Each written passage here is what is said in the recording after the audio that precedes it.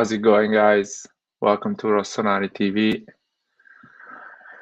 Another episode of the Forum, AC Milan Forum. So let's start. A lot to talk today.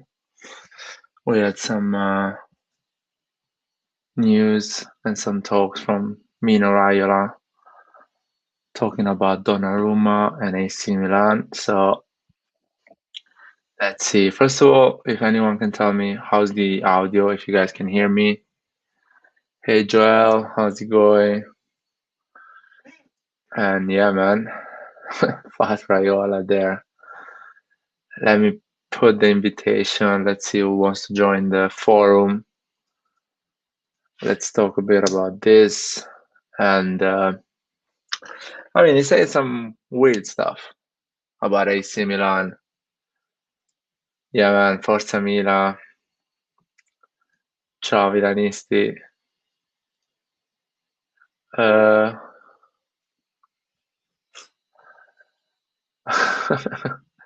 don't know, Roy probably is gonna join us later. Antonio as well.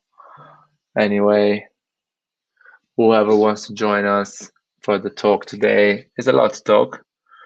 I want to hear what the family, the Rossonari family, wants to say about it. But it's quite interesting. This is news from Italy coming. I think Raiola talked about with Rai, yeah, the public television in Italy, talking about Donnarumma and how AC Milan treat him really bad. So a bit weird situation, Donnarumma situation. But let's see. Let's see. Oh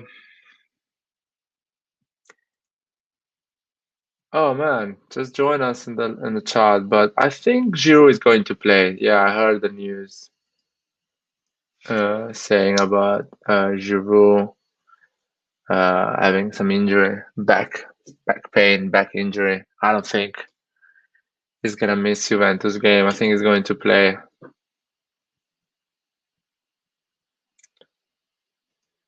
Oh yeah, he said something about Pogba as well. I think he said that he's going to talk about renewal at the end of the season. Well, man, you're allowed to eat. No problem. You can stay in the live and eat some food. Anyway, no, enjoy your food. What he said about Pogba, by the way?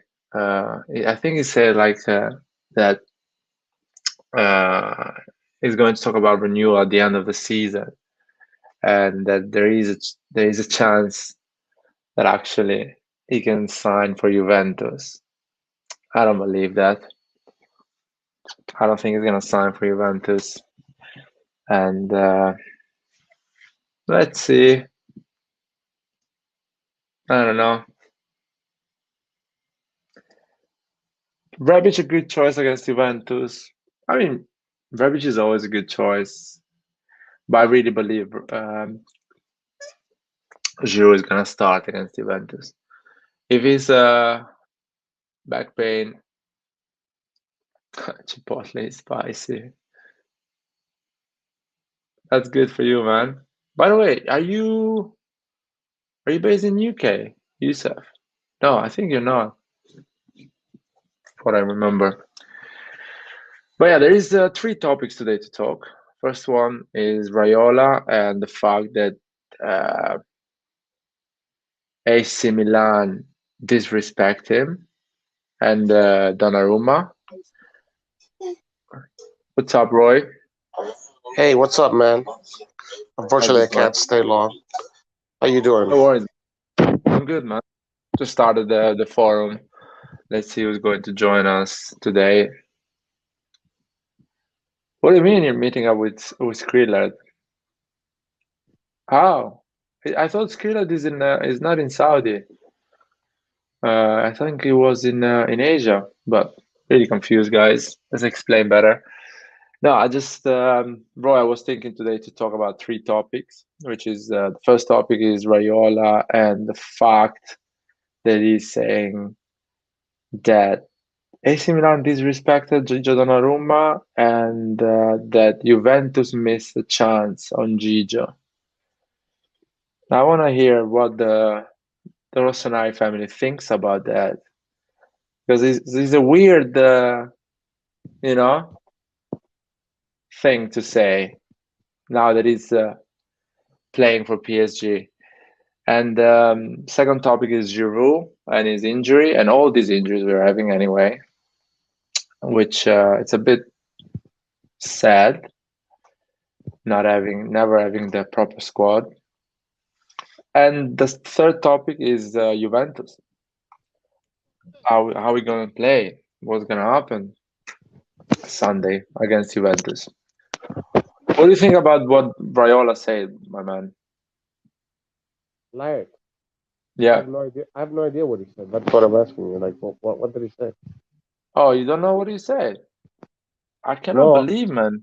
I'm not following. You know, I'm a busy guy. Ah, I'm, shut I'm up. I Stop got no pretending. I got no time to follow this stuff. Tell me what did he say? Stop pretending. He said that basically said, I'll tell you right now, he's here. Basically, I'm really disappointed how Gigio was treated by AC Milan.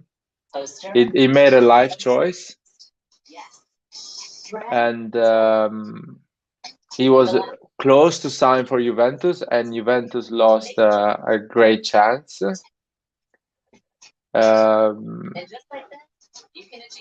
And for sure he's going to play in the future instead of Navas. Hey man, Fix Sides, how's it going? Hi, How are you? I'm good. We were talking about Wait, yeah. but I read I reading this because I'm not. Oh, Roy's gone. Anyway, he's gonna come back. I What have do you no think, Aman? idea. What? I have no idea what Rayola is talking about. Yeah, he said that AC Milan disrespected Gigio, which that is the last thing I care. Let's be honest. I don't really care because, but the fact that Juventus lost a chance, it feels like he's trying to push a loan to Juventus in January for Gigio. You know You what I think mean? so?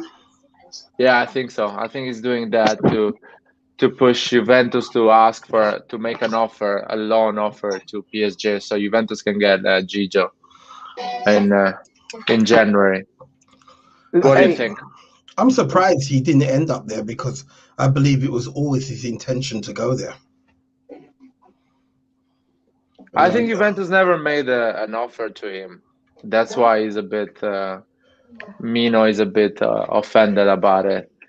And now he's pushing the move. He's telling Juventus, make an offer so I can actually come back, bring my player on loan to you. Juventus could not make any big moves this summer. They just did not have the power to do so. Yeah, I think the same. I think the same. Hey, Safe man, how's it going? Hey, I'll put the link. I want to make some corrections Yeah, because yesterday and the past 2 days I've been saying Pioli out, I've been saying all this stuff because of an English translation of one of his interviews, and I've yeah. gone through all of his interviews, and the English translation was wrong.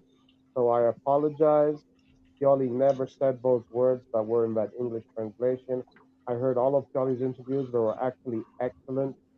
He said the perfect things all the time. So I want to take back all the negative things I said about Pioli. People that translate from Italian to English are morons. Uh, I just got a message from Pioli saying that he accept your apology, man. Thank you. So don't worry, man. Sleep well. Everything is gonna be fine.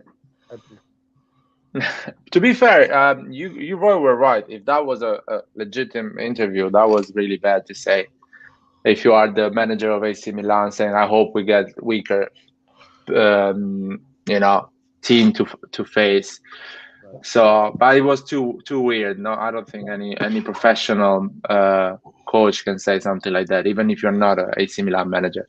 Right. Fixed size, what do you think? He's gonna move. I think he's gonna move to Juventus in January on loan, or he's kind of forcing PSG to tell Pochettino, listen, you have to play this guy, not Navas. So it's a fucking animal. This agent. You What do you know, think? you know what they say about children. Children Yeah. should be seen and not heard. The same for this fat fucker. Honestly, this guy, he's so bad for his clients because he takes up all the oxygen. Everything is about him. You know. I think Maldini exposed him. He didn't have any proper offer this summer, and Maldini told him to go in that place and just sign another goalkeeper, and told, now you go and find a club to your player, because he was talking a lot. Oh, I have a lot of offers. So give me 10 million, give me 9 million, give me this, give me that. And Maldini told him to go away. He called his bluff. Anyway, huh? He What are you called saying? his bluff. Yeah, exactly. He called his bluff, and for a month he was without a club. He was begging Leonardo to give him a contract, and Leonardo gave him a 7 million contract, 8 million contract, something like that. And now he's basically not playing because that's it. It's funny because I have an opinion about agents. Roy, I can hear your TV, I think. So I'm gonna mute you. So what I was saying is that I have an opinion about this type of agents, and but I want to talk about that later. Let me see some comments here. No, Ali is wrong. Gigio Donnarumma played the last not this PSG game, the one before. Yeah, he played in Liga. He played a game. And Navas played the Champions League game. So Gigio Donnarumma still haven't done 1 minute in Champions League yet. And I hope that stays like this for at least another year. But it's gonna be really hard. I think it's just Raiola is just making some saying something, so that putting some pressure on Pochettino, so Pochettino plays him. But I think he's making it worse because Pochettino is like, who do you think you are? I'm not gonna put it in the pitch. I'll put Navas. I think Pochettino is very sensitive to the case of Navas. You know, he's a fellow South American, so it's not going to be easy for him to get the place. Yeah, and the only reason why Gigio played is because Navas came from South America and he just had arrived the day before or the day of. I want to say to Felix, Gigio and Akan are the past. I agree with you. But when Raiola says AC Milan disrespected Gigio and the Juventus should have made a move, that is not the past, that is the future. And I'll tell you why. In January, this guy is going to go on loan to Juventus. And I hate that. I don't like that. I mean, I hate the way they are behaving. It's so unfair. It's so not, I don't know. I don't know what to say anymore. Hey, I want to answer this question, because it's a good question. Do you guys think that our AC Milan team will be more tired for Juve? I'm not worried about the morale, but the physical of the squad. I think yes.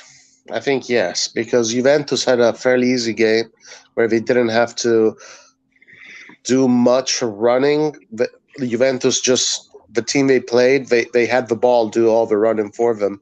While Milan expended a lot of energy against Liverpool, and Juventus had a day more to rest.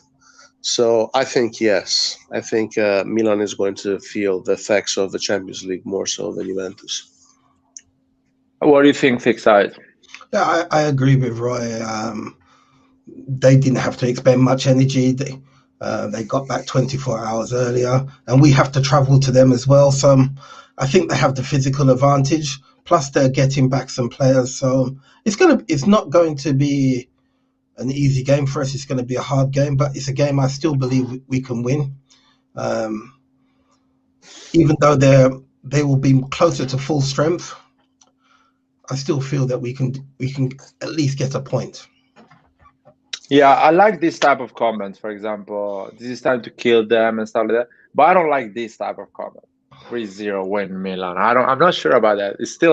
We still need to go in Turin in their stadium and try to win. And it's always hard, even with the poor Juventus. So be careful, guys. It's not an easy game. I'm happy to win at 1-0 and get the 3 points. I don't care dominating or doing I don't know what type of game.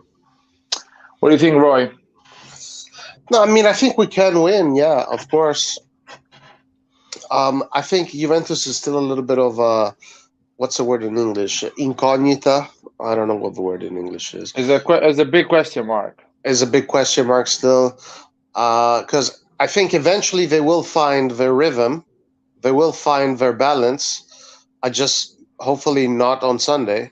Milan already has a system. Milan already knows how they need to play. Milan has already beat this Juventus with a different coach. One thing, the Juventus fans on YouTube are they think that Milan is going to destroy Juve. They think, oh, really? like, yes. So I don't know. I honestly don't know. I think Milan needs to not give a shit about Juve, needs to not give a shit about what anyone thinks. They need to go in there, play their game, try and win, and think about their season. And that's it.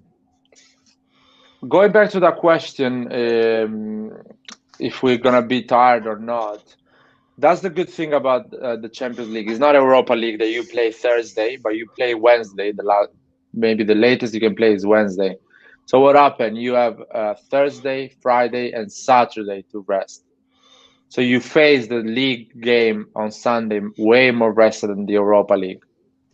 So I believe that the physical, the tiredness is not going to happen. I think we're going to be fresh like Juventus. Because as I said, Thursday, Friday, Saturday, and all Sunday because we're playing in the evening. We're going to rest. So it's 4 days. 4 days is a lot. It should be enough, yeah. Yeah, is quite enough. And we're gonna change some players for sure. Tonali is gonna start, and one of KC and Benacer is gonna rest. I believe maybe Romagnoli and Tomori is going to start. So Kier is resting. And probably I'm pretty sure Giroud is going to start. I know a lot of people say that he's injured, but I think he's gonna get back because it's a back injury. A back injury takes 12 hours, 24 hours. You're back with a bit of stretching. Some how you call it, some drugs, and you're okay. You're ready to go. So I'm pretty sure we're gonna be completely fine.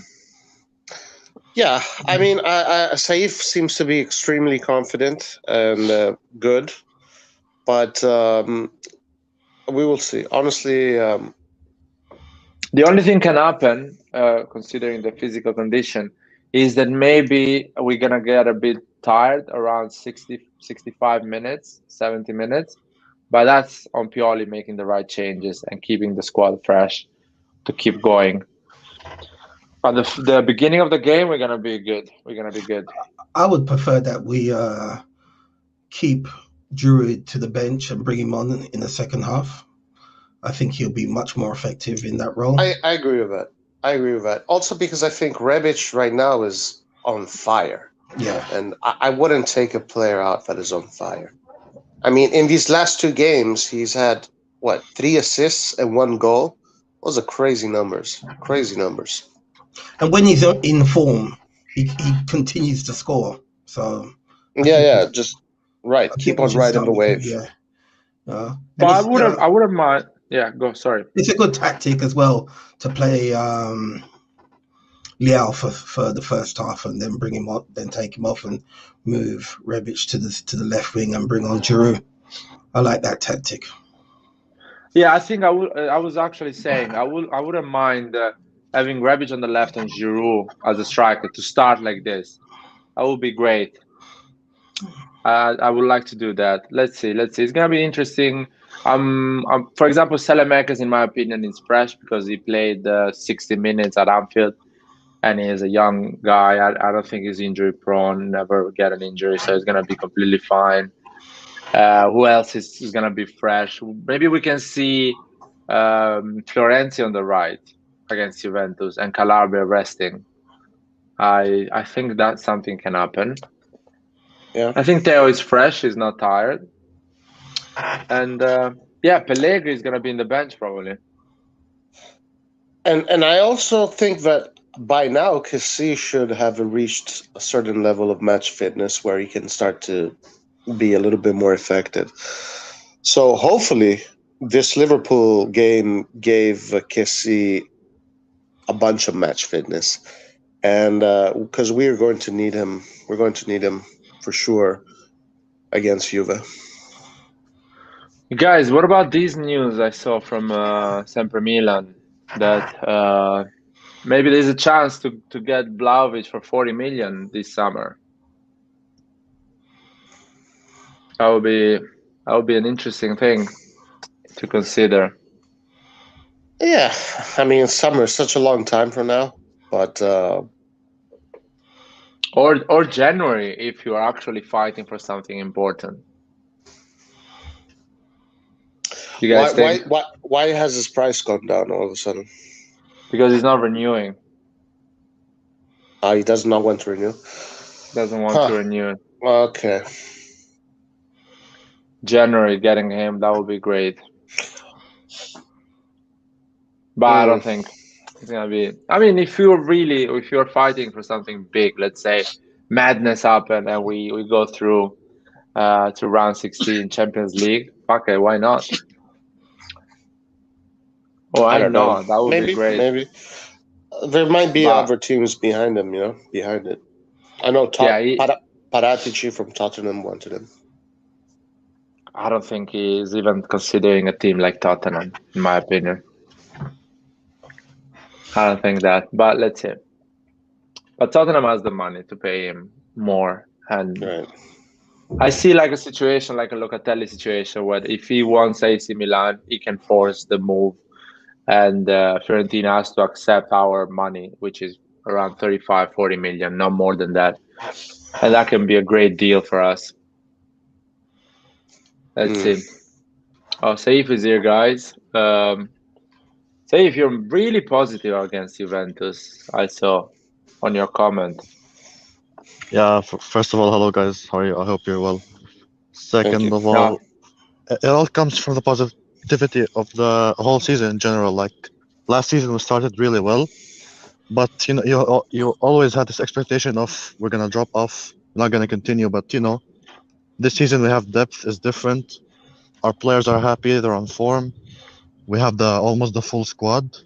Juventus are low on morale, and maybe Chiesa will not play. I don't know. That really benefits us, and that's why I'm very confident. What they say about Juventus, I saw some formations like Dybala is not playing, probably Chiesa and I saw the really? right back is not Quadrado, but somebody else is playing. It's not even the Shio. Chiesa and Dybala are not playing. What I saw in some tweets. Wow, and well, that's a huge advantage to us. I would say one between Dybala and Chiesa is not playing. I don't know why Dybala is not playing, because he was playing in Champions League. Did he have any injury? Anyone knows anything on the comments? I don't know any about this. I would find that most unlikely he's not playing. I've not heard anything. I've been online all day, so I don't believe that. I think he will play. Dybala, you're talking about? Chiesa. Oh, Chiesa, okay. Yeah, for sure. I think he'll play. No, that's interesting. I've not heard any news about any injuries about him, so. Yeah, never have I. It's interesting because it's weird. I've seen some tweet, but it's not reliable sources. Let's be honest. I think Giroud is gonna play, guys. Remember these words. Giroud is gonna start from the beginning. The back injury is nothing serious. Ibra still is injured. Achilles tendon. So that's yeah, I feel we have made a big mistake in the attacking department, because speaking from someone looking outside, to me it was very clear Ibra is not going to play more than 15 games this season. His body is done for. He has the spirit, but his body is done. And so to put all that reliance on Giroud and a young striker that hasn't played for for a year, it's I think that was a big error on our part. But honestly, I also think that Rebic can do most of the job, like more than 50% of the times, like we have seen at the start of the season. And also, whenever he plays against Juve, he scores and always plays well. Yeah, last game against Juve was brilliant. And the one before that, he always scores against Juve.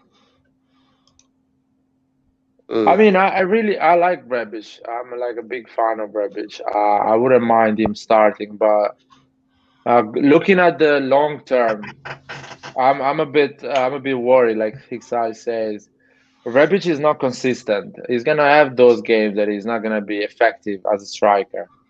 So I would love Ibra to come back fit and to start to do some games, at least to be available for these 2 months, because we're going to play every 3 days. We need someone like Ibra to play at least once a week, or at least once every 10 days. So a bit disappointed. I hope he comes back, but as it looks, he's done, man. It looks like he's done. I think so. I mean, 20 minutes of game time got him another injury. Yeah, it's worried. And we are like, as somebody was saying, if Brahim Diaz gets an injury and Rebic gets an injury, we are back on where we were a year ago. So it's such a risky situation. Oh, Skrilla is here. Let me see if he wants to join us. But I'm worried, man. I'm really worried.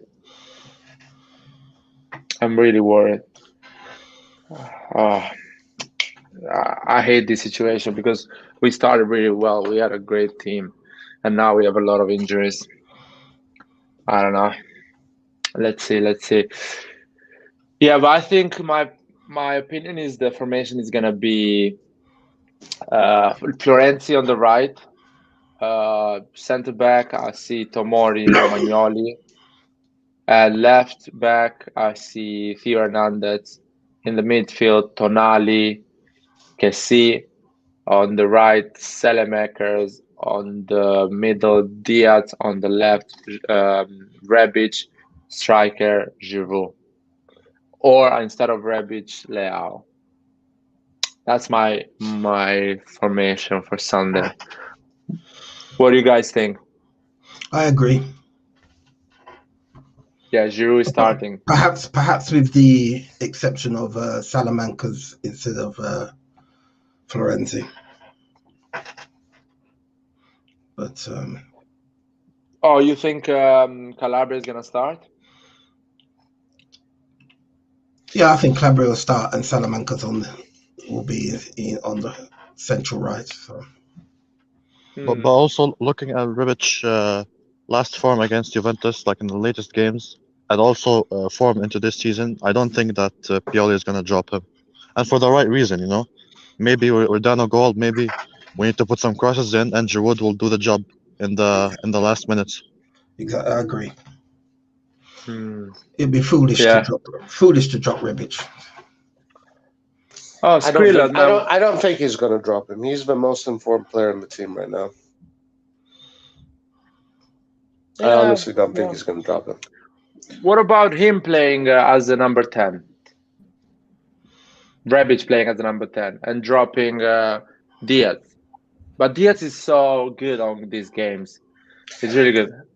I just think. I mean, obviously, this is just a speculation based on where Giroud is and where Rebic is, where all the players are.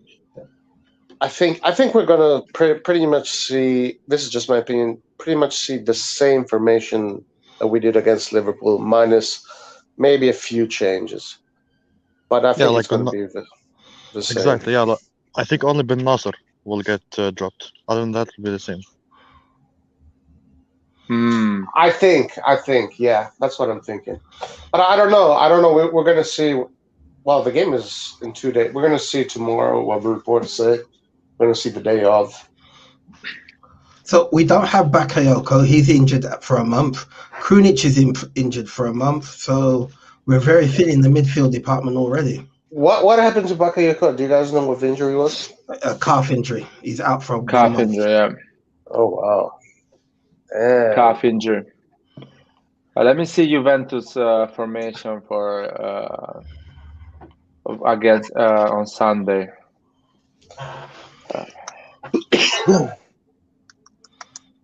Guys, I just want to say something about Benacer, and it's something that is really worrying me more and more with each passing game. He's just not the same ever since he was injured last season. And I know he's been out with COVID, and I think, I don't know what, he's had another injury. Uh, I just don't know what it is. Is he afraid of getting injured again, or is he under a lot more pressure? Because I find it a bit difficult to see how there's such a big gap to him and the way that Tonali is performing. I think Because he's just not getting the consistent game time. You know, because he either picks up an injury, he gets COVID. You know, he's just not getting those consistent 5-6 games runs where he can just grow into it. So I'm concerned about him as well because he I was very dependable once, but not anymore. I also think the form of Tonali is really like making him scared in a way. Like my starting 11 spot is fading away by the second, and I think that's really hurting his confidence, which is a bad thing because he's actually gonna play many games this season. But given that he was a certified starter and now Tonali is playing really well, maybe that will affect him. Maybe in time he'll regain his form. Maybe in time, as the season goes. If he doesn't get injuries, he might. But he definitely was one of our best players Absolutely. before he got injured. So, Yeah. guys, about Juventus, the formation says that Chiesa. A lot of people are saying that Chiesa is not playing. Thank Okay, I God. don't think so. Uh, that he's gonna play with Betancourt. Basically, he's gonna play with. I don't know. I don't know if he's gonna play with Quadrado in the midfield or Danilo in the midfield. I'm a bit confused. It looks like a 4-4-2. So Danilo, De Ligt, Bonucci, Alexandro, Quadrato, Betancourt, Locatelli, Rabiot, and Dybala, Morata. Or he's gonna play a 4-3-3. So put Quadrado on the same line with Dybala and Morata. But I see more like a 4-4-2. Chiesa is not playing. He says that he's available, but I don't think he wants to risk it because there is another game on Wednesday, and probably he wants to start him with an easy game on Wednesday. That is what he says, the latest news 8 hours ago on Corriere dello Sport.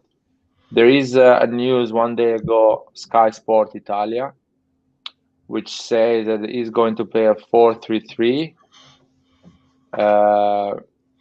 And it says that Chiesa probably is going to start. Come on. So slow. So it says Morat. Yeah, that's what it says. Bernardeschi and Chiesa are part of the group, but they are not starting. So Danilo, Bonucci, De Ligt, Alexandro, Betancourt, Rabiot, and Locatelli. Quadrado on the right, Dybala in the middle, Morata on the left. I think is gonna be more like a Dybala does whatever he wants, and Morata in the middle. It's interesting. Do you guys think we have a good chance against this team? Absolutely, yeah. Yeah, no, I think Milan is one of the most advanced teams in Serie A, so we have a good chance against everybody. So yeah. Okay. No. Going back to Benacer, personally, I'm not worried about Benacer. I think we are in that phase at the moment that actually we have more than one option, and it looks like the level is higher. So it looks like Benacer is not good enough, but actually Benacer is good. It's just other players are performing better. A year ago, Benacer was more than good. We were like really excited about him.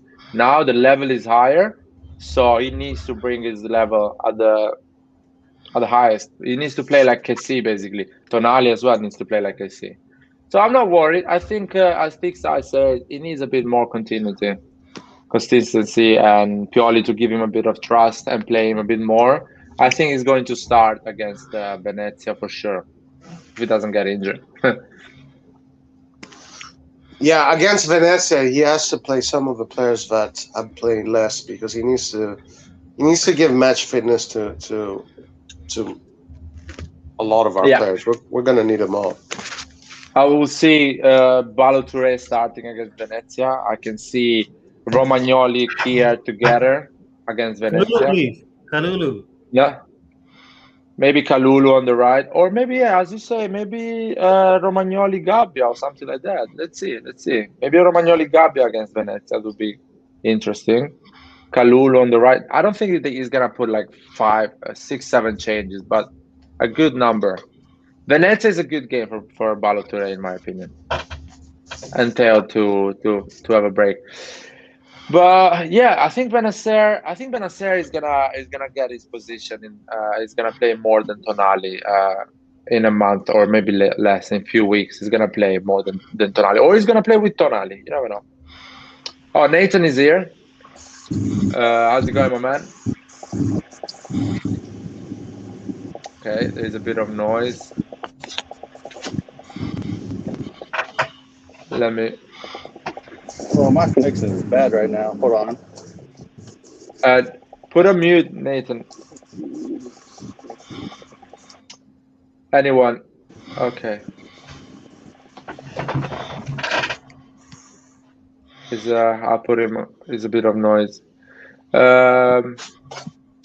Skrilla, what do you think about Juventus, man? One thing I am worried about, and a lot of people have been saying it, so it's not just us Milan fans. A lot of top pundits and coaches do give us the momentum vote because we're, of course, if you look at the league record, we're in a better shape. But one thing I am worried about is that if everyone keeps saying it and we let it get to our head, this is where the problem may arise. So it somehow felt a bit better last season, whereby we needed to win that game. We were a bit of the underdog, and we know that and we're still facing, you could say, a prime Juventus. So I felt a bit more confident that we would definitely not let our standards drop. But with all this praise, I'm a bit worried that it just might be our undoing. Somehow we'll be able to play better under pressure. If we lose against Juventus, would you be upset about it? Like proper, like Pioli out kind of thing? I'm not saying Pioli out, but really upset about it if we lose against Juventus. And I want an answer from everyone in the chat. I agree. I was Pioli out since last season because of what happened with Scudetto. If this happens again, it's probably going to be with that tingling, but I wouldn't want him to go and leave the team in pieces. I mean, not have a replacement. If he was to be totally out, it would be that we would have someone else lined up already.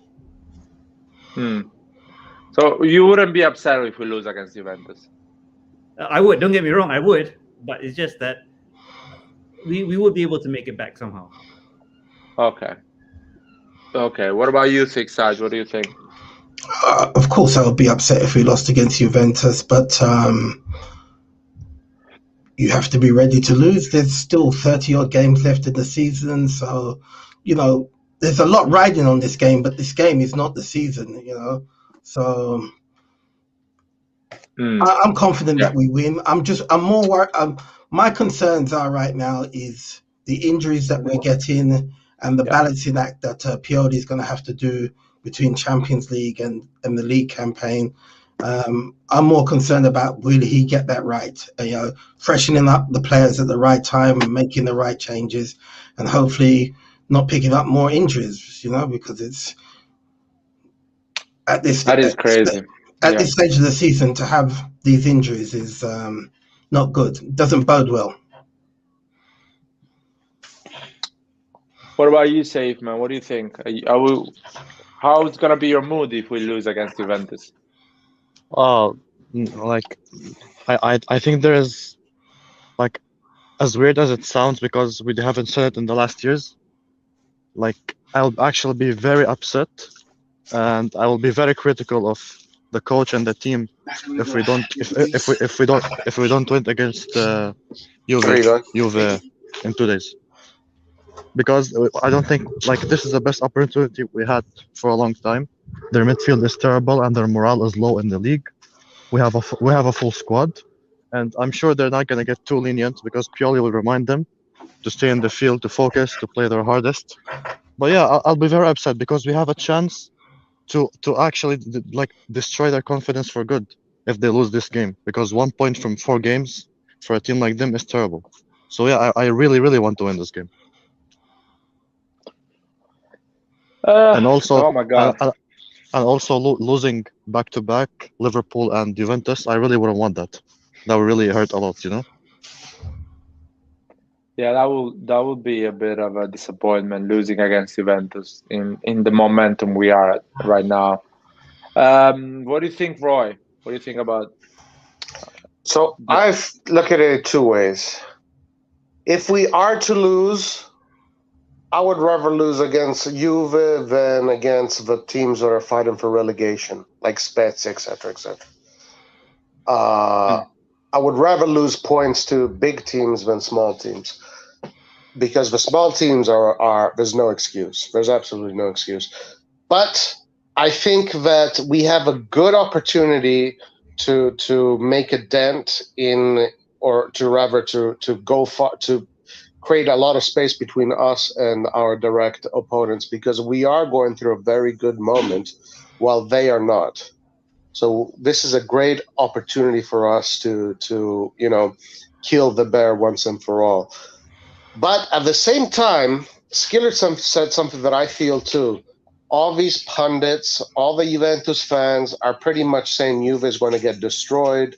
And when we see these kind of things, the effect it causes is usually not positive for, let's say, us in this case. Even Marchisio said that Juve is going to get killed, etc. I'm not too happy about these kind of messages that are coming out from the media. I think they're going to help Juventus to play harder. Yeah, I know what you mean. Red John, you are the truth, man. You are the pessimistic one. Like, So, I'm actually surprised that the media is actually talking like that, because all the YouTubers, all the Italian YouTubers that I've watched, every single one of them, the best result that they have given us was a draw.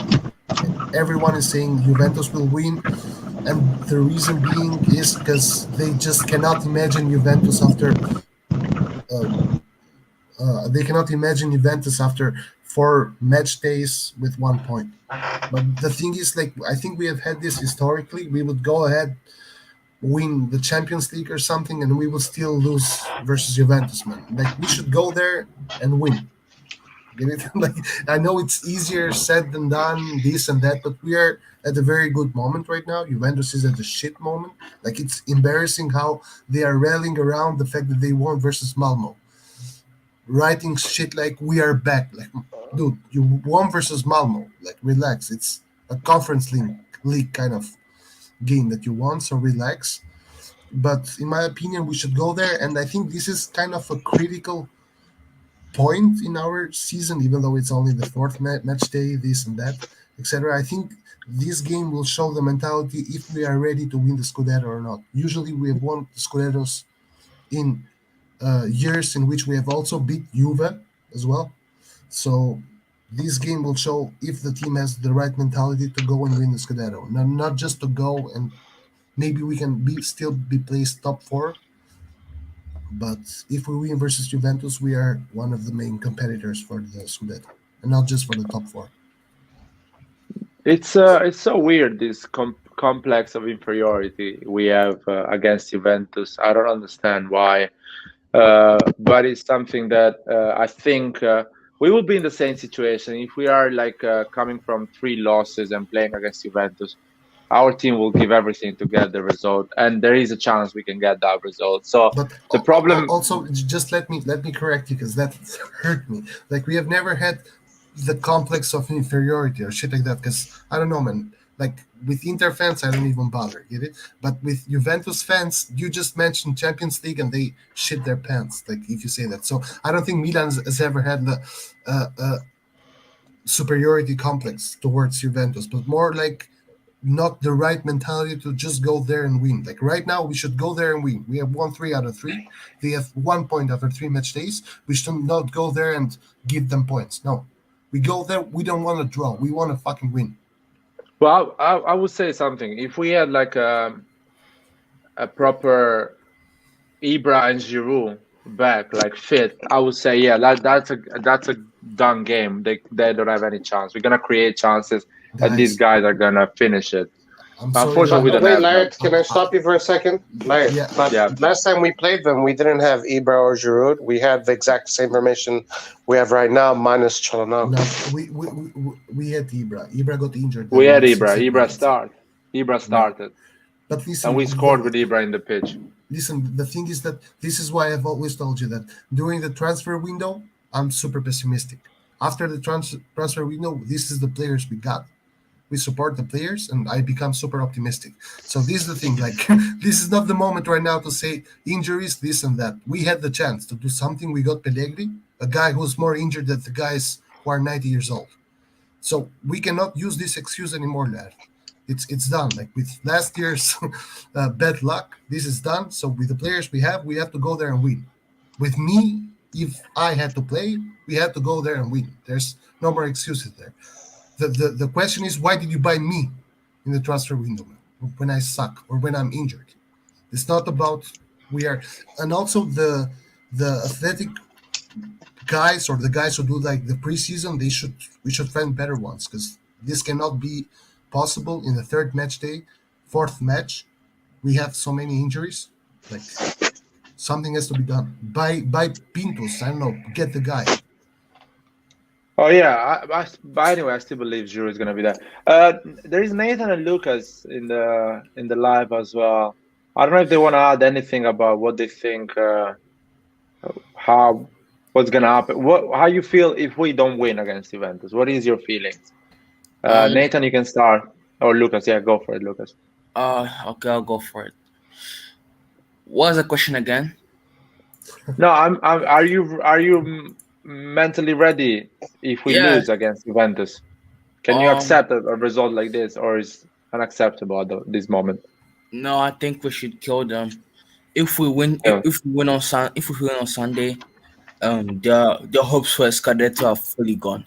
In my opinion, they'll be like, "Oh, we're not good enough for the Scudetto. We just lost to 2 Scudetto contenders in a row. We're not ready for this. Let's just focus on top 4." That's how their mentality is going to change after we destroy them. And if we don't destroy them, we're going to bring them back to their fino alla fine mentality. So I think we need to finish them. And I'm not sure if most of our players are like focusing on the Juve game, especially after the Liverpool game. I'm sure some are still thinking about the Liverpool game. So I hope all the concentration is on the Liverpool game. Yeah, sorry, Yeah, I all the got it. Juve game. Don't Yeah. worry. I think no. I think they are so disappointed. They need to win another game, so to get rid of that disappointment, so they're gonna be more focused to win that game. Let's see. And It's gonna be and interesting. Yeah. and I still don't understand why people are saying we should put Leao in as a left winger. Oh my days! Come on, guys! Did you see what he did against Liverpool? When we're facing top teams with top attacks, we cannot be playing Leao as a left winger because he's not going to track back. He's not going to defend. So of And course, that's why we have of course, Salamakers, bro. That's the whole Yes, point. Salas makers on the right, but not Salas makers on the left. Yeah, but So defensively if they become three. we're playing a big team like last season, we always have to play a 4-4-2. Like last time, we lie before you say something. We played a 4-4-2 against Juventus last season. It wasn't for The second game, Uh, a 4-4-1-1. okay. A You know what? 4-4-1-1. Are you happy? You know what, Lucas, you won. I don't want to even talk about this. Yes. I understand. Even if I explain it to you, you're not understanding. So, So Daniel Maldini must start. Simple as that. okay. Daniel Maldini. Yes. Dude, He's the only. Daniel I wish Maldini. I had Every single video. that. He's the I wish only I had that natural. He's the only natural Hakan replacement that we have at the club right now. Oh man, you're insulting him being a Hakan replacement. Here we go, guys. No, they're playing the same position. That's what I'm trying to say. Oh, it's a joke. Lucas, I brought some Maldini ghosts for you plays more here. advanced than. What's up, guys? How's it You're going? going to make adults. I'm doing good. How are you guys? That face, bro. I'm good.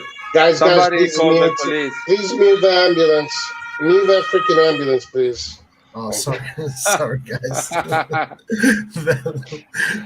That's the downside of living in a crossroad. We have Anwar here, guys, with the Curva Sud face, basically. The Lucas. Joker. Of course. I love this comment.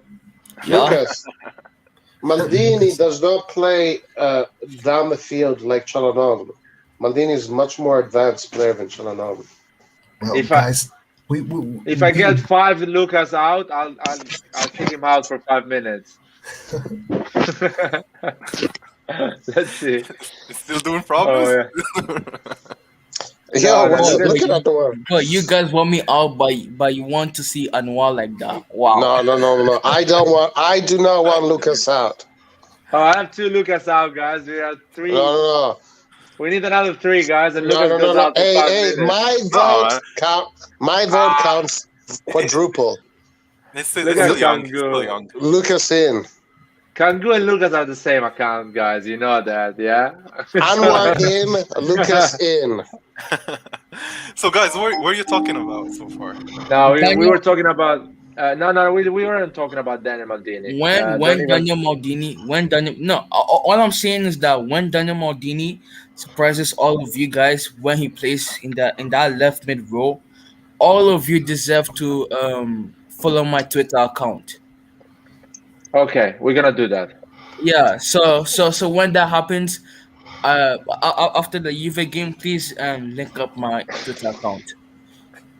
So before this is that, a good one. Lucas, before that happens, what are you going to do then? What? I didn't hear the question properly. Before that happens, before Daniel Maldini explodes as a left mid, what are you going to do then? Nothing. I'll just wait for him to explode. He will come here, break our balls. He should start. Yeah, in 3 years, Lucas is gonna say, "Oh, I told you I that told he's gonna you, be a great player." No shit. I won't have to wait long. I'll just have to wait for like 3 more days. Lucas, why you have to make it everything about Daniel Maldini? We were talking about the overall. Anyway, we're talking about, are you guys mentally ready to accept a disappointment Sunday? And Because the there answer is a was no. chance. So you guys are not ready. So you're gonna cry and moan like little kids on Sunday if we lose. No, You're not gonna handle it. But this is just the wrong mentality. Why the hell should I think, oh, am I ready to lose or not? No, I'm not ready to lose. I'm going there to win. Guys, we're not going to play, so our mentality doesn't really matter a lot. I just want to say that. No. It's just we're playing against Juventus away. So the opportunity is a 50-50 game. Let's be honest. I know Juventus is not good enough this season, and we are better than them this season. Who actually but watched it's Juventus one game, play, guys? Huh? Who watched Juventus play? Like the whole I haven't match? watched Juventus. I watched Juventus against Malmo, and I watched Juventus against Empoli. So they're really bad in those 2 games, in my opinion. I watched how them can versus you Napoli. say they were bad against Malmo? I don't understand that. You can't say they were bad against Malmo. Yeah, you can say that. You can say They played that. all right. To be fair with you, Lair. I think they're their game is getting there with Allegri for sure. He's gonna find the starting 11. And over the last two games, I watched some moments. They looked quite solid. So do not take this as an easy game. Might go either way, but we Guys, believe in Milan.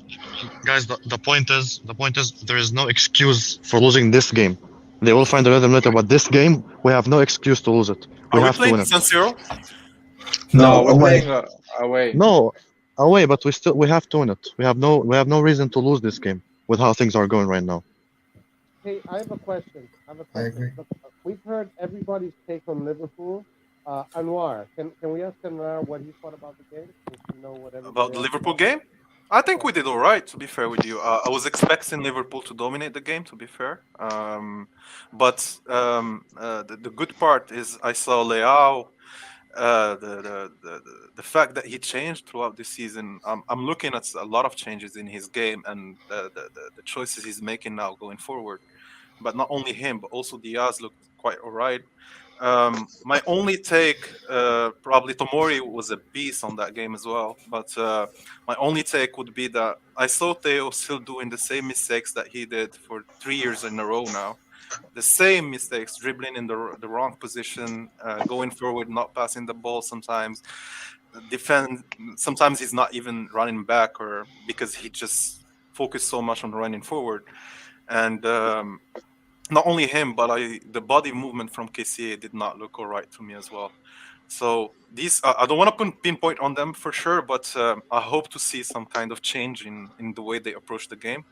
Also, I was a bit disappointed in how Pioli subbed the players in the second half. I think we could have done much better just to keep the score or keep a draw at least. What would you have done instead?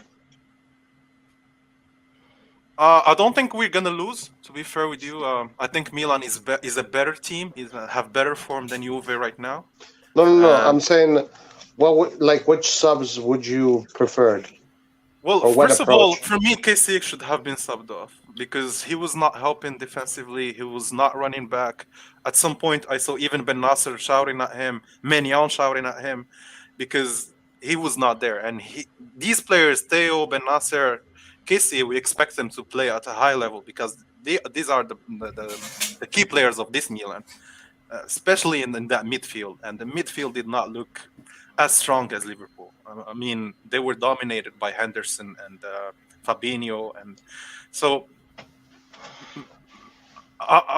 maybe if we handled the midfield better, the game would have gone much more differently. But either way, they handled the pressure all right. It's their first game. Some players they're playing for the very first time in Champions League, and Anfield is not an easy stadium, so. I was not pissed when the score ended in a 3-2 because, to be fair, Liverpool deserved to win. All right, nice. Yeah, honest analysis. Going back to the Juventus game, do you guys think, because going back to the injuries and the foul, we want to prevent these injuries, so make sure, for example, Diaz playing 4 games. This is going to be like the 3rd game in a row if Diaz starts with Juventus in 1 week. So other players as well, they're going to do 3 games in a row with Juventus. So are you guys thinking maybe a formation change, like a 3-5-2, 4-3-3? No, okay, that's let me finish the question. That's too extreme. Too extreme. We have to play to our certainties right now. We cannot experiment in the very important game. I was actually thinking about 3-5-2 for this game. Like why? Like how? No. I mean, a 3-4-3. Yeah, a 3-4-3. That's what I was thinking. It depends. The fact that you're gonna change a formation before a big game, most of the time it does not end well. Right. It shows weakness. It shows weakness. But it might show genius. Like if the coach wins the game with a 3-0, then you call the coach, oh, he's a genius. He changed the formation before the game. Yes, we changed the formation. We changed the formation against Juve after the Benevento win, and we won. We changed it because Milan was struggling. But Roy, I would agree with Lucas on this point, but I would agree also with Laird because he said I was expecting Pioli to shift the rotation after in the Liverpool game, for example. You're winning 2-1, you're handling all the pressure. bring more midfielders, bring another defender if it needs Oh well, yeah. During the game, for me, that's when you actually change the formation. During the game, you can actually rotate to the formation that Lucas proposed. Sure, yeah. That I agree with, yeah. But my question is, because a 4-3-3 and a 4-2-3-1, the difference is not so big.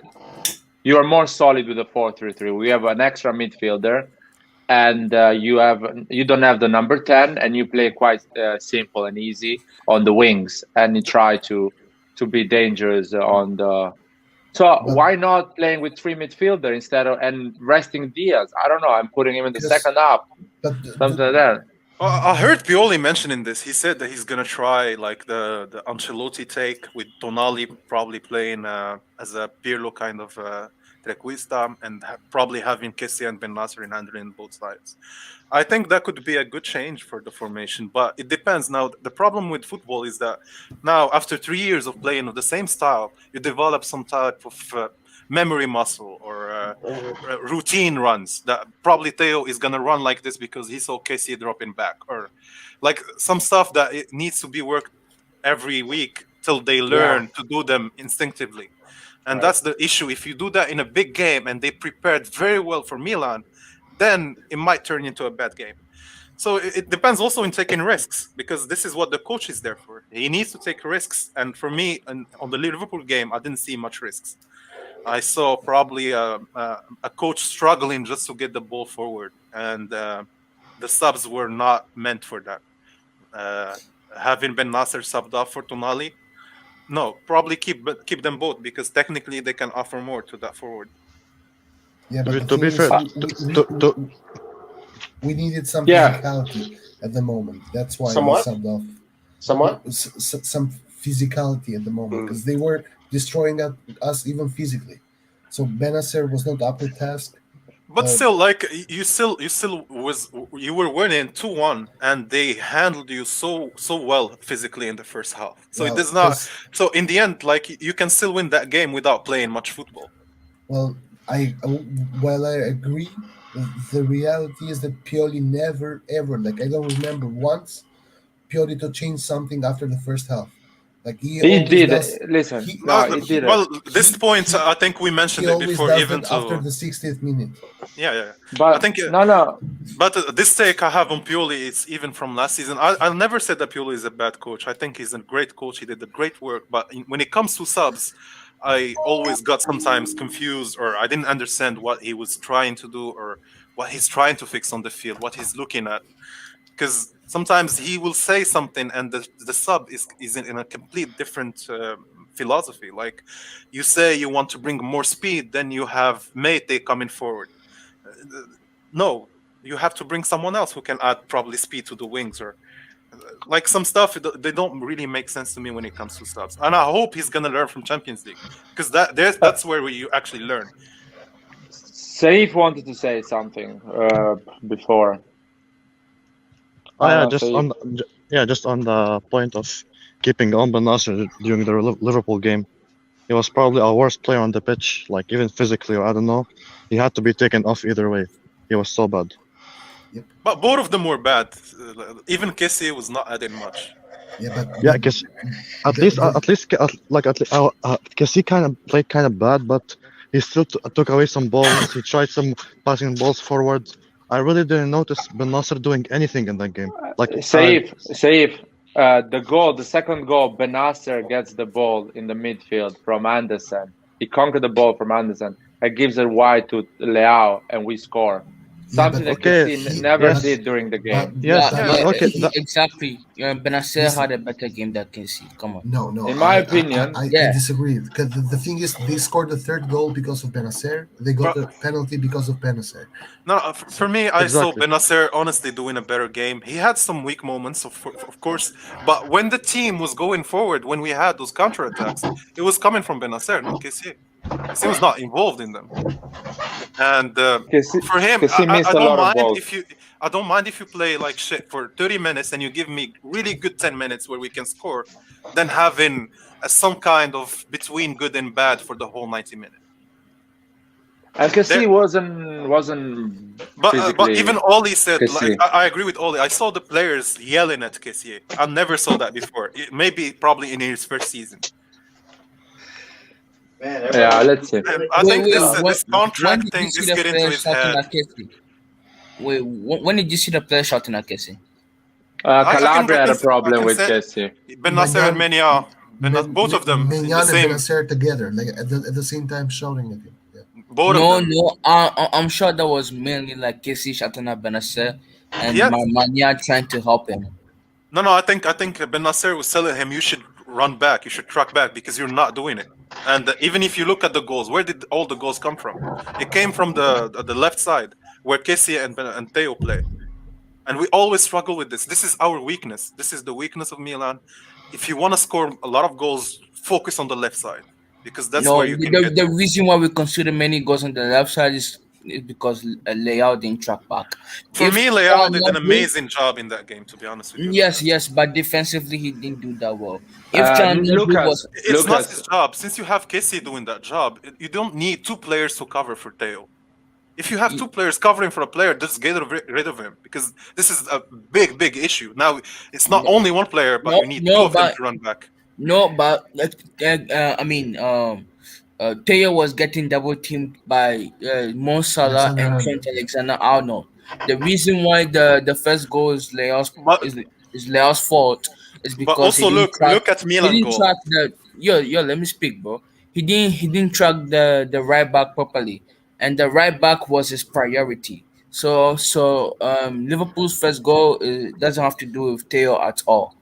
No. Just look at the goals. Look at the goals of Milan. You will see that Arnold is not there. He's not in his position. He's running back very, very slowly because he's been forward so much. And Leao has been putting him onto stress when he's defending so much that he cannot run anymore in the end of the first half. If you look at the goals again, the Rebic was in a position where normally Arnold should be there.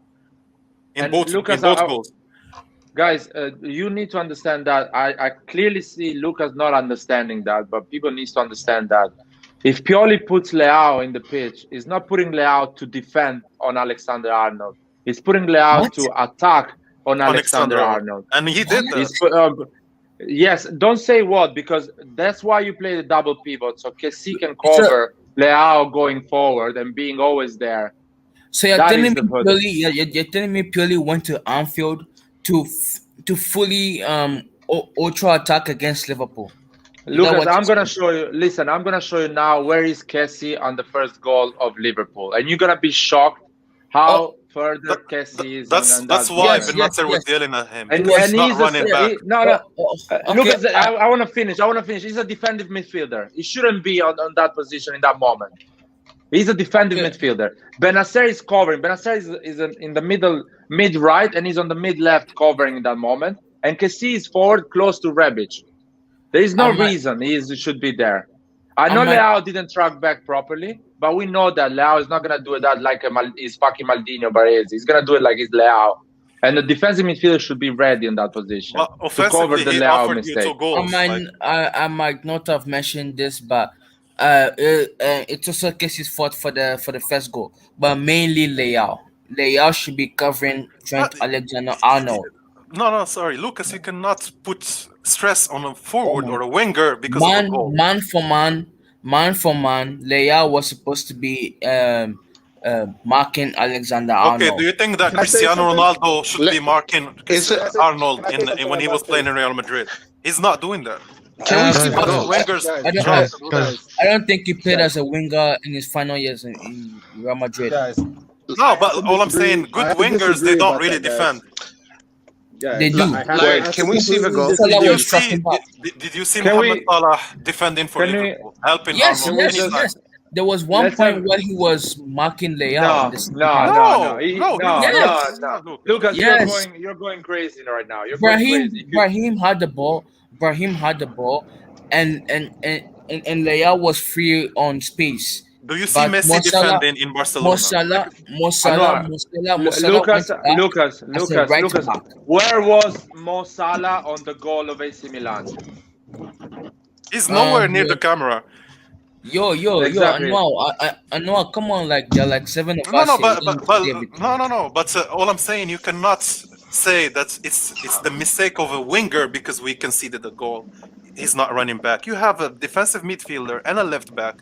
Both of them are fast, physically very strong. They can handle that job perfectly, and they've been doing that for last season. That's why we finished second. This I game, think they we were need to not. rewatch. I think we need to rewatch the Of first course, goal. I don't mind. I don't mind. Yeah, let's watch the first goal. I know there's some not official highlights, but like bootleg highlights. It's All not a I'm saying, problem. Leao should probably help. Yes, he should help. Everyone on the field should help. But this is not his key role on the team. His key role is to provide assists, to run and make troubles for Arnold, which he did perfectly. If I'm And not mistaken, Arnold and Salah did a 1-2, and Arnold went in a more central role. So I don't think Leao was supposed to follow Arnold at that point. yeah, because normally that's Kessie following and Theo following. I think that was the position of Kessie. Yeah, I think that was the position of Kessie. And you need Leao to stay forward because you're counter-attacking. He's fast. You need that guy to stay there. Yeah, the Guys, thing is, anyway, guys, Liverpool followed someone into the box was Coppa Italia against Inter. You know what happened there? Listen, but the thing is that both Oh, Leao and okay. Arnold All right. start running at the same time, but Leao jogs and Arnold runs. Yeah, maybe This in is like the reason why. 30, 45 minutes. Thank you. All I'm saying is that Pioli needs to look at this left side because we've been struggling there for so many all the big games. I remember even when we played Juve, I remember Chiesa running around Theo and Romagnoli, and we didn't even have Kessie back then. We had Lord Krunic, and Lord save us when we have that guy also. No. You're playing a big game. All I'm Kessie saying played in is that game. Kessie played in that Juve game where we you lost. don't see those type of mistakes happening on Calabria. I think around 6 or 5. No. Rebic, no 6 or 5. I think three or 4. Yeah. Well, he has to play. But he has played 4 games against Juve, so maybe he's done. Maybe he's done. Doesn't have any more. He's done all of them. I always saw Rebic playing so well against Juve. I don't know why, but every time he faces Juve, he's playing good. I'm with Pitt here. I will play. Sorry, I will play Giroud because I think Rebic. We know Rebic has 10 goals a season, so he's done basically. He's done and 4 or 5 assists a season. So I think he's going out at that moment that he's not gonna score more goals for a bit. So yeah. Also keep in mind that Rebic has done 11 goals a season, but only playing half a season, both seasons. So I don't know about that. Let's see. Well, I agree with now that. we should like use the fact to our advantage. The fact that he apparently is fit from the starting of the campeonato, and not in January as he normally is. So I think we should actually keep Rebic in the starting lineup. Anyhow, we have then Giroud if we need to. And to be honest, I think Allegri is going to park the bus and try to counter attack. I don't think Juventus is going to try to press us high like Liverpool or something like that. This is not what Allegri does. Allegri is going to park the bus and try to utilize our mistakes. If Allegri has a good reading as club does, like if you maintain Kessie and Ben Nasser, you don't leave them any room to pass. That's how you can maintain. Man, Allegri scored a goal versus Napoli and parked the bus for 90 minutes. Like there was no tomorrow. 90 minutes Allegri will park the bus against stronger opponents, and he'll play attacking football when he's playing against someone he feels comfortable keeping possession against. You see that a lot. He's a dinosaur. I've said that before. I said that last week. But I mean, with that being said, if you watch the Napoli game, if you watch the Empoli match, their defensive organization is phenomenal. So we can't let them get a goal near the beginning of the match. We need to score quick. We've said that a lot in a lot of games. We do a lot better when we score early. So we need to score early. and then we maintain control of the pace of the match. And if I can add, if we manage to score early, we win 4-0. Yeah, I totally agree with that. If we score in the opening 15 minutes, I think you're right. We'll win big. But if we don't, then we're fighting against a Juve who's going to sit back, much like Cagliari last year, but a lot worse because they're way more organized. They're solid when they organize defensively. And they can hurt if they counterattack because they have quality players anyhow. So I think if we manage to somehow score a goal, they will have to come and attack. And if they come and attack, we are going to destroy them. But if we don't manage to score a goal and get frustrated, and they somehow score one goal, then the match is over. So I'm looking at it right now. Speaking of Juve and their predicted 11, I've got Szczesny in goal, Danilo out on the right, Bonucci and De Ligt in the center. I've got Alexandro on the left, Bentancur, Locatelli, and Rabiot. This is odd. I don't know what you guys think of this. I don't know if it's just a mistake. I don't think so because it's what I'm reading. But they've got Cuadrado on the right, Dybala at the false 9, and Morata at the left, probably playing as more of a second striker. It's gonna happen. Cuadrado in the beginning of his career was playing in that position. Okay. With Fiorentina, and even Chelsea bought him to play in that position. And even with Colombia. Colombia plays that. Even with Allegri. In the beginning, probably 5-6 years ago. Yeah. What's good about their formation is that they actually are very solid when dropping back.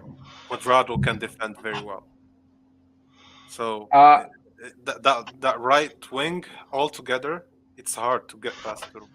But that's Allegri's style of play. If you want to win against Allegri, you got to bring the game to him. You don't wait. Yeah, Danilo plays very defensively as well. I remember last year they playing him in the back three. And if you give Allegri the space to take the game and settle in, he can do whatever he wants, and he's gonna score with a corner, and that's it. But if you actually bring even when he was Milan's coach, the teams we lost again were probably the teams that played most forward football and direct football. Look at Skrilla what he's writing. I want to go for it, Six Sides. Oh no, it's Nathan. Go for it. I think if we attack them like how we attack Lazio and keep that up, we'll beat them the same way. Yeah, probably that's the plan. That's what we're gonna do. We're gonna attack them like we did with Lazio. Yeah. Unfortunately, Lazio plays a bit more football than them. They are more conservative. So even if you attack them, you're not 100% sure you're gonna score or get the goal. I want to hear Skrilla and Six Sides about this game because Skrilla is not talking a lot and he's writing a lot of crazy stuff. Forza Krunic, by the way. So I'm worried about him. I wanna check his health. Is he okay? How are you, man? Forza Krunic. I was just enjoying the discussion, from the sidelines, and I never thought in my life that I would hear that we wanted Krunic to be in the midfield against Liverpool. So that's definitely a shock to me.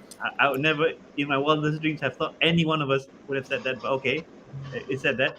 Now coming back to this game is that one thing that I do want to see inside this game against Juventus. I don't think they have the speediest players, so we do have speed on our side, especially with Leao able to make the cut on the left. So that's something that I do want to see. And I think this is probably going to be one of those games whereby if we see that their defense their midfield is putting too much pressure on us, I'm hoping for another one of Magic Mike's long balls to either Leao or to someone, or maybe South Marcus on the right, and speed pass, and this is where we catch them. A lot of this really reminds me of the 4-2 game whereby when we had speed on our side, it just caused them a bit of disarray, and I think largely it's the same team. I want to say, what about you, Six Sides? What do you think about it? I'm very confident for Sunday. I would like to start Rebic up front and bring Giroud in from the bench and keep the squad pretty much as it is. I think we're very well balanced to beat them. This is a good time to play them. They're down, and it's an opportunity to put them out the title race. So we should go for it. Cool. Yeah. No. Hopefully. I saw Locatelli is playing pretty well. I mean, he's the only midfielder they have, the decent midfielder they have. The other ones are really bad. So they're a bit different right now than what they were against Empoli. Yeah, sorry, like, what's this issue with Giroud, and he's got a back problem now? First it was COVID, now it's like a back problem. I mean, what's the case? Listen, I wanna probably it's gonna be weird, but there is some people, for example, like me, that when I travel a lot, when I get a plane, a bus, and stuff like that, I have some back pain. And Giroud has been traveling with flying in England, getting a bus, and all these things. So it can happen that you get that tiny back pain, so you don't train the day after. But I don't think he's gonna be so injured that he's not gonna play against Juventus. I really believe Giroud is gonna start against Juventus. I really believe that one of between Leao or Rebic is gonna be on the left, and Diaz is gonna play as a number 10. But let's see. Pioli wants some fresh legs against Juventus because we're gonna be a bit tired. I'm not saying completely tired, but a bit tired. So we need some fresh legs to do that start we did with Lazio. Well, Juve also played during the week, so yeah, but they play at home if I'm not wrong. But still, they play at home, yeah, or no? Yeah, we play in Turin. Yeah, they play in Turin, so it's easier for them. But let's see. It's gonna be. They play Tuesday, no Wednesday. There's one day more. I think it's gonna be interesting to see what's gonna happen. I'm so curious. And I think Chiesa is not gonna start, right? Because I think he still is kind of injured, so maybe he will enter later on in the game, from what I've heard. But let's see. I just hope that our players feel a little bit the disappointment for the game against Liverpool, so they are like super motivated to show themselves in the game against Juve. This and also after Liverpool, Juve is gonna look like a walk in the park for the players. So I hope they capitalize on that. I liked what Diaz said at the end of the Liverpool game. He said he was angry, and I want them to use this anger going into this match because I truly feel, as the guy just said, we're not facing Liverpool on Sunday, so I'm very confident going into this game. The only thing I'm concerned about is the in-game adjustments that are needed from Pioli. We don't tend to see this enough, and we need to see a bit more tactical awareness of him just to change things if things are not going well or whatever. Yeah. Hopefully we're gonna see a bit more Pioli being braver. But I think Pioli is gonna learn. He's learning what does it mean to play against Liverpool, against Atletico, Porto. It's gonna be interesting. I want to talk about. Yeah. Okay. Go for it. No, I just wanted to say that also, like, Tomori had an interview with DAZN, which somehow I cannot watch, man, because I'm in Germany, so that's exclusively for DAZN Italy for some reason, so I cannot watch the full interview, but I watched a small part, and he was VPN. Well, yeah, I tried it, but somehow it says it does not exist in this country, even though I am in Italy, like with VPN. And so Lucas, DAZN, you have to pay for DAZN. Well, I'm sure Red John has bread. Yeah, bread to eat, not to pay DAZN. No, I actually have the DAZN subscription, but the thing is that they don't show it in Germany. Like, it's exclusively for DAZN Italy. That was my problem. So yeah, I do it every month, the 1 month free, man, with another account. Okay, so I'm kidding. So yeah, so then Tomori said that we might win the Champions League if we go on like this. We're getting stronger, just like Chelsea won it last year. So I don't know, man. Tomori is becoming like my favorite player. Like, this is what I want to hear, man. Even though it doesn't seem realistic, this and that, I don't want my players to be like, oh, at least we scored 2 goals. No, be sad, be mad about it, and go to Turin and fuck them up. This is what I want to hear. Oh my God! Look at this comment. There is some people think that playing twice a week or 3 times a week is better. What do you guys think? Is gonna be like this? Are we gonna? We are a squad. young squad, so help us playing every 3 days because it doesn't let us think too much and going for the next game and the next game. So I agree with that. But you guys, I hope we're not going to end up like the previous season where we get a lot of injuries and January becomes awful. Well, on form, I agree that we should beat Juventus, right? But the one area of concern is, even though it's Malmo, they won 3-0, right? We lost in a big match, emotional, energy draining. A lot of those players that started and played a full 90 against Liverpool are going to be playing presumably against Juve on the weekend. I'm worried we're tired combined with they finally fucking won a match. Are they finally going to feel a little better and play a little better? So I'm concerned about that. But on paper, I think we're in good shape. I don't know. What do you guys think? I love this comment. When people are so confident, I'm so scared, man, because something bad is gonna happen. Oh yeah. I'm so ready for that. When everyone on Twitter, everyone on social media say we're gonna kill them. But I'm confident they are not good. I'm so scared, man, because that's what happened. But yeah, I feel like the only dangerous part that Juventus has is Quadrado on the right and Dybala and crossing those balls in the middle. That is a bit annoying. But if we play like we know how we play, we beat them. If we play like a normal AC Milan, so I don't see those mistakes from KC, Benacer, Tonali, or covering the pitch. If we cover the pitch properly, we win. There is no way Juventus is gonna get the result against us. But we need to cover that pitch properly. Liar or anybody, is there a reason the predicted lineups aren't showing Chiesa starting? What's going on there? Does anyone know? I expected Chiesa to start, but I am sure. What's his name? What's that guy's name? The Juve Depends. one. Which guy?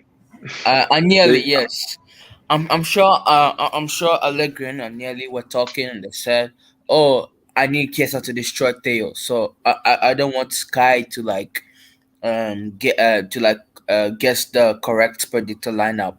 So Agnelli went towards Sky, gave them some cash, and they told Sky to change the predictor lineups. That's why Chiesa isn't starting over Quadrado. No. I have a different theory. And I'm being serious. Like this is actually a real story. I'm not capping.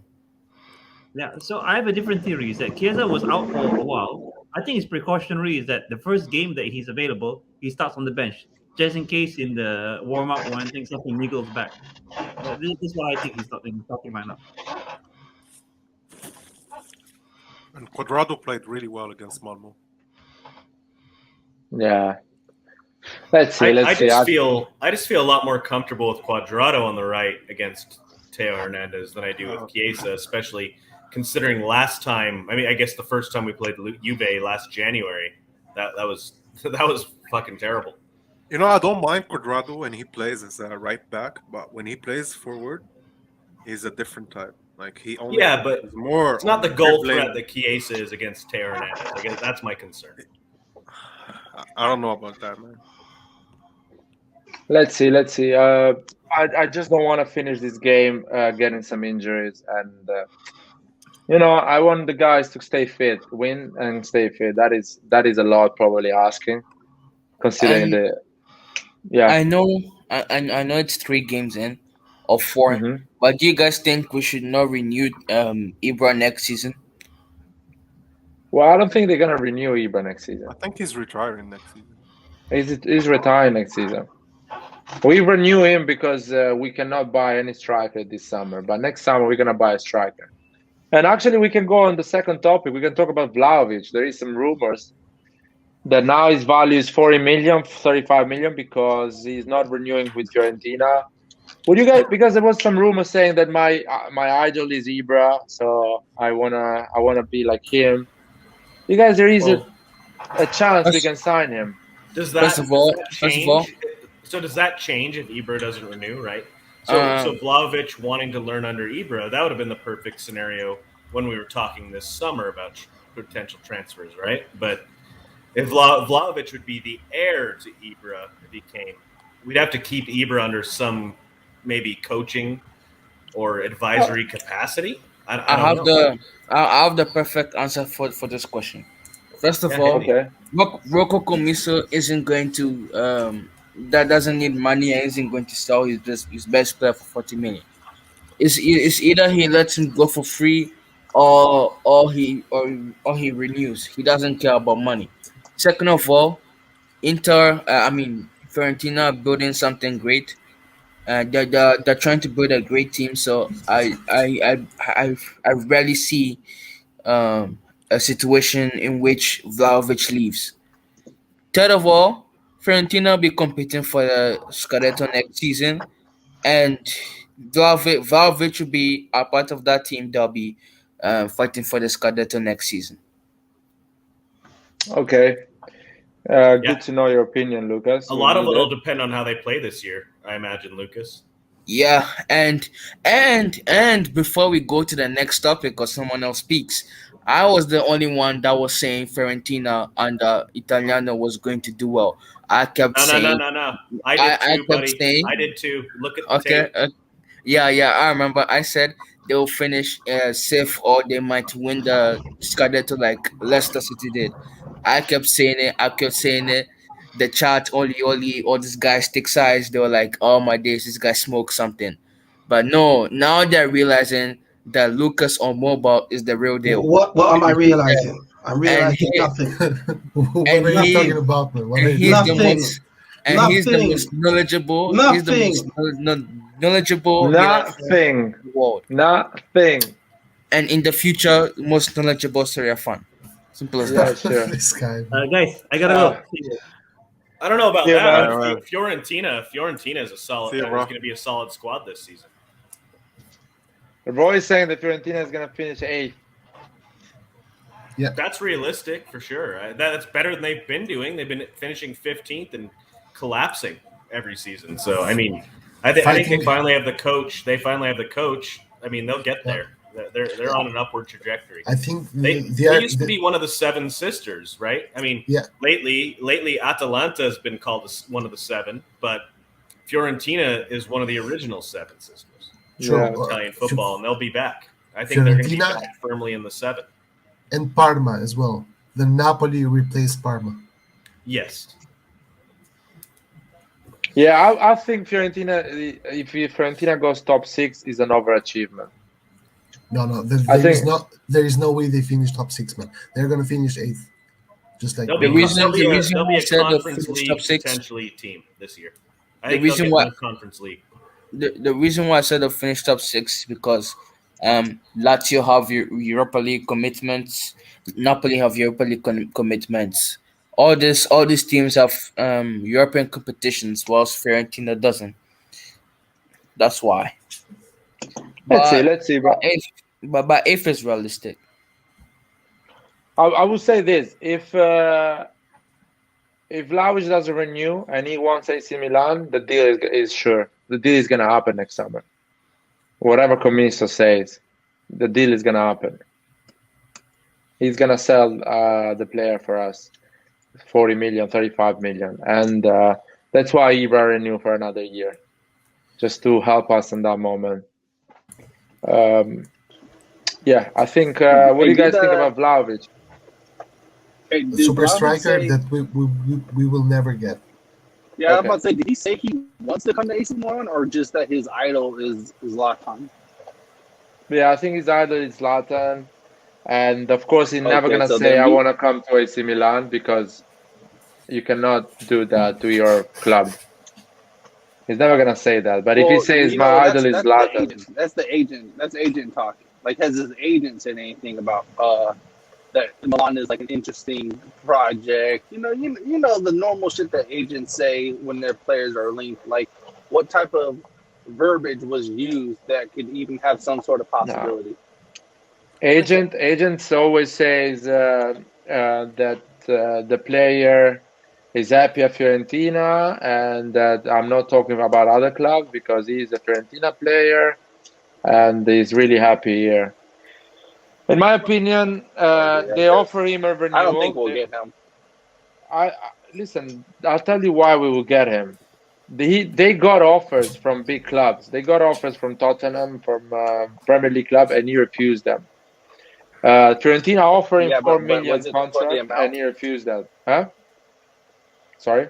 But was it for the amount that Camiso was asking for? Well, it was for 60, 70 million, 60 million. So Yeah, did they offer I that th much money for him? yeah, because I think it was Tottenham was waiting for him to accept so they can sell Harry Kane for 120 million to City. They didn't get no Lautaro, no Vlahovic, so they kept Harry Kane.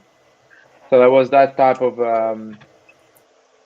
negotiation. Antonio says live when we are not getting Vlahovic. Antonio is really I don't into think so either. transfer market. I think we're gonna get him. I think it's gonna happen. Well, you know what? I'll say this: if Milan acts swiftly like how they did with Magnon, then yes, we can get him. But if they do this stupid, long, drawn out process like we like to do with players, then we won't get him. Yeah, I The think if we difference get him, between it has to Magnon, be fast. the difference between Magnon and Vlahovic is the Commission rejected 60 million for Vlahovic. So Yeah, no. I'm saying if it's 40 million or lower, then Milan they need to act like very quickly, like how they did with Mike. and those transfer that contract renewal bullshit that you had from Sempre Milan is false news, because last week Fabrizio Romano said that contract talks are underway with Vlahovic's entourage and they're close to agreeing a deal. You can go and check out the tweet. Yeah, Uh, I think, guys, I think it fully depends on if Eber leaves, how Giroud plays, and how Pellegrini plays. And I think we need to sign a marquee striker if we're going to lose Ibrahimovic. We absolutely have to, and he's the perfect profile. I don't know that we sign him, but he's the perfect profile for our project. Those I Haaland think fans keep coming. But first, Pete, let's see how he does this season, guys, because it's not like he's doing something well this season. He has 3 goals, three penalties so far. Just let's wait and see how he Okay, does. guys, I want to give you my take on this Vlahovic thing. I think it also depends on how Milan ends the season. Say, for example, we don't win anything at the end of the season. We're just back at where we were last year. Like finishing second, you don't win much, and you're just gonna try again. You're just back at doing the same deal because if you're winning the Scudetto or you win any kind of trophy, you have something to argue with. And that brings the biggest player because Vlahovic, you're not going to be the only team wanting him. Many teams are going to try. And if they end up winning something in Europe or either in their domestic countries, even in Italy, that's how you lose like a key player, especially someone that we're not sure, but we can all agree that he has great potential. And I remember we missed on a similar deal years ago. I think we were offered Haaland by Raiola. Milan said no, we have Cotrone and the other guys. Uh, these kind of deals they only come once every 4 years or every 5 years. So if we end up doing better than last year, we can go for Haaland for even like bigger names because you're gonna be one in Europe next. I just want to answer to the Erling Haaland situation. You guys really think that Raiola is gonna let his player go to AC Milan? Already he planned not to keep Donnarumma at AC Milan. No, Laird, he was sold to Dortmund for not such an expensive amount. Exactly, because Raiola pushed that deal and But refused the big boys because he knows that with the big boys he's gonna make money later, selling him later at the age of 22 with a higher exactly. fee. But now, like So Dortmund is gonna either way. It's either they managed somehow to keep the player, or they sell him for big amounts. no, And no, no. What I'm it's saying a that win situation. we offered that money, but Raiola and Haaland refused to move to a big club. I don't believe that Real Madrid, Man United, Man City didn't have 20 million to invest and risk on a young striker. So Raiola on purpose didn't accept any offer from big clubs to let him go to Borussia Dortmund, grow, and sell him for 70 million plus That might be agent true as fee well. and 30 million. So people, in my opinion, should forget about this thing that we didn't No, want Alan. I think the big club, everyone wanted him. Raiola stopped everyone and said, "No, you're going to Borussia Dortmund because no. it's not the time to go to a big club at the moment." I'm I not am comparing the sure. I'm two sure there. Juventus's sporting director came out and said that they had the chance to sign him like 2 years ago, and they gave up on him. So But I'm not sure if what you're saying is right. if Haaland like manages to score 20 goals this season, be sure by the end of next year, Inter even would be looking at the guy. They have Dzeko up front, and maybe Martinez is leaving. Yeah, Inter cannot afford to pay 30 million a guy. No, but they No sold chance. so many players so far. They No, made. no. What? There is a reason why they sold those But players. like I They think have, they can take a risk for 25 million or 40 million. That's why you have as Milan you have to present yourself as a team that where the project you can see the progression, not you stagnate for 1 year and Guys, then And take it you back know, Holland's later. contract Haaland, goes to 70 million next year. His contract exactly, goes to 70 million. That's his buyout like clause. So at that exactly, point, like any team can put that much money and buy him out of that contract. yeah. But the thing is, Haaland, we want a winning team, and right now we are not a winning team, and we will not no, be. We will not be even if we win the Scudetto. First of guys. all, second of all, Haaland is gonna request something crazy like 15 million a season. Yeah, We it's cannot his wages Yeah, we can't afford. we cannot exactly. So don't even renew think our about players for Alan. 5 million. So forget This is about not, Haaland. guys. This is not what I was mentioning. All I said is that Vlahovic deal is a bit similar to a Haaland kind of deal. Like either way, Uh, you're gonna end up with a good striker who stays on the team, or you're gonna sell him back at a higher value. no, but no one is arguing here that Vlahovic is a good deal.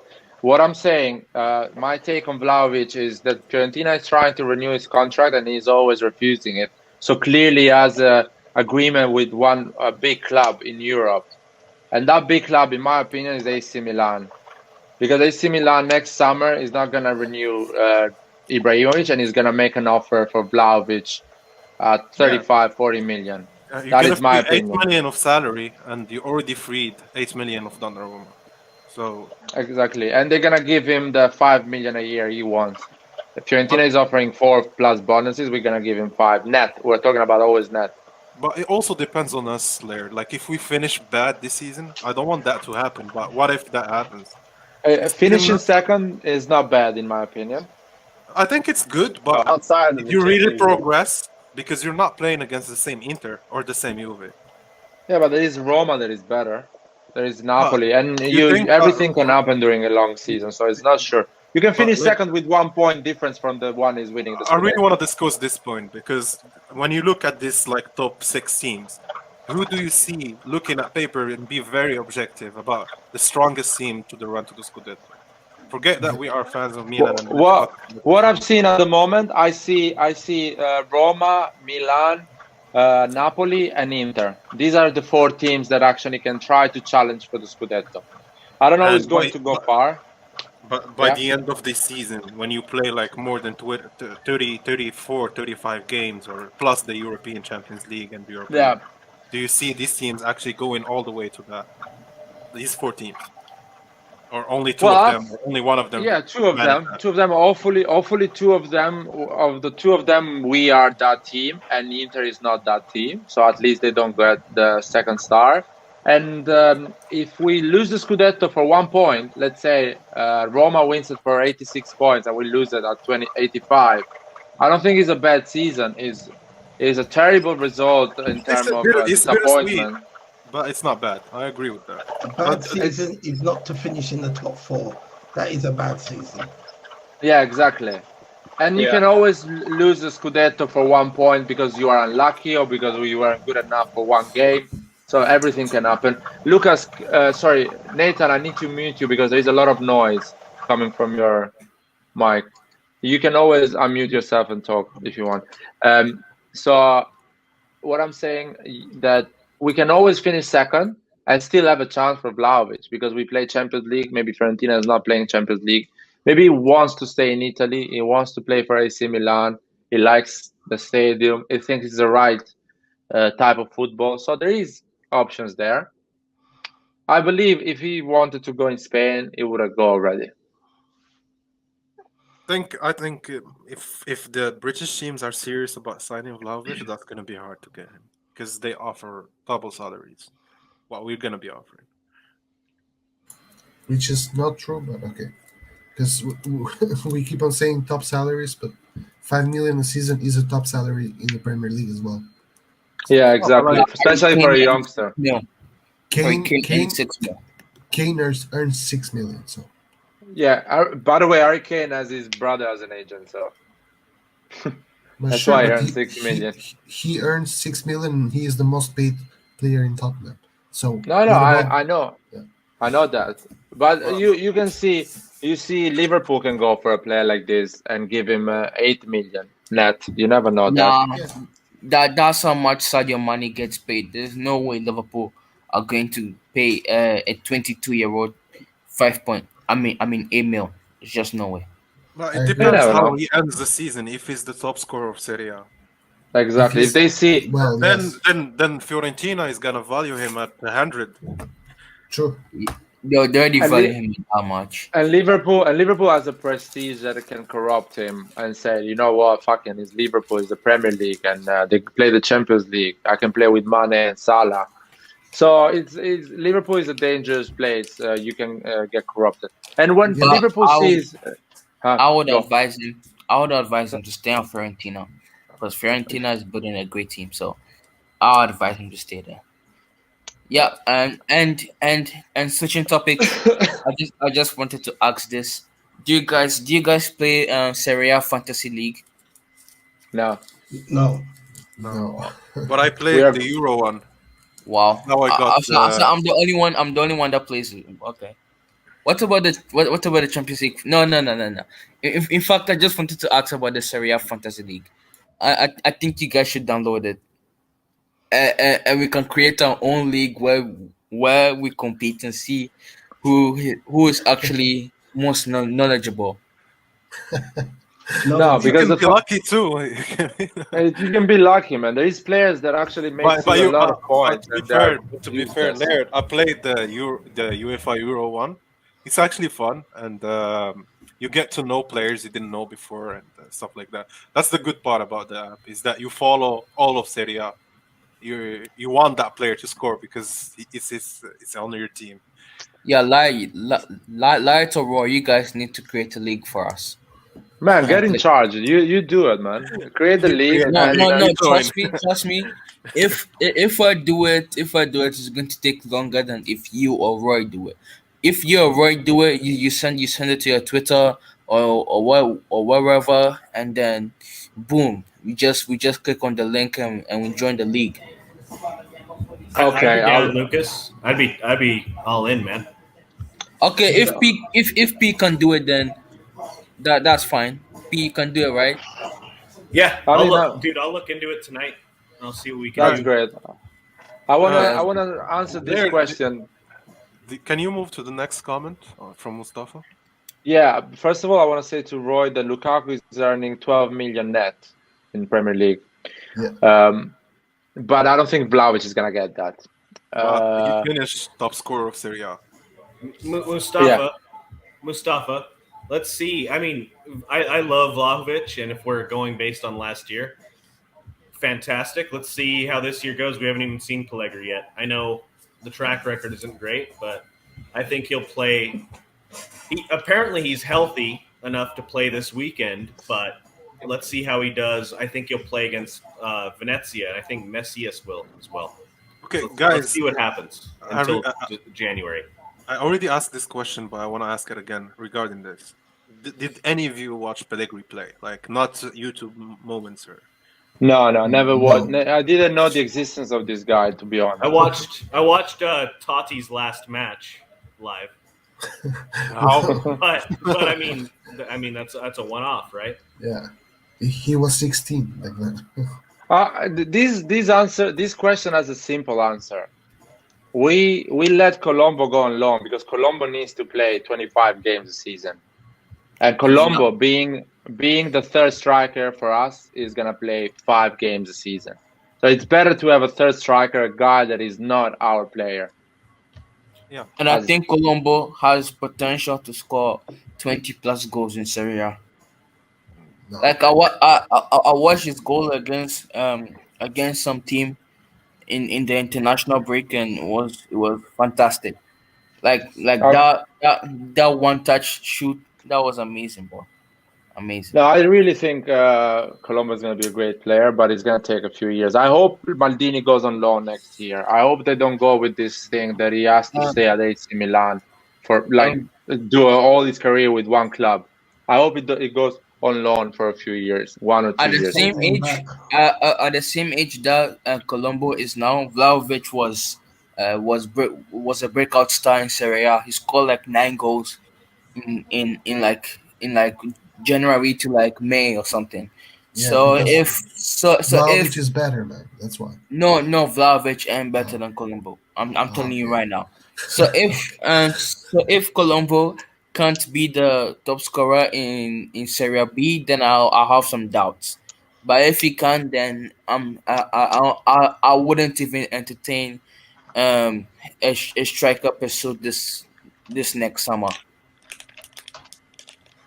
Why you want to rush it? I don't understand. It's always like this for you kids. You want to rush it because Colombo is gonna do. Let's say Colombo does 18 goals in Serie B next season, and you want to bring it straight away at AC Milan.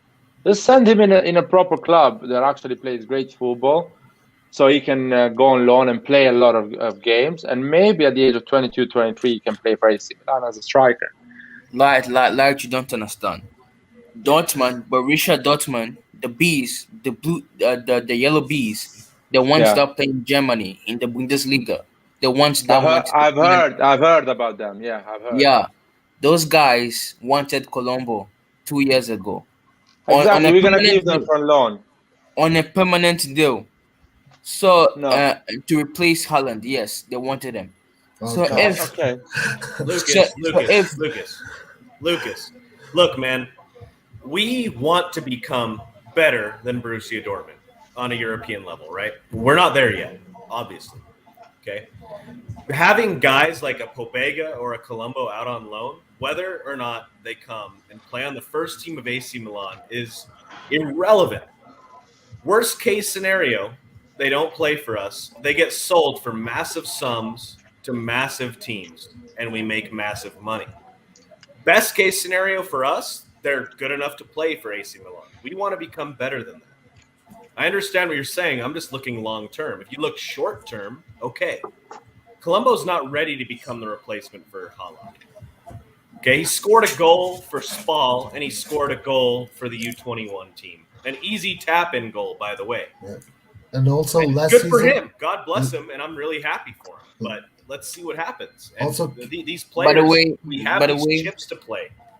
by the way, Also- his first goal for Milan in a friendly against Monza wasn't a tap in or anything. So No, It's a but friendly so against Monza, bud. it was a yeah, super match. yeah, But yeah, listen. yeah. But Oh. it still required some great technique. So Guys, Yeah. Colombo that's why last season in rate him Serie highly. B scored in the whole season 1 goal. What are we talking about here? Like, why Yeah, are but we he didn't wasting play a time? lot. He didn't play a He lot. didn't play a lot. He didn't play. He didn't play a lot in Serie B, man. Like, Yeah, but what? he moved in January, man. He played basically 4 months, and he didn't get a lot of playing time. Why? Why?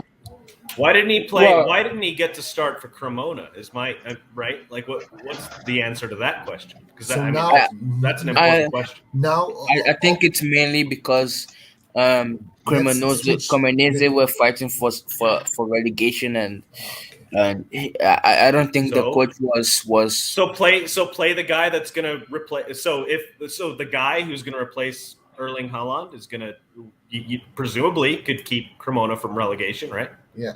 but I don't think he had Let's balls to switch play. topic because this makes no sense. But come on. Come on, Fine. Lucas. Look. Why I you- think why he you has a lot want of potential, Colom- and he's a big boy. He's a big boy. He has a lot of potential. Great. Let's give him time to develop. He's happy to Yeah, develop. yeah. in That's Serie B. why he's on loan. That's why he's on loan this season. Next Let's season, see what happens, man. Like I said, next worst season, case scenario, he gets sold for 25 million, right? no, To no. Swallow or Worst whatever. worst case scenario is he's going to be the top scorer for AC Milan. Next season, you're going to see why I'm talking like this. Exactly the same thing that I keep saying.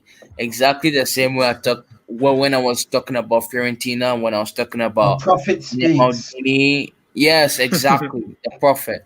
When you guys see that these things come to realization, Oh you, my you guys, days. Oh, great wise one.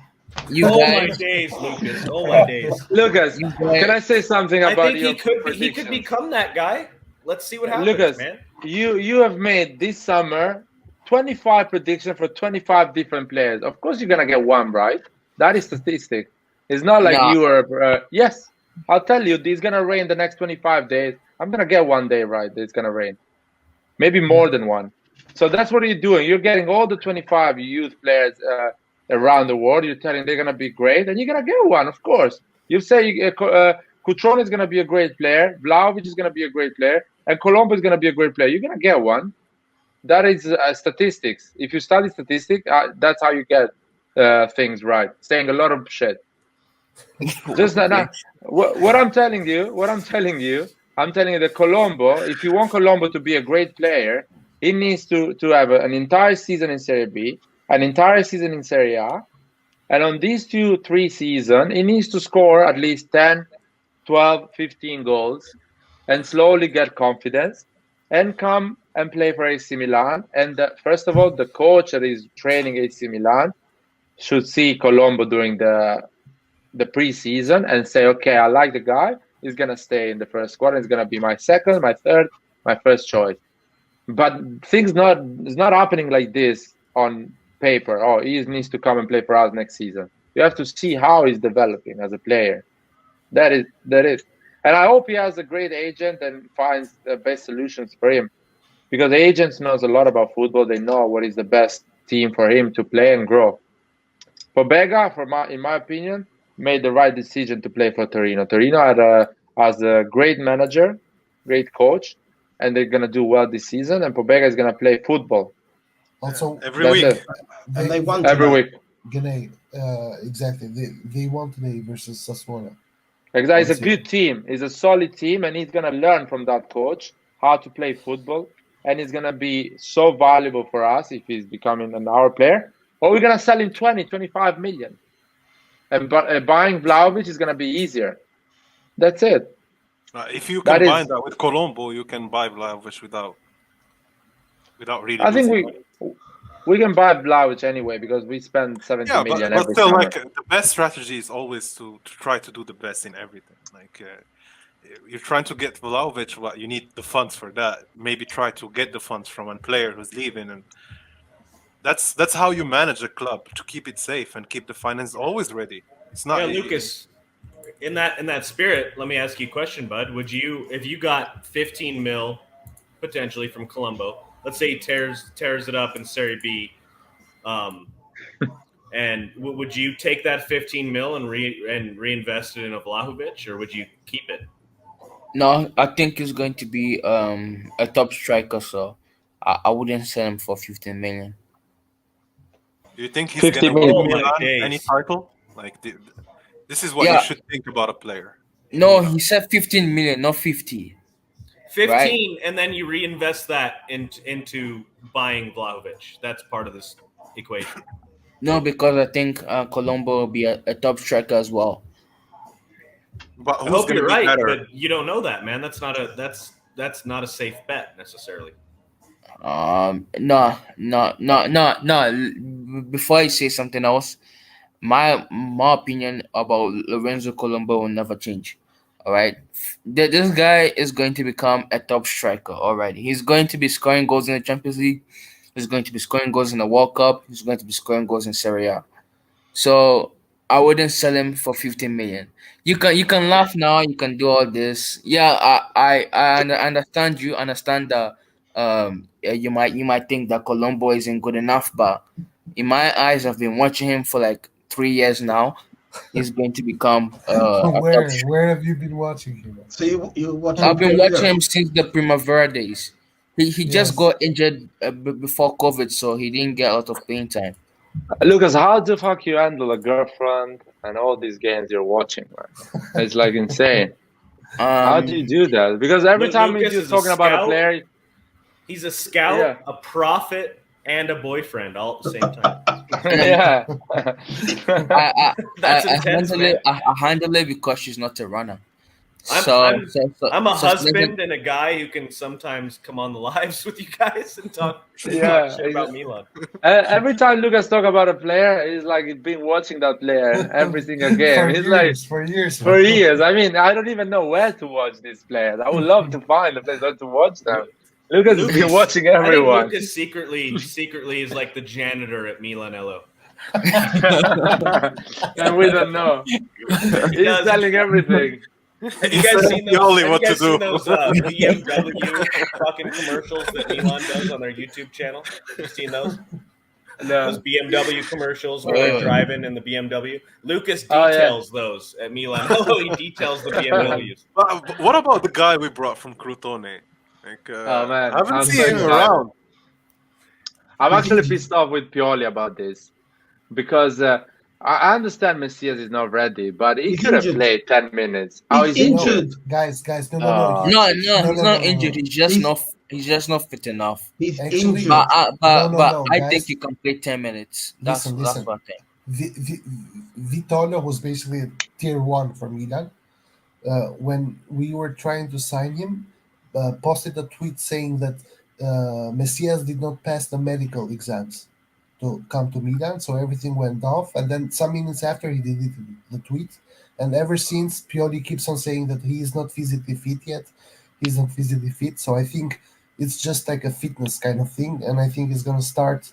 He's probably gonna be on the bench versus Juventus, and then play versus Venezia next game. Yeah, So I think he'll just start getting against Venezia. match fit, That's what I'm seeing. I think he will. Guys, since we were talking about like the Primavera as well, I think the Primavera is not yet like I want the Primavera to be there, but I don't think we're there yet at the level of champions of Europe where they are at the youth academies. It's either they bring good, perfect players for their lineups, or they sell them, and they make big funds from that.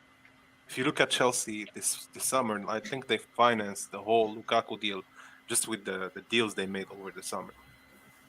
And I want to agree with you, Lucas. It has potential, the Primavera, but if you want to be the next contender for Europe every year, you have to be in that level because the others, the competitors, are there yet. I don't And think Maldini wants that though. I But think you need to. I think Maldini is investing in Primavera now. He's signing a lot of young talents from Europe. That's why he's doing that. but he said we need like 2 or 3 years in the Champions League to be competitive again. So No, of I course. don't, If you want to be the I don't competitor, see us challenging for the next 3 years. but Go it on. has to be brought from the youth academy because either way, you have to finance this team. You need the funds. You need to sell players. That's how Yeah, you make it go in Europe. And yeah, especially but we're financially stable right now, and I don't think we need to sell any players to be financially stable at the moment. But you don't have. No. You could have brought like for me. You could have brought Hakimi, and he could have played in Salmaker's place since Inter was so keen on selling him. But you didn't have the funds to do that. Back in the Yeah, time when Milan was in a really good financial position, if Inter was prepared to sell Seedorf, would buy him. yeah, but right now we're This not.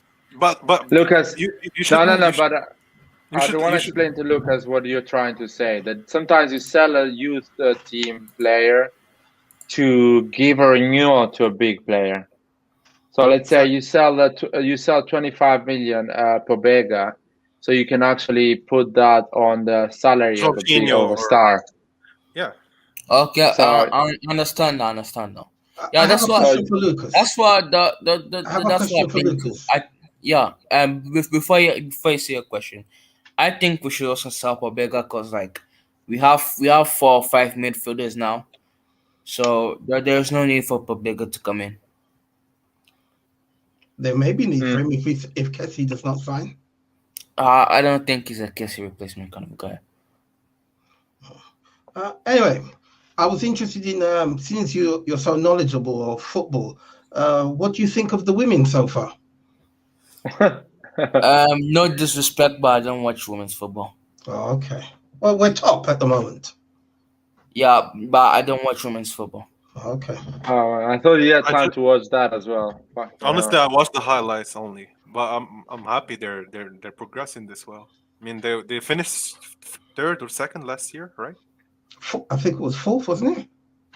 I'm not sure, They but just if they're qualified for man, Champions but League in the last game. I saw they made a lot of commitment to the women's football team, and they made a lot of signings over the summer as well. So it's good that they're going towards the right direction. No, I like what they're doing because the Primavera needs to grow so we can actually do. I believe we can mix it up. You know, you can sell players and you can keep some of them, but Yeah, you need to. You always need to ask Pioli. It's not like, oh, because he's Colombo, we need to keep him. Pioli can say he's not good enough or it's not the player I need. So you have to sell it at center point. And I like the selling with the buyback option or 50% discount and something like that. So important is to have a good youth system. That is the thing. like Colombo the is a youth, good player. I which believe in Colombo. that I'm saying we're trying to reach is like you have Abraham from Chelsea, Marc Mignon from PSG. Look at PSG; they Yeah. have two world-class goalkeepers, and yet they didn't have a position for Mignon to start. So that's the quality you should have as a contender. That's what you should reach for. If you want to do that, you need to up the game for the Primavera. It has to Yeah, be Yeah. very, very competitive.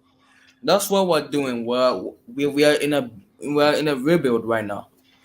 Our rebuild Yeah, started when Ibra came, so but we're still also rebuilding. Maldini's philosophy is this: football starts from the easy steps, from the baby steps. If you start, you have a really good youth academy, you have a good locker room, you have a good, just the basics of football. You just apply them every day, and that's discipline. And you have a good club running towards titles. I I have a really question want for to you ask. guys. I have a question for you guys about Pietro Pellegrini. If the guy scores 7 goals this season, would you keep him? Would you pay the 7 millions a year for to buy him from Monaco? Depends on Goals what you from the see bench later. is Yeah, pretty good. but it's more important how he plays. He can get 7 tap-ins. Yeah, You know, we have to see Hmm. him play. Yeah, but it like depends. What type of striker is he? Is he a poacher? Is he a person that runs behind? Like what type of striker is he? for Pellegrini, I don't really mind the number of goals later. Like for me, I want to see more of his impact on the game. Like for me, Maldini right now, I'm judging him on the same way. I want to see what kind of movement he does. What I'll energy does he bring to the I'll make it simple because Nathan is right. Depends what type of player it is and how he plays. And for you, you're right. How he's impacting the game. Fixed Eye says, yeah, depends on the goal he scored. I'll make it simple for you. He scores. First of all, scoring 7 or 8 goals in Serie A is always tough. It's always important. It always gives you at the end of the season that 3 or 6 points more. Um, but let's say he's fully fit. The entire season is fully fit. He's playing 2,000, 1,500 minutes, which is, if I'm not wrong, almost 15 games, something like that, around. So he plays that amount of time and he scores 7 or 8 goals and he's fully fit, never having a problem in terms of fitness. Coming from the bench, scoring some important goals that solves you the game. Would you pay the 7 million? He's 21, if I'm not wrong, or 20 years old. 20 years old. Yeah, why not? 20 years old. Will you? I think I will pay 7 million for a 20 years I old that would, scores 6, 7 goals, 8 goals a season. yeah, a I million will each. pay that. Yeah, that's my opinion. What do you guys think? I really can't make a commitment. I don't really know what. I'm not gonna lie. I've not seen him play, so I don't know what type of player he is. Okay. If he's able to hold up the ball and like distribute the ball well, then I'll pay the 7 million. Depends. Can he play on the wings? We'll have to see. This is the question mark of this summer Mercato because we don't know the player. It's a big. It's not really a big risk because you already have Giroud and Ibrahimovic. and you're expecting this guy to be back after 2 years of not really playing. But he had great potential, supposedly. I'm sorry, So I disagree. It is a big risk because to me, Ibra is finished, and so he's that not finished. I think he's finished. But a guy who's 40 years old and scores almost 20 goals a year, that's not finished, man. To me, No, Not I But think I Big think he's Size, finished Big with the Size season. says he's not gonna but score that goal this season. That's what his opinion. He thinks but if that I we don't. have Ibra is like not going. 15 goals for Ibra, 15 goals for Giroud, I'm happy I with don't. that. I don't think he's going to play more than 15 games this season. I But don't even think if he's. he, I you don't know, think his body's going to hold up. So that's it, why the third striker is vitally important. but our first striker right now is supposedly Giroud. He's the main guy. He's the one who's fit almost every week. Yes. So this is our striker for the next 3 years because this is the contract, as if I But remember he's correctly. No, it's 35. 2 years. 2 years. It's 2 years. So It's actually 1 year plus Option of 2. Is yeah, it? plus an no, extension. option of 1. Yeah, option Okay. of 1. 2 years, Okay. option of 1. Yeah. No, So no, no. It's 1 year option of 1. but for Milan, I think they're gonna renew after this year because he's been there. So we've already seen what he's capable of, and we're gonna see much more of Giroud. And we need someone who guarantees at least he's gonna score against some type of Sassuolo or any other kind of other teams, and even on big games. So the question is Ibra's gonna retire next season or not? If the answer is yes, then forcibly the management has to look for a new nine. They have to. But the question next is: are we looking for an experienced nine, or are we looking for a young player with a lot of talent? That's for them to answer. And honestly, I trust Maldini with this choice because so far I've seen him hitting the target much more than missing it, and that's what you want from your manager. Because for sure, as any human, he's gonna make mistakes, and you take gambles on players. I want to see this gamble as well. He took a gamble on sign makers when we needed a winger at most, and it worked. So if he's willing to take a gamble also on Pellegrini, I want to see what the gamble is. Yeah, yeah. It's Of course, in we my want opinion, him to be good. We want him to be good. But But like, I don't think Maldini is going to bring a player that has nothing to do with this team just to fill a position on the locker room. I think he's bringing him because he sees something in that guy. It's Nathan. I think wants to say something. Nathan. Yeah.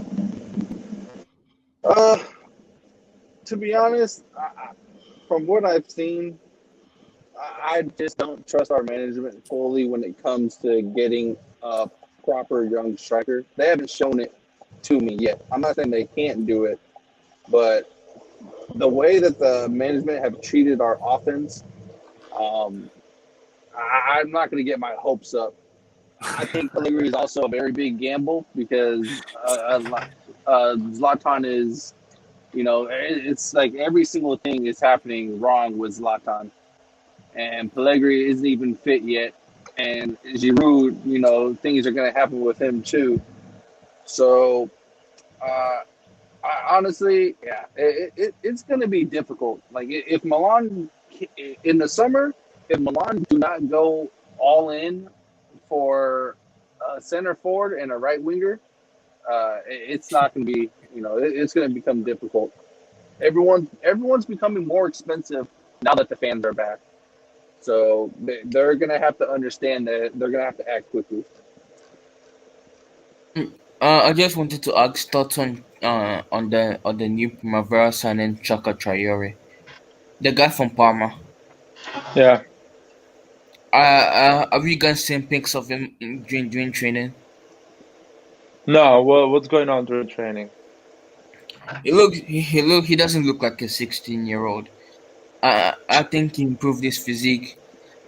I think during mid-season, like in January, February, I think he can get some games in. So he looks bigger than a 16 years old? He doesn't look bigger, but his thighs look bigger, like footballer physique. His arms aren't big, but his legs are big. But that's genetic sometimes, man. Doesn't matter. No, Some players. I think he works hard. That's it. Okay. We I guess we're never gonna know that. But yeah, probably. Anyway, we're gonna close this forum. I don't know if Antonio wants to come in and keep going, but I'm pretty done for today. I think we talked enough about stuff. If you guys have any question or any topic you want to talk about, there is. Final predictions for Sunday. I like that. We can go for it. Lucas, you're the first because you are the youngest one. And the most knowledgeable. Yeah, true. So we need to learn from you. I'm going for 2-0 For who? for Milan. 2-0 Milan. Who's gonna score? Who's gonna score? I think Leao is on a roll. Leao and I'll go for a Diaz double. A Diaz double. Wow. By the way, I saw an insane statistic from Diaz. I'll tell you later. So 2 goals Diaz, yeah? Okay. Anwar, what do you think, man? Against Juventus.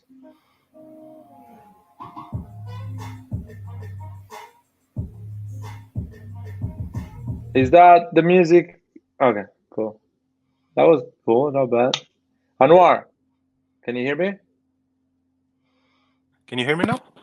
Yes. Okay, I said maybe 2-1 to Milan, and the scores are going to be Giroud and Leao. What about Juventus? What's going to play Juventus? I hope they don't score, but from what I've seen, they're strong offensively. Okay. Six sides, your turn, man. Juventus 1, AC Milan 2, goal scorers Leao and Rebic. AC Milan will take a 2-goal lead. Juventus will score in the second half, and it will be a rearguard action, but we will hold on for the 2-1 victory. Ooh, I like that. Are you going to watch it at the Milan Club in London? Of course. I'll come as well this time. I'll come. Okay. See you there, man. Is the pub in Piccadilly, yeah? Yeah, the Comedy Pub. Yes. Not to be mistaken for the Comedy Club, the Comedy Pub, which is further down. Yeah, it's basically on the left down, yeah? Oh, yeah, you have to come early. You have to come at least 1 hour before the start of the match if you want a seat, because it's going to be packed. Now it's packed. The last time I came, it was like 6 No, it's all for the big matches. Then lots of people turn up you never see. Only for the big matches. Like me, for example. Yeah. So it's gonna be packed. You won't have a place to sit or stand. Oh, not even stand. Oh wow, yes. We need to vlog. You have to be there 1 hour before. That's cool. Yeah, you took a huge L on vlogging the Liverpool game. Lucas, buy your ticket, man, and go and enjoy it. You live in England, man. You should have done that. No, but I like Rosanari TV, and I want the best for Rosanari TV. So hey guys, I gotta go. I think Milan's gonna win 2-0. Who is scoring? It's a Rebic and Giroud. That's cool, man. Man, Nathan Rebic has been at the club for like 2 years, and he still don't know how to pronounce his name. Hey, that's okay. Oh God! Oh my days! Lucas, just such a pain in the ass, Lucas. Man. My God, Lucas! I should give him the Joker face.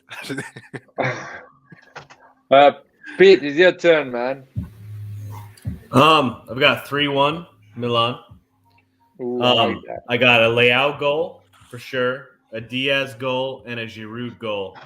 I love how Leao plays against Juventus, so that's why I picked that. He has a lot of confidence every time we played them. He scored once, I think, during the COVID year, during the COVID Edo. But I love how he plays against Juventus. A lot of confidence. They never play against that kind of flair.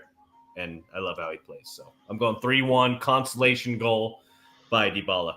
because he always finds a way to score against us. So It's gonna be a penalty kick. I don't know, man. He loves to score when going one-on-one on Romagnoli. So if we play Romagnoli, that's happening. Yeah, it's gonna happen. I'll say my prediction is 3-2 for AC Milan. Scoring is gonna be Rebic, Giroud, and Diaz, and the two goals is gonna be Dybala and Morata. And I think we all have the prediction. I don't know. The chat is saying, Roy is saying 3-0. Vanera. And 3 assists from Magnan. I hope Magnan does 1 assist, because if he does another assist, he has more goal and assist than Hakan Çalhanoğlu. So I would love to see that for at least one Sunday. And I saw a stat about Diaz. In the last 8 games, competitive games he played for AC Milan, he had like 4 goals and 2 assists, if I'm not wrong, in 8 games. So that is impressive. That is a lot. That is good. Diaz is very impactful. Yeah, it's gonna be amazing, man. Next season is gonna be his season. Yeah, I wanted to touch on that subject because on Sempre Milan they were saying that Real Madrid are playing, showing great interest in Diaz and looking to reclaim him when the time is up. How do you know the Real Madrid is? They said the same about Hakimi. I said Diaz and Hakimi are in Ancelotti's top list to be brought back to Madrid. I don't know. It's I see Real Madrid going all in for Pogba, Mbappe. They already got Camavinga, so I don't think, probably they're gonna add another one around Euro, but not Diaz. But it can happen. There is that chance, man. If they sell Isco by January or by next season, maybe that door will open up. Isco is gone. His contract is running out, so he's going next summer. Leaving anyway, so probably they're gonna look at Diaz as an option too. And guys, if he does really well, that's the worry. But we want that. It's hard, man. I hope the kid loves Milan and stays, and it says, I don't want to go to Real Madrid. But do you think he can actually do that? Like stop the transfer? Oh yeah. Yeah. Why not? I think yes. I mean, he's free to do whatever he wants. If he doesn't want to go to Real Madrid and wants to stay to AC Milan, Real Madrid has to accept that. It's simple as that. And AC Milan is gonna buy him and keep him. So, well, let's see. I hope we have that problem one day. That means Diaz is incredible, and I don't know, man. I feel like it's such a rare thing to find a player that loves our club and wants to stay for us, and it's so disappointing. Even like with all the rumors, I never expected them to be linked to Kessie, to be fair with you. Kessie is gone, man. We need to accept that. Adli is his replacement. Even like for me, the body movement looks like he's gone mentally. Yeah, I don't understand why he's not renewing. If he wants to renew, he can do that. So he's gone. He has already an offer.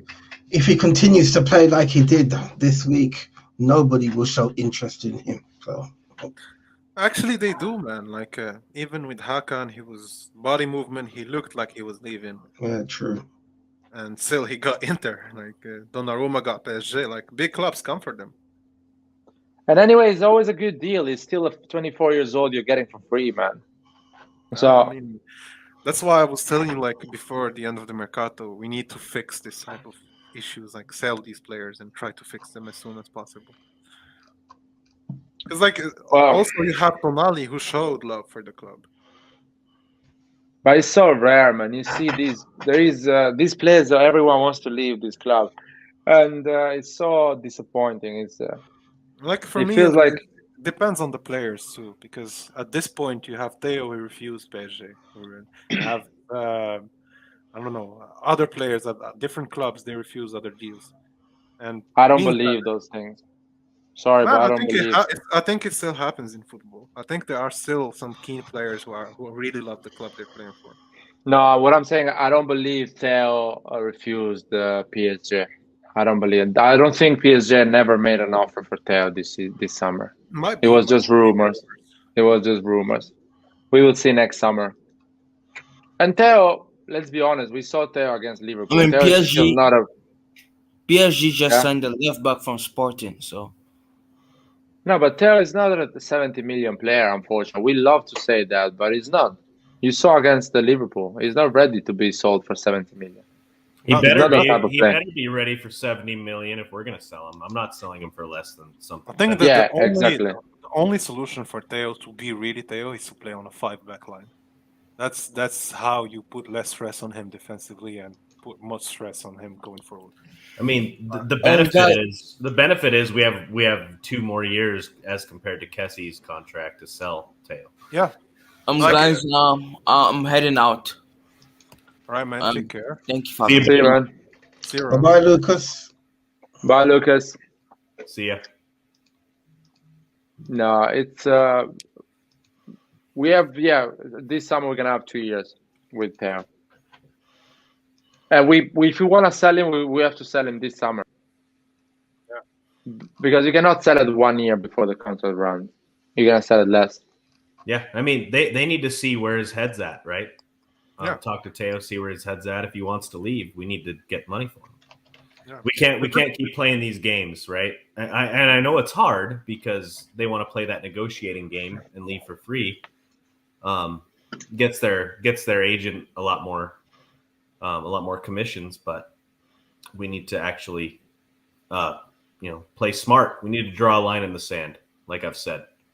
If we lose Kessie for free, it's because we didn't draw the line in the sand, much like with Gigio in particular. Yeah, no, it's true. I want to answer to Roy, still trolling me. I said that not on any offer came for Theo. If an offer comes, Maldini is gonna sell him. It's a fact. I know that. You know the If good an offer, is the new player Balotore. The confidence he shows so far for a new player for Milan, that's the confidence you want, like for a bench player. He comes in and he fills the role, and you can see he has the potential to run a lot. So it's good that they brought the option now. Like they didn't wait for the next 2 years. Like we already have another left back ready to play. and I think the guy from the under 20, the Primavera, he's good. In 2 years, he's gonna be ready. Let's hope be ready to be. A lot of players I'm willing to see from the Primavera. The guy Roback from Sweden, I think he's 18 now, so he might be called up for the seniors, like on the Copa. Or I just want to see where he's at so far. Oberton is Yeah. a good player too, a good center back. Let's see where he is in a couple years. The bad part is that we sold the star from Primavera last season. I can't remember his name. He's a left-footed guy. Played like Kaka style. Olsen. That kid had a lot of potential, to be fair. How do you feel, Anwar? How do you feel about Al Hilali? I like what he's showing so far, but you know the problem in Italy is that the difference in football between Serie A, Serie B, Serie C is so strong. Like there is so like it's so many divisions ahead. It's not even comparable. You bring a player from Serie B, maybe 1 in a 50 or 40 is gonna really perform on the highest level. So that's my take on watching these guys. Like that's why I said like you need to up the level for the Primavera. Yeah. Even if it's not competitive in the country, make it competitive inside the club. Like Bayern did.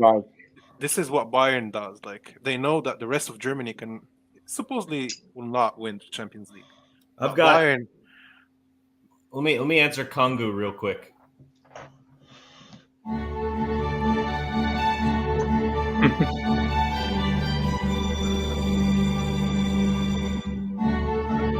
You know what?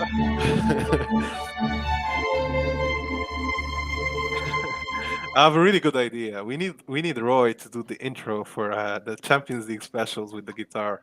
That'd be awesome. Yeah. Man, Roy doesn't even know what is Champions League, man. 7 years, he completely forgot. Nah. No, but like the good scene, the guy who was crying on the sands, I felt that, man. Yeah, that was Man, me. That was me too, man, man. But he cried. I knew we didn't win the game, but it felt so unique. Like Milan is back at this shit. Like, Yeah. Man, he cried when we scored the second goal because believe Yeah. me, that the atmosphere was so tough that going 2-1 against Liverpool at Anfield, he was like, I wanted to cry, but I was so happy. That's the thing. I'm not the type of guy that cries when he's happy, but I wanted to cry. There was something big, But and yeah, fair play to Maldini so far. Like he took over in such a shitty situation and turned this club around, and now we're getting to relive the moments of Milan. So Yeah, honestly, like even if he's not buying Mbappe or whatever, he's doing his job. Dude, it's baby steps. Yeah, I mean he's offered 15 million, 30 million in the budget, and he still makes wonders. yeah, no, and I'm happy to be the club that finds Mbappe and sells it for 100 million. I don't mind buying Mbappe 100 million. I want to be the club that gets Mbappe at the age of 20 and sells it at the age of 25, 24, whatever. Because I believe you can win in football having a system, having motivated player and talented player. You can win in Serie A and in Champions League because our stadium and our shirt is a tough shirt to deal with. That's my opinion. But that guy is from Ancona, my hometown, by the way. He's a Milan club, Ancona. He goes every Sunday to watch AC Milan. I'm in Milan. It's a 5-hour drive. Nice. Every Sunday. That's being engaged. Fair play to Proper you. supporter. That's why he was crying. I think in his lifetime, probably never seen. I mean, he was at his age, probably he's seen AC Milan long, not going to Champions League. But in the last 30 years, it's been. I mean, it's so long, man. 7 years not playing the Champions League. It's too long for a club like AC Milan. They basically raped us, man. These motherfuckers, they raped us in 7 years. The UEFA, the ownership, Fassone Mirabelli, man. These people, man, just ruined our name, our club. 7 years is a lot, man. And the fun fact is that you still have Mirabelli trying to take credits. Like, Oh, that fucker. just shut Yeah, up. Man. exactly. You had Don't take 300 that shit million. seriously. Like he had 300 million on his pocket, and he got us Jesus. Biglia, and he got us. Well, I mean, That's madness. that's madness. Like same with Galliani, right? Like, he could have invested the 300 on 2 players, and that's enough. Like to yeah, take like, it to the next like, step. like, same with Galliani. Like, shut the fuck up, dude. You're in a Serie B side right now. Yeah, but still, You're not an AC Milan. There's a reason for that. Galliani got us so much. Like to be fair play. To Yeah, him. I agree. Just stop But- talking shit right now. Like we're at the top of Serie A. You're in He's Serie B. old, man. He's old. He's gonna talk shit. Like, what do you Yeah, expect? that's Like, fine. Just shut the fuck up. I want to know what he said. What did he say the last time? What did he say? He said a lot of things. He always comments on our transfers and how we're playing and everything. It's fine. Just like he does that like a stepdad. work on not being 5th place in Serie B, right? Before you talk shit. I think Galliani was incredible at his job, but he's old now, so he doesn't really understand the To be modern. fair, when you give I have him great money, affection for the man. yeah, like if you give him money, he plays the media so well. Like even about the rumors, you don't even know about them until the very last day of the Mercato. You have Robinho, Pato, so many guys coming on the last days. Like that guy he knew how to challenge the media and to play with money. Yeah. Even the deals he signed. He brought just for needs 20 million. He was sold last year for like 2 years before for 80 or 60 with Eto in the deal. And you got him for almost free from Barcelona. Like that type of management is so hard to find right now. That's why I love what I'm seeing from Maldini. He learns. Like you can see that he learns from what happened. Well, and he gives a shit about our long-term future too. That's he gives a shit about Milan and about more than any of us. Like his whole family is linked with that. Like if you talk about life, man. Yeah, even his whole grandfather's life. Like that's the whole legacy of that family. Like to care about the club. So that's why, like I said, you gotta trust him even if he makes mistakes, because that's my passion. whole caveat, right? Like, say, if Louis Vuitton buys the club, you better fucking keep Maldini. Yeah, I don't in care his who buys leadership. the club, who's Yeah, me the too. owner. I just care about who handles the club. Give that man money. Like, if he goes to Ibiza to talk to players, he better have solid money behind him. I think they have, like, even when he calls the players, you can see in the discussion they say it's an honor if Maldini calls you and tells you to join Milan. Like, that's the type of impact you want from management. That's what I want to see from Ibra next year. If he retires, I want him to sit next to Maldini. Yeah.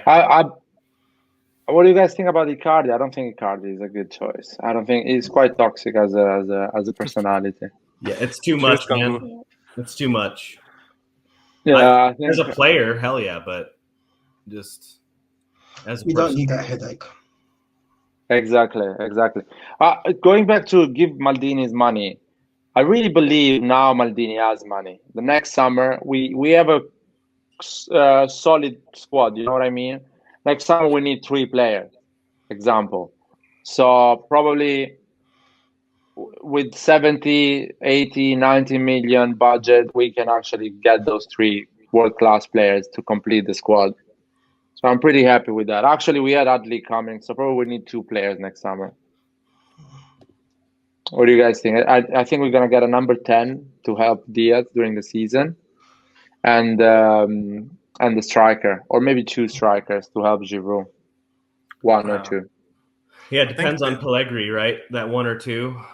Yeah. 1 depending on how Pellegrini performs. I'm still gonna reserve my judgment and hope he stays healthy. He's not fit right now, and people are taking that to be he's never fit, but he didn't really have the preseason.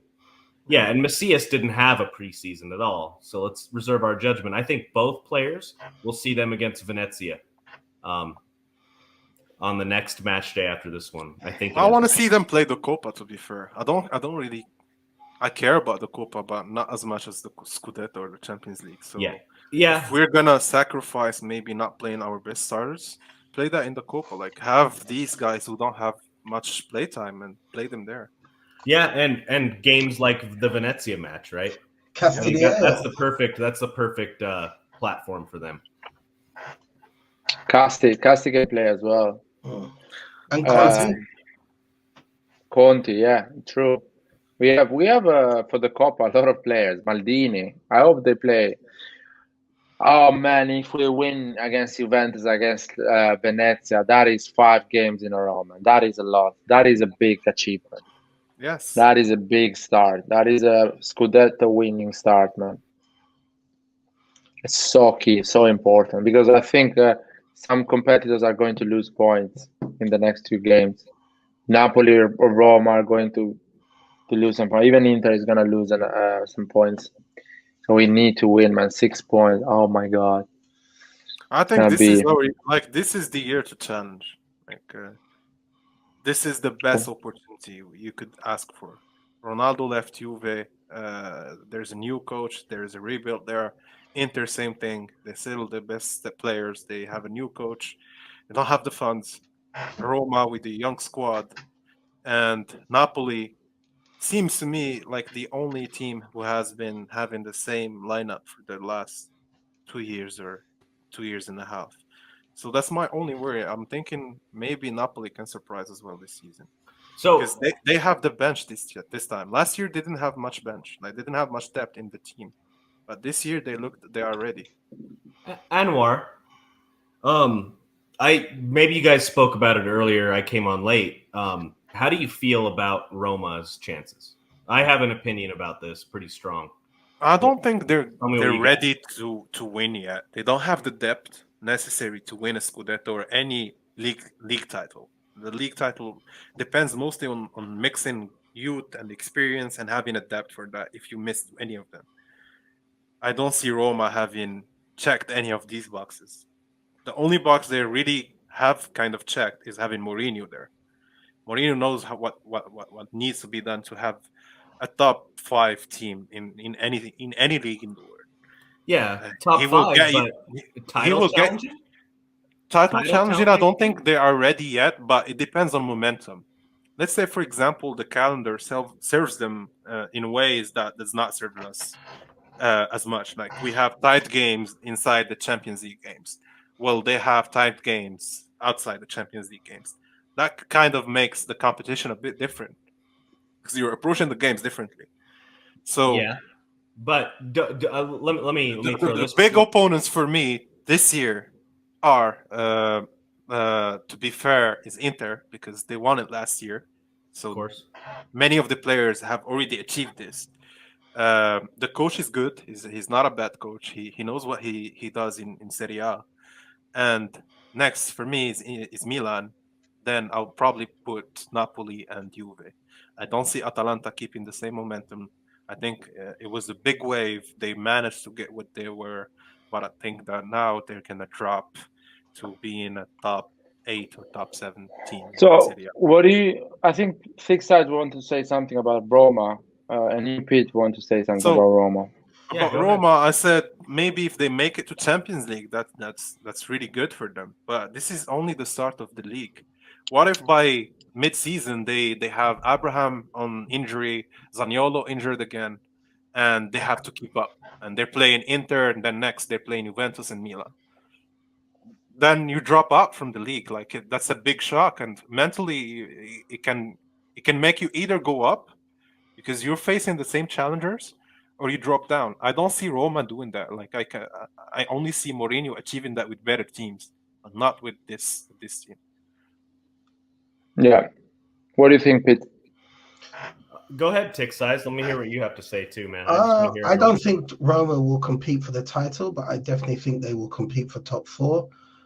If you look at Jose's career, his impact is in the first and second season.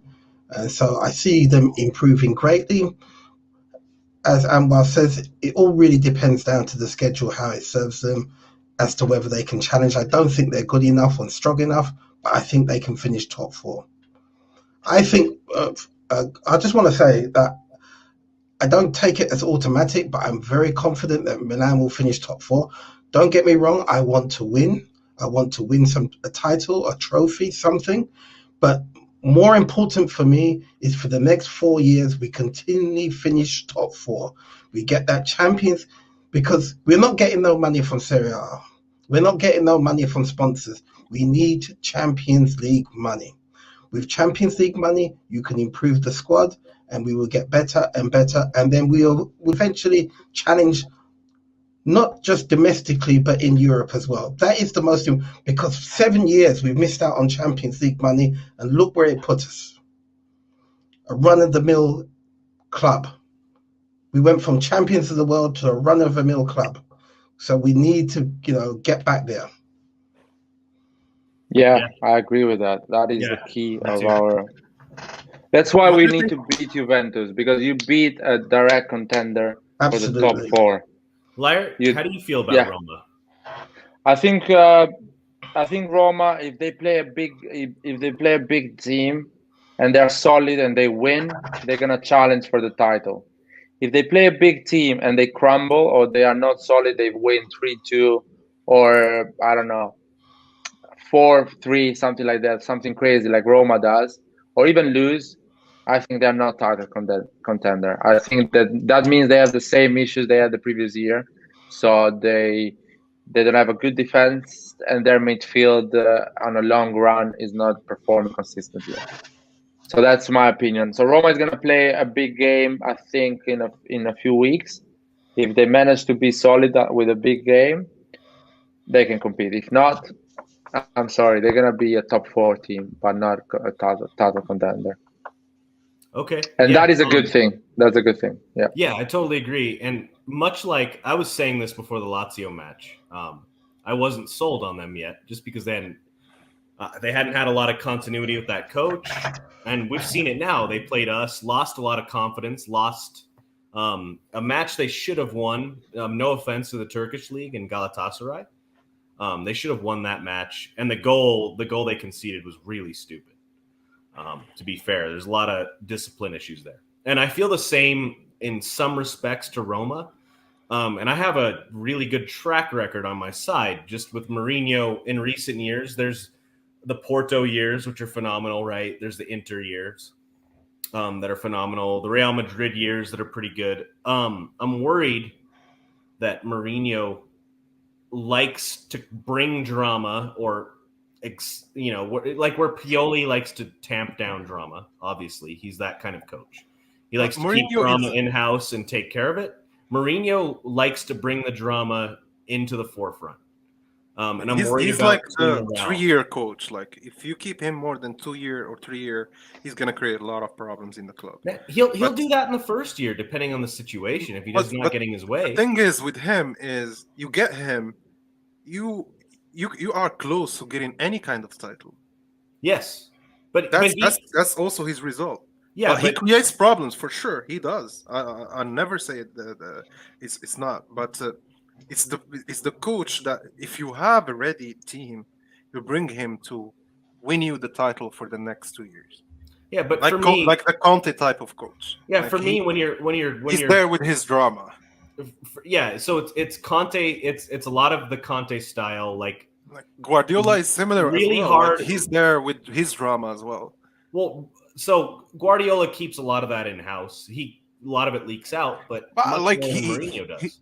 For me, he like whenever the camera is on him, I feel that he knows the camera is looking at him and does something out of the ordinary. Sure, but that's only for the camera type, like what Mourinho used to do as well in Premier League. Yes. Well, for me, like Klopp, for instance, he does that internally so much in the club. But he will give also an image to the media that does not involve so much drama. Yes, and that's what Pioli does. That's why I like Pioli. Obviously, Klopp is on a different level tactic. That's also Ancelotti's approach. Yes. No one will tell you that Ancelotti is a bad coach. No player that played under Ancelotti will say that. Yes. But you have players who played under Mourinho who actually hate him. Well, so for me, Mourinho, right? He has certain players he likes. I mean, you guys have had this when you've had a boss. In the past, you have someone who's your boss, someone who's a manager, and they prefer certain people right off the bat, and they hate certain people right off the bat, and they'll let everyone know about it. For me, Roma right now with Mourinho is playing a game of Jenga. They have a big, tall Jenga tower, and Mourinho is playing Jenga, and Jenga is a game of chance for the most part. But like, if it works, he could pull a piece, and the whole thing could come toppling down. They're still working with the same shoddy defense they had last season. A different coach, different playing style, certainly, but it's the same defense, organized a little differently, but still the same pieces involved. And I like them against the bottom 10 of the league. They're going to win every single game.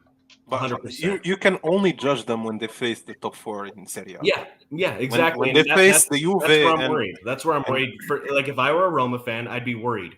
When I'm playing a Napoli or I'm playing a Milan or I'm playing an Inter or an Atalanta, I'm worried how my team is going to fare. That's why I'm always worried about Mourinho, because he can win these games only. Like, if he's playing Milan, even with a shit team, he can still win. Yeah, and if he loses against, let's say he loses. He already did this. Like, he played Barcelona with the second Real Madrid team, and he won the Clásico. No. I wanna hear what he did the last. No. You have to judge Mourinho what he did with Tottenham and Manchester United. But with Tottenham, he was not given much. He had a good team. He was not. He was not given. Come on. No. He was not given a champion team. That team never won anything. I'm giving no excuses to Tottenham over the past 5 years with the amount of talent and the money they've spent.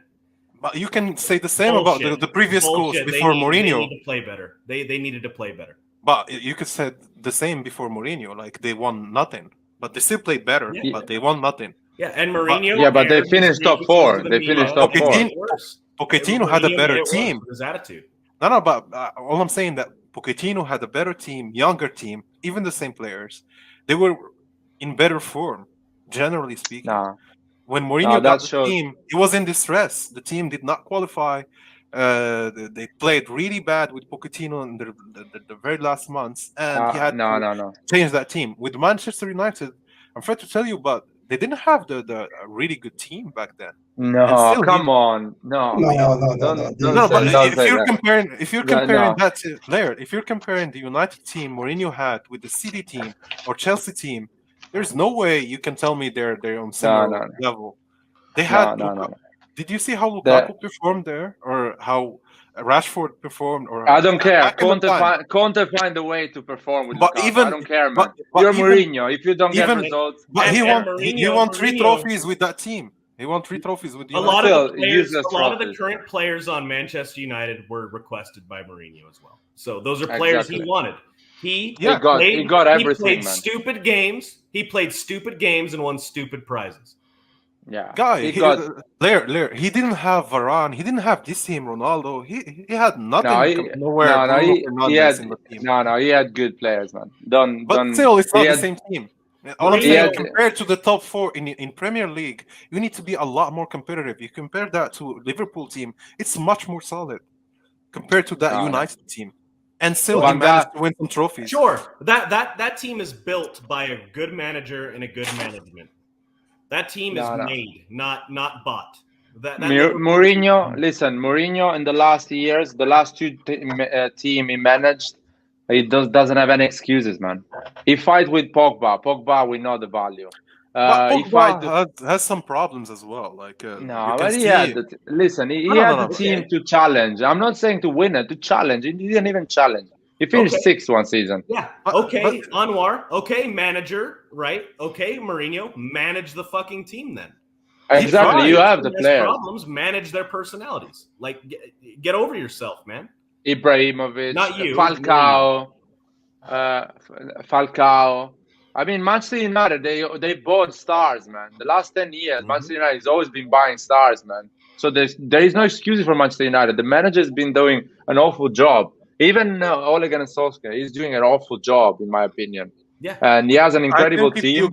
I think if you give this United now to Mourinho, he's gonna do it even better. No. Yeah, he's gonna fight. I don't know what happened to Mourinho, but he sucked the life out of Manchester United. Yeah. No, I'm saying that he does that after 2 years. You need to get rid of him because he's gonna create so much drama and so much. He turned up at Manchester United. He won 3 or 4 games. They were playing well. Everything was going. Ibra was there, and then as the season went on, things started to go down. He started picking fights with players. Listen, I'm no fan of Ole Gunnar Solskjaer, but he's getting more out of the squad than Mourinho is getting. True. Yeah. True. I don't believe so. He's there good too. So. Yeah, exactly. He's a solid coach. He's not going to bring them to the next level, what Man United was to be, competing with City.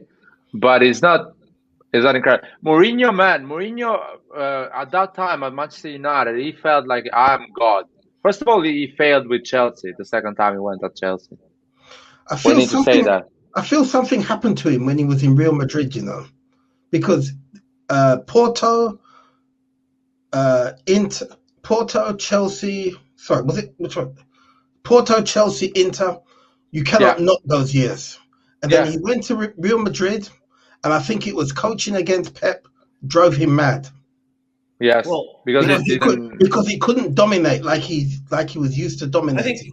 I think the game changed too, Tick Size. Yeah, the game did change. The game changed, and it changed around him, right? Like it's one thing to battle one Barcelona, but when everyone's playing tiki-taka all around the world, starting to change, I think that's what killed him.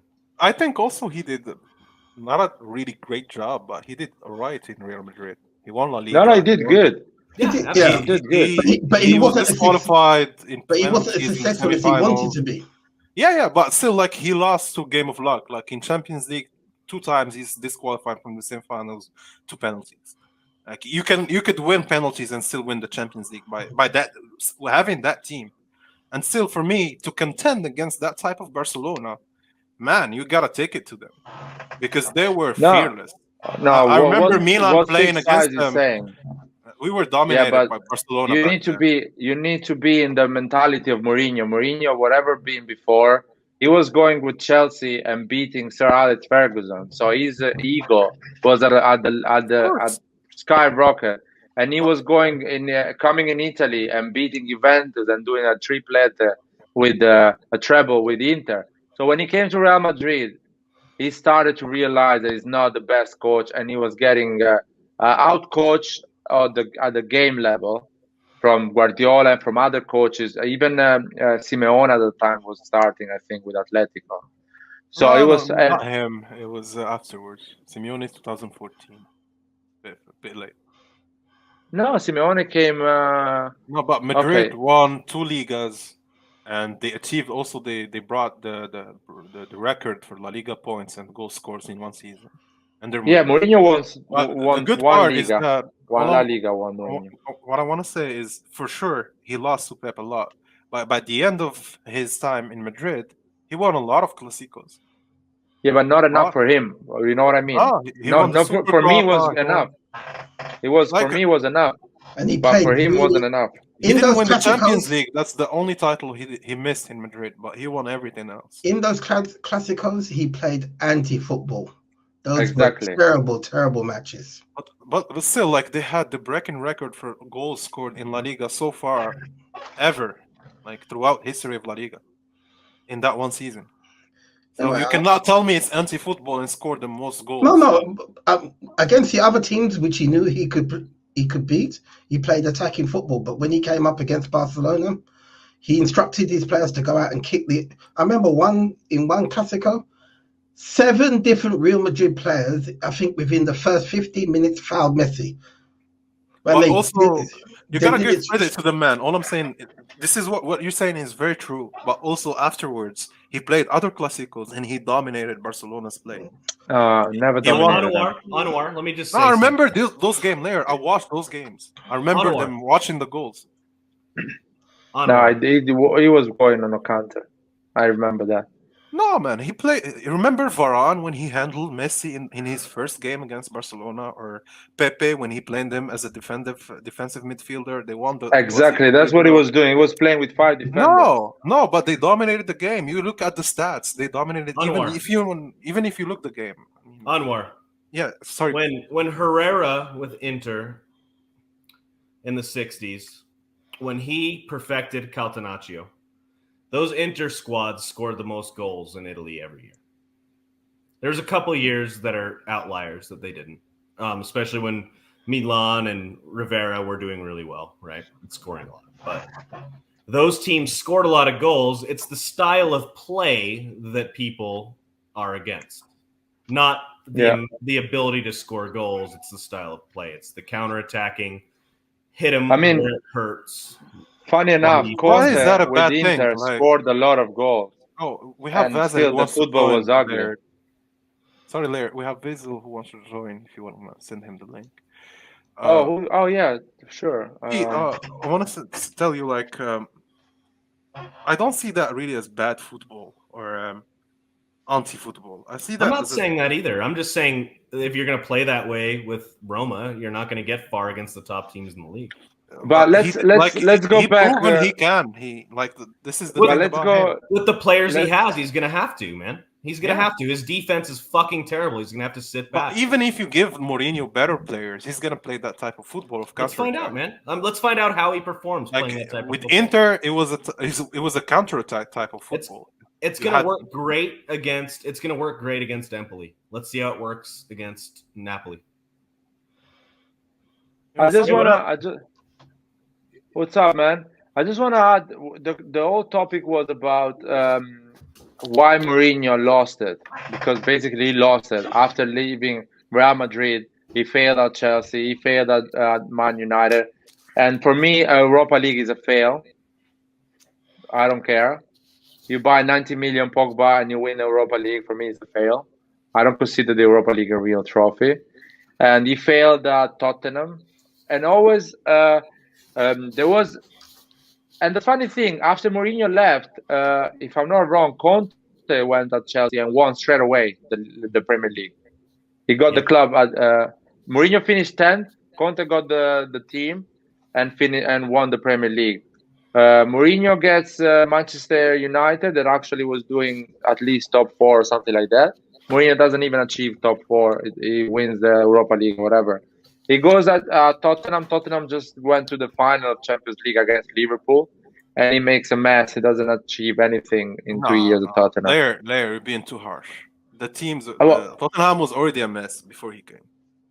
well, it wasn't a team that is And going to win the Premier League, United but was nowhere near anything being great. no. They United were is always by player, man. But even after Mourinho, they still play in Europa League. Last year they played Europa League. The year before they got to the final and lost it. Exactly, but But I they still still don't play in think Europa all League, even with better players. So you cannot throw Yeah. that only at Mourinho. Like the team Well, is still but performing at the same level even after Mourinho. exactly, Mourinho is achieving the same things that Ole Gunnar Solskjaer is achieving. So Mourinho is not the No. same Mourinho before. That's what the I'm saying. team was already there. Like even before Mourinho, the team was not winning the Premier League or the Champions League. But exactly, he's not good enough. That's what I'm saying. No, the guy was Lair, before Mourinho. He was Van Gaal wasn't good enough. Was making a mess. Yes, and that's still what I'm saying. Like you cannot just tell me that Mourinho made a mess in United. United was already no. a mess. Mourinho keep joined going that with the mess. mess. Keep going with the mess. But what's the other option? You sell all the players and try to rebirth United? Or? No. Mourinho is done with big clubs. In I my don't think opinion, so. he's not able. He's not able. That Mourinho, his ego was so big that he was telling players to fuck off because he thought players would react and bring a better performance. But football is changed. You cannot tell players to fuck off. You actually need to be a nicer person if you want them to perform. So just people, football, everything changed, and he didn't realize it. Probably now he's Maybe he realizing changed that. Yeah, I think maybe now he's changed his approach of But coaching. Vasily, what do you want to say about Mourinho, man?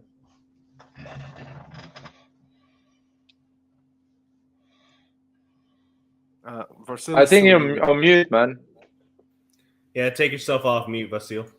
I apologize, guys. I muted because I was pouring some water. I didn't want to make any noise. Anyways, for me, Mourinho, this job with Roma is his last chance to show anything what he's capable of. I don't think it's the same Mourinho as we knew, like Chelsea times, where else? Real Madrid or Inter, where he won the treble. I kind of agree with you that his time with big team is done, but there's a little but to it, because I feel like if he does well with Roma, man, there's still a chance that he will be coaching like a bigger club. I truly believe that this club is his last chance, man, to show what he's capable of. Because Roma is not elite club, but it's also not like bad club. It's kind of in the middle. So if he does really well, if he fights for Scudetto and let's say challenges for Scudetto this year, next year, I think he has a chance to. If he does well in Europe as well, if he does good in Europe too, he shows some good progress. You're in the picture for the Super Cup You're there. That's what he wants. That's why he wanted the job in Roma. I mean, because he knows he can take risks. At the end of it, anyway, he still made a lot of money from coaching. And anytime, like a big team might call him up again, that might happen again. I have mixed feelings for Mourinho. Like, part of me likes him. I like that funny side to him. Like, he just says some stupid stuff, and and it's just the way he says it is funny. But then the other part of me didn't like some early parts of Mourinho, where he was too arrogant, talking crap to journalists, to players, But then what I've heard in some, I read it somewhere. I don't know if it's true or not, but what I read that Mourinho creates some kind of special relationship with the players. So he finds like a core of players in any team that are ready to do anything for him. So like you saw it in Inter when he was coaching Inter, like they loved him there. The players loved him. They were upset when he was. Even Ibra still loves him. He still Ibra loves the guy, man. Ibra says he's the best coach he ever had. And that says a lot, because Ibra is very, very interesting character, man. He's so direct and honest. I don't imagine a guy like him saying bullshit about a coach. Ibra, what I like, what I like about Ibra, all that arrogance and the people talk about, oh, look at him, he's always talking about me. Actually, that's image he created. That's not his personality. He's not like that. Like, you can see, like, these young kids that we have in Milan team, they look up to him like he's like a father figure to them. Every time he's on the pitch or even just on the sideline, you can see the difference, man. The guys are just like flying, man. They're fighting for every ball. Like, I mean, great influence. I hope he stays. Even if he doesn't play next year, stays in a coaching staff, man. I hope he stays with Milan, man, for now like a couple of years at least. Man. You know, speaking about this, you saw the game against Lazio when Signmakers had this little dispute with Sarri. I think the report said that Ibra actually talked to Signmakers and Signmakers explained what happened. Then he asked him to apologize to Sarri. That's how he fixed it. That's a man up. You man up to the situation and stop it right there. You know, and like if you like do some research on Ibra, you find out he does a lot of like, you know, a lot of good work. He donates a lot of money. Like I know he fights for like he donates different foundations, like Children Foundation, like, you know, Hungry Children. A lot of things also in Sweden. So many. Yeah. So people just see this cover up of him, like, oh, look at this arrogant. Hey, man, like. I wish this happens also to Cristiano Ronaldo with the media. Like, they call him arrogant. They blow out of proportion, man. They blow it out of proportion, man. Like, if you know the guy maybe more personally, you see a different image than what you're getting. I think it's the same with Mourinho. You're getting one image in the media, and probably the coach is something so different from what you're seeing. But I've seen Mourinho and All or Nothing. You know, I've seen him there. Like one show, they brought him as a guest on Bein Sport. He was there for like 1 hour before the start of the game, and he was speaking about the difference about being a coach and now being part of the media and reporting to sports and stuff like that. And he said, now you're looking at a different Mourinho. Because when you speak to me, I just finished the game. I'm in super high emotions. I might say something that I really didn't think twice. And that's the thing that media takes and creates so many articles, especially in England. That happens a lot. And yeah, but can I say something? But he still he was arrogant. Listen, Pioli is in that situation at the end of the game, but he finds the strength to actually say something normal and be chill and relaxed. So I don't give excuses to him. And if you are a manager that you need players like Ibra, Lampard, Drogba to win, I don't think your talent is good enough anymore in the modern football, because players like Lampard, Ibra, Drogba doesn't exist anymore. That personality doesn't exist anymore. A Maldini personality doesn't exist anymore. Look, guys! Look at this new generation. Look at Mbappe. He doesn't have personality like those old schools. I call those OGs, man. Like Ibra, man. But Ronaldo, you know what? Like the thing is, like every football has its history. Like I used to compare old players with new players, but now I'm never doing that anymore. In terms of personalities, though, man, I'm not comparing their skills. And especially like also the periods back then. Like a 20-year-old, he was the father, and he had like 2 kids, and playing now for Barcelona, he has so much more responsibility than probably a 27 years old now in modern football. Because I guess you're right. And even the manager that they speak about that, even Ancelotti, I heard him saying that the approach now is different. Like Lair even said that you have to be gentle, because if you Mourinho failed 3 times before understanding. They were so hard. If you look at how Ferguson used to coach back in the day, he told Beckham to raise his head. You cannot do that now. Can you go to Pogba and tell him to raise his hair? Like that would create so much drama in the media. I know, man. Like it's so different. Like that's why football now you need to look at it different from back in the day. Those players will never come back. You know, they were made glad to watch them. To be fair, like players like Maldini, Nesta. For me, like Nesta, the technical ability defensively. That I will never see maybe another defender having. But my question is, we were talking about. Go ahead, Larry. We can't hear you. We can't hear you, man. I think, no. You gotta fix something, man. You got an echo. You gotta fix the. Can you hear me now?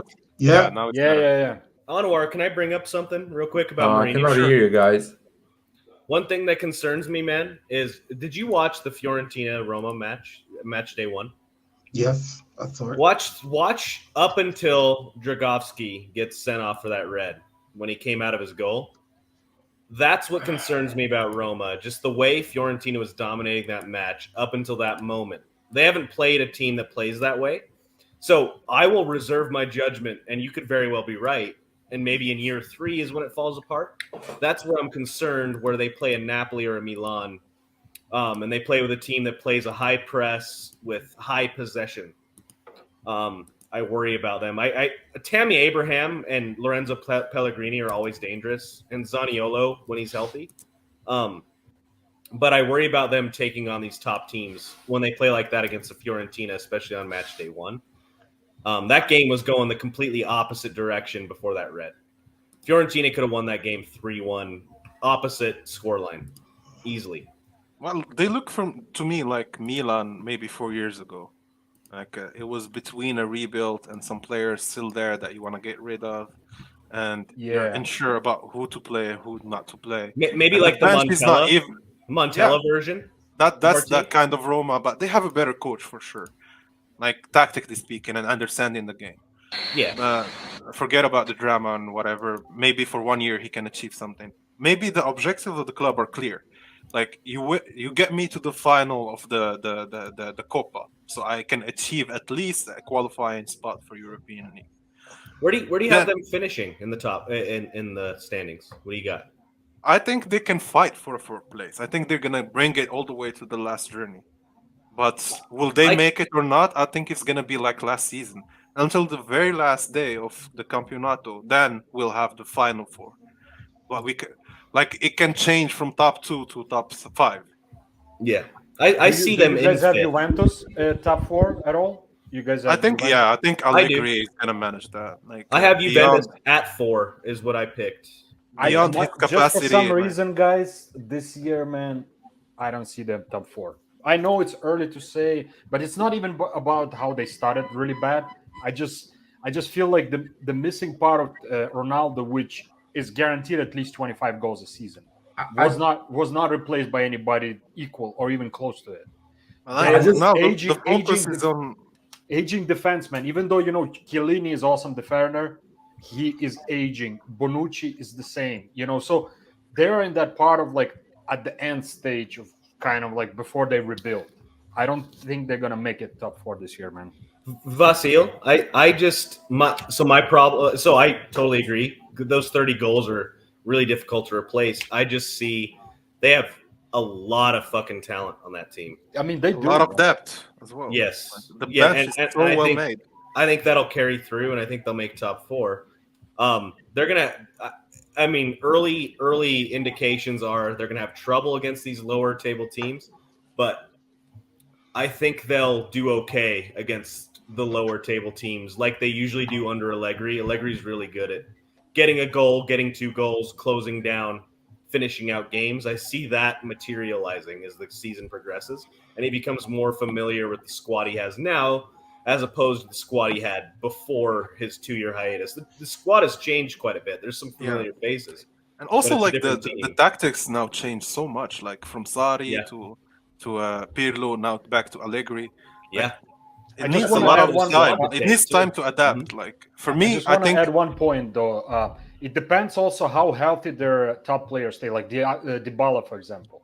If they don't have him, they still have Chiesa and Kulusevski. I'm talking about those 3. If any of those guys are out for a long period of time, that's not going to help them at all, man. Because I think having like Kulusevski, Chiesa, Bernardeschi, these type of players on your like if you now they have Moise Kean as well back. But still, like you have a lot of depth. Like even you can carry throughout 2 injuries or 1 injury for 1 month.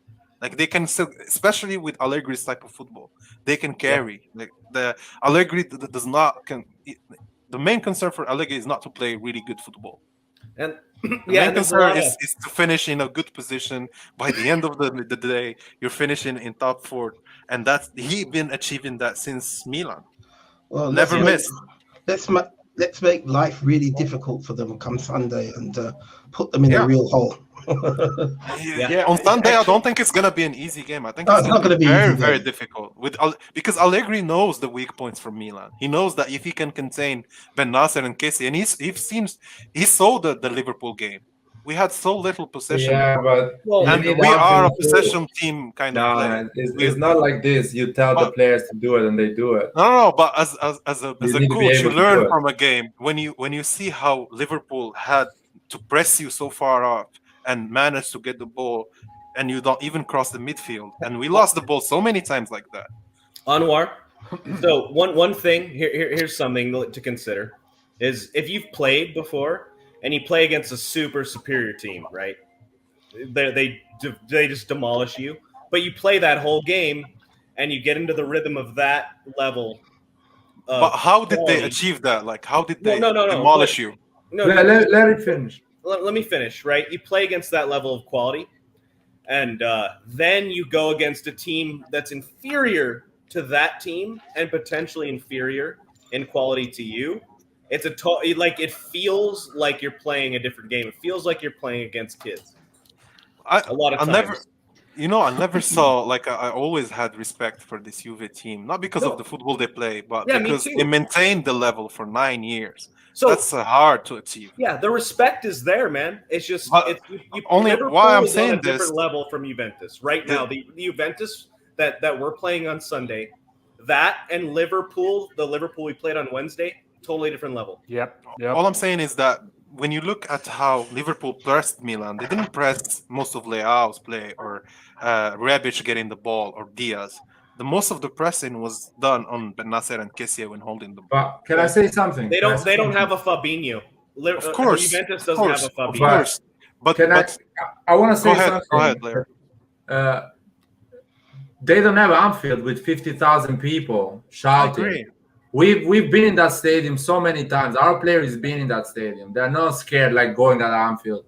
Let me explain to you, Laird, because I don't think you're getting my point correctly. What I'm saying is that they're not going to play like Liverpool, but for some moments in the game, they can do what Liverpool did. But if they do it for some moments, it's not enough because Liverpool did it for 90 minutes, and still they managed to get 3 goals and get 2. So it's that's not football. enough to do No, that's football, Laird. That's not because football is not really about statistics. Like you can have 50 shots on target and not manage to score once. Okay, when is the last time Juventus has done what Liverpool did for 15 minutes? I'm saying that Allegri, if Allegri wants to bring the game, he has to press on Ben Nasser and Quadrado is not gonna wake up Sunday like and do that game. It's never gonna happen. You need to. The only coach in Italy that presses at the level of Liverpool is Sarri, and he doesn't. I'm not saying for 90 minutes. I'm saying for a few minutes. Right now, he doesn't have the person. Napoli had that personnel to press for 90 minutes. They didn't have the quality, but they had the personnel to press for 90 minutes when they were good under Sarri. No one else can press like Liverpool does. We can press at a level maybe 70% of a Liverpool with less quality, obviously. Juventus doesn't play that way. They play at 100% for the first 20 minutes, try to score, and then they hold it down. That's what Allegri's done his whole time at Juventus. So you score a couple goals and you lock it down. If he copies what Klopp tried to do in the Champions League game for the first 20 minutes, he can't get a goal. Can't. He's incapable of copying what Klopp was able to do with the players he has. And I'm saying this is not a bad coach. Like he can learn from that. No, I know he's just not the same style. That's all I'm saying. He's not the same style. And I want to say something. Sorry, guys. What Klopp does is not a secret. Every manager in the world knows what he's doing. He presses high. Telling your players to do that, coaching them to do that, guiding them to do that, it takes years. He's not gonna wake up tomorrow and do that, execute that. And it takes the right players as well. So, what game do you think Allegri is gonna bring on Sunday? Like a counter type of game, or Allegri is gonna play conservative. He's gonna try to handle our pressing because we are the guys that are going to press high press and go on them. He's gonna try to contain that and go on a counter attack. With it's a midfield battle. Huh? Midfield battle in the field, right? Like I would say even parking a small bus in front of us and going for Dybala, Quadrado, and Morata counter attack. He can do that. Are you guys? I have a question for you. I don't know if it's just me or maybe you have the same sense or the same feeling, but honestly, man, 2 years ago, I was afraid playing against Juventus. Now, man, zero intimidation. And it's not like I'm over cocky and I'm like, oh yeah, we're gonna beat them. No, but just that internal like a stress that I always had when we played Juventus, it's almost gone. So I see us, the worst we can do is the draw. I don't see us losing the game, even at Juventus. Yeah. No, I'm with you. Allegri doesn't scare me anymore. No. Tactically, he's a dinosaur. I feel like it's the most boring football. I know it's for the results, and he's done great. That was his goal.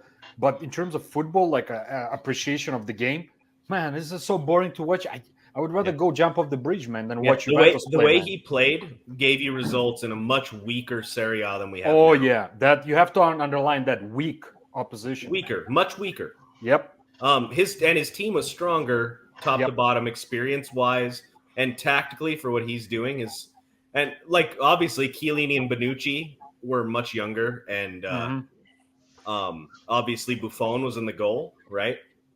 It's just a whole different thing. He doesn't have who was the He doesn't have Pogba. He doesn't have Marquisio. He doesn't have Pirlo. He doesn't have Prime Mandzukic. He doesn't have a who was highly the motivated Polish right back? Huh? Who was the Polish right back? His name slipped my mind. I know. Liechtenstein? No, Paul. Goalkeeper is Polish, man. They don't have right. No, Lichtsteiner. Lichtsteiner. Yeah, he's from. He's a Swiss guy, I think. Yeah. Okay, my bad. Oh no. Of course, Bonucci, Chiellini, they were younger. But you know, the midfield from Rola looks quite solid. Veretout and Pellegrini, they play well. Like, I agree. It's their defense that worries me, Anwar. Yeah, I would rather have one of them in Milan. To be fair with you, like I've seen. I was about to ask you guys, who would you replace? Not because Kessie is leaving. If we're assuming that Kessie is leaving. I'm talking about their defense. Who on Roma's defense could replace any of our defenders? Not defense. That's what I'm worried about with Roma is their defense. Defense, they don't look great, but they can achieve that with the midfield. Like the midfield can help the defense. Sure.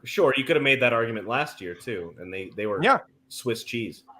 I worry about a team. I worry like Roma if they give up a lot of possession and they're sitting back and defending and trying to play on the counter. I worry that they can't withstand a barrage of a team like Napoli or Milan who has a lot of possession.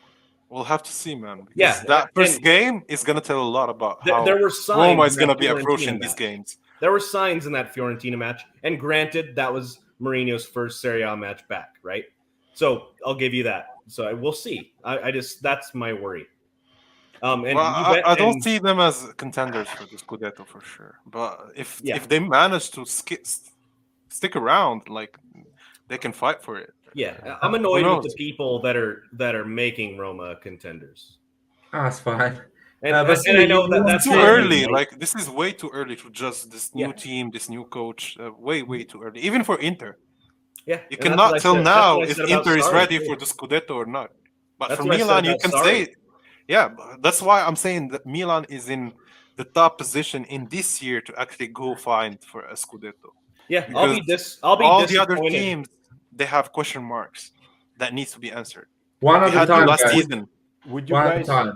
Yeah, sorry. Who's next? I want to ask a question. Yeah, go. Would you guys? Who would you take Zaniolo and Pellegrini from Roma? Definitely. Isn't Pellegrini on his last year though? Isn't he like running out of contract? We should be knocking on his door, man, like big time. I don't know, man. That's for the future. You guys answer, I'll answer as well. Anwar, go ahead, man, and I'll go after you. Well, just to answer this question, Zaniolo, I think I spoke about him in the Mercato. Roy told me like with these two injuries, it's hard for him to be bad. But to be fair, from what I've seen so far, he seems he's going on the right path. Like his level is up and with every game, and the impact on Roma's game so far, that's what worries me. Like his crescendo kind of progression so far, and if I had the opportunity, I would bring both of them. Pete? Especially Pellegrini is running out of contract, man. And Zaniolo said his favorite player is Kaká. So welcome to Milan, man. Is that why he has the 22? You're gonna be loved if you play like him.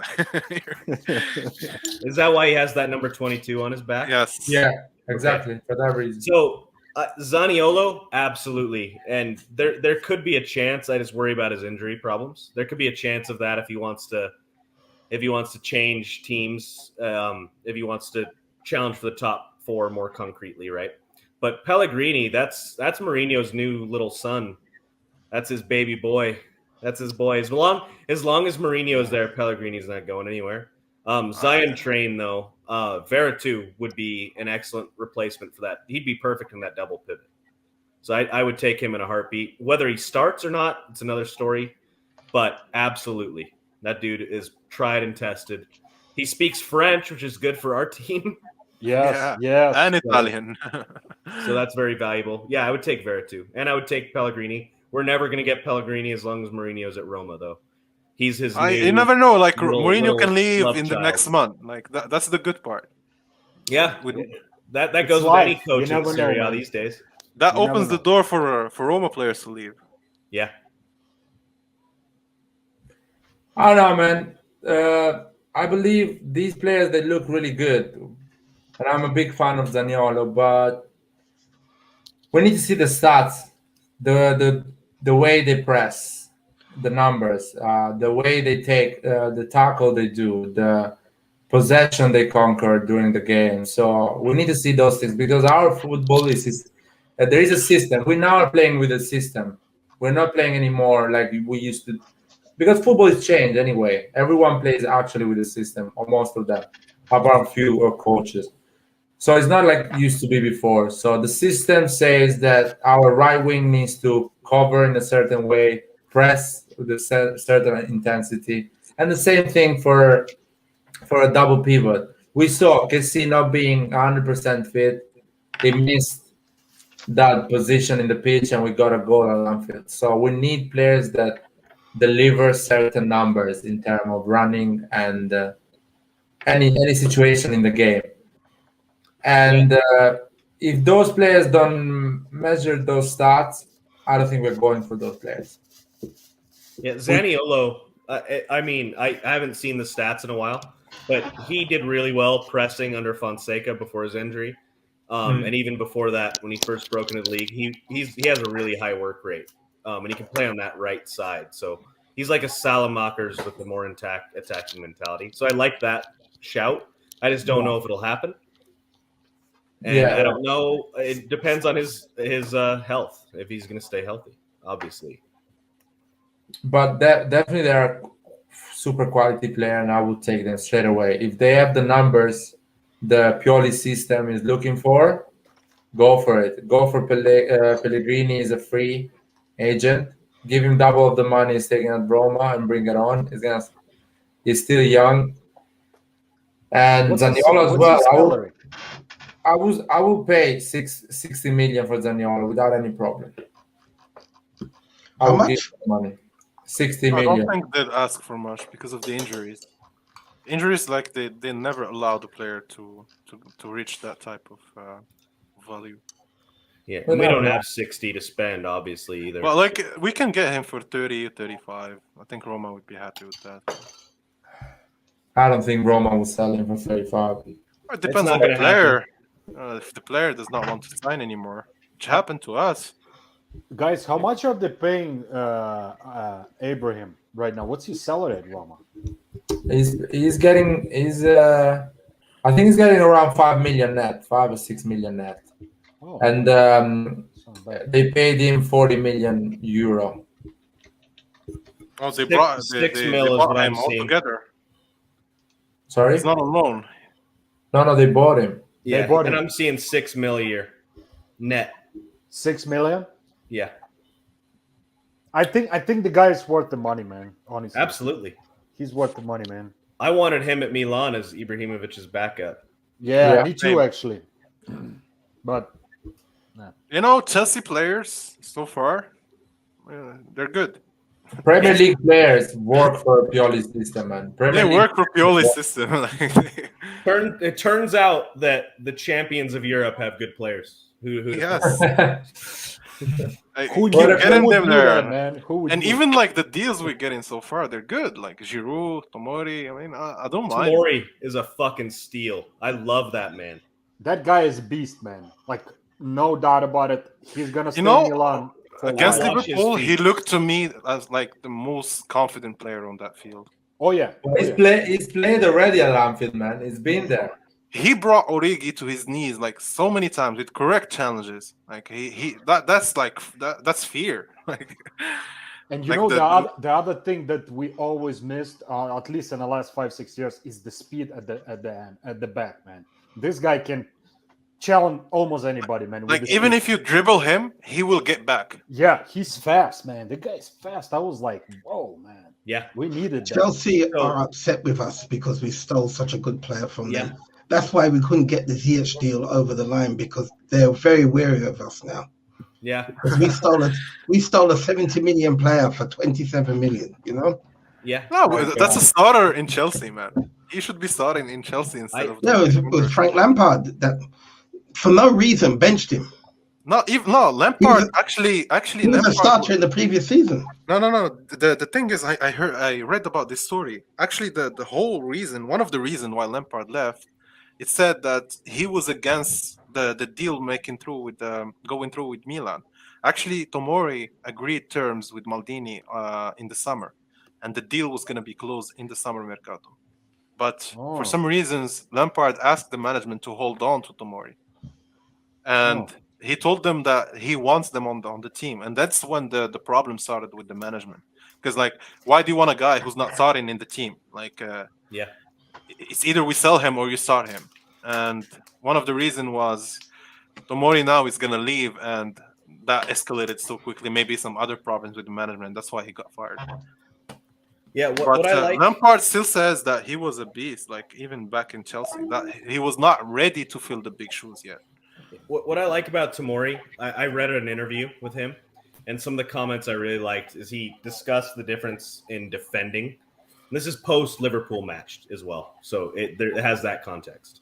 And he discussed the difference between defending in England, how they teach you to defend, and how they teach you to defend in Italy. And it sounds like he's found a balance. In England, it's high intensity, chase down your man, big risk. Tight man marking, a lot of physicality. And in Italy, it's all about anticipating where your man's going to be and where the ball is going to be. And I think he's found that balance between the two. And I really like that. And he likes the way he loves living and playing in Milan. He likes the lifestyle, which is great. I mean, just imagine just high intensity English style defending combined with the Italian tactical flexibility and intelligence in defending, like combined into one human being. And we potentially could be getting that player fully realized. He has the potential to become the best defender. He could in be the next yeah. 5 years. Very You well. know the great thing about him I was right now? so surprised that he was not called up for the English. Well, that's what I was just going to say. He's been overlooked for England, which is great for us. And I think he could have been a starter for England because Easily. he played so good. He played really, really. They could have used that. They really could have used that. They Could you defended imagine- really well. Could you imagine him and Maguire in defense together? No, even Stone, man. Get out Maguire, man. I'm sorry, but Maguire is too slow. But both of them are you're not really choosing between a weak foot and a weak foot. No, Stone is better. Stone is better. I think they have about the same level of output. Yeah, if you play at Man United, you have like see like another version of Maguire in a Stone's body. No, Stone I think is a bit faster and is younger first of all, and of course he has more confidence than Maguire, so he's better. I'm sorry. Even if of course he plays in a more confident team and gives that confidence to him, but that means he's better than Maguire. And Tomori likes to play mid left, so I'll keep Stone and Tomori. I think but Maguire has a name in England anymore, so you cannot touch him. You know, guys, I want to speak about one subject as well. This year, like, how do you see even Kalulu starting for Milan? Because now you have Florenzi, Calabria there, Makers. Believe me, man. I hope I have that problem that actually everyone is fit and Kalulu doesn't need to start any game. But believe me, I hope I have that problem. Me too. But I don't think. But I want because I see a player who's ready to develop. I was like, when Pellegrini is gonna start, we're never gonna see him, and now I'm like, fuck, why I say that? I should have shut up. I don't want to see Pellegrini start one game. I want to have all of them fit. But unfortunately, it's gonna happen. Calabria is gonna have his 4 or 5 weeks of injury, and you need a Kalulu ready. Probably Kier is gonna get an injury.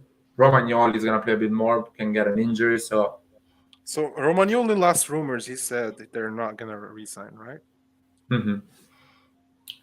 I mean, if he's not resigning, I'd rather play Gabia. That's what I told you last time, and I still keep my same position because that's minutes and room for another player to develop. No, when you speak about footballing level, I think even Gabia can manage such kind of pressure. No, and that's how he should learn. No. We're not a school, man. We're not a school for people to learn. We're not also a school for other teams to profit from. Well, Pioli needs to win the game. Pioli needs to win the game. He's gonna put the best player, not the one that is renewing a contract. Yeah. But I don't see Romagnoli being so much better than Gabia. Go ahead, I see the difference a bit, maybe in terms of experience. Romagnoli played much more, but in terms of their capacity, honestly, like I've seen similar outputs. Especially if I'm speaking about last season. No, I can see Romagnoli re-signing because if he wants to stay in Italy, other than Juventus, maybe Inter, no other club is going to give him the wages that he's currently on. Lazio he's going for Juventus, stick size, I'll tell you. Yeah, Lazio can. Yeah. That's a dumb rumor. Yeah. So it's only 2 clubs that can give him the money that he wants in Italy. So I can see him re-signing, and I can see him playing many games this season. I mean, to me, what's his name? Kier is gonna need lots of rest this season, so he's gonna play many games, and I'm happy to see him back. I think he can get back to the level he was 2 years ago. So I think it's good. I can play a high level if I'm playing with Tomori. He's gonna do all the run. I just need to keep the position. I wanted to say something, guys, regarding this Tomori and Theo Hernandez. I don't know if you guys noticed, but I honestly believe I'm actually super lucky that Maldini is our director because of his presence. I think a lot he can convince some players that kind of like, Milan is great, but they're not the same as 10 years ago. But then you see Maldini coming in and say, hey, come on, play for us. We have a project. And I think Theo got convinced because of Maldini. I think Tomori, for sure, got convinced because of Maldini. So what I'm trying to say is we're lucky to have this guy back, honestly. We're lucky to have him back, man. And I'm super happy. I just love Maldini either way, man. One of the best, man. Yeah, dude, I fully agree. Oh, man. I almost squeezed the tear, man. Just saying those things, man. Yeah. He could convince me to do literally anything, that man. The same here, man. He can tell me, hey, go jump. I'll jump, man. Yeah. How people on Twitter criticize Maldini, I don't believe them. I think they're interested just trying to put some... They're just trolls, liar. Yeah, I think if they're insults with no logic behind, that's just banter. Like if there is a good point to take from it, you should. Like I don't think that Maldini has been 100% right all the time. That's true. Some things has to be improved on, like those players fleeing for free, and I don't blame him for that. Milan concern. He's a human being, Anwar. Of course. No. What I'm saying is that as a human being as well, we should learn from mistakes. I don't think he made a mistake with Donnarumma, man. I don't think it's his mistake directly because he took over the team that was already in a weak spot. But so he didn't take over like a Milan, making big deals with players and having all the squad ready and so on. But guys, he took over.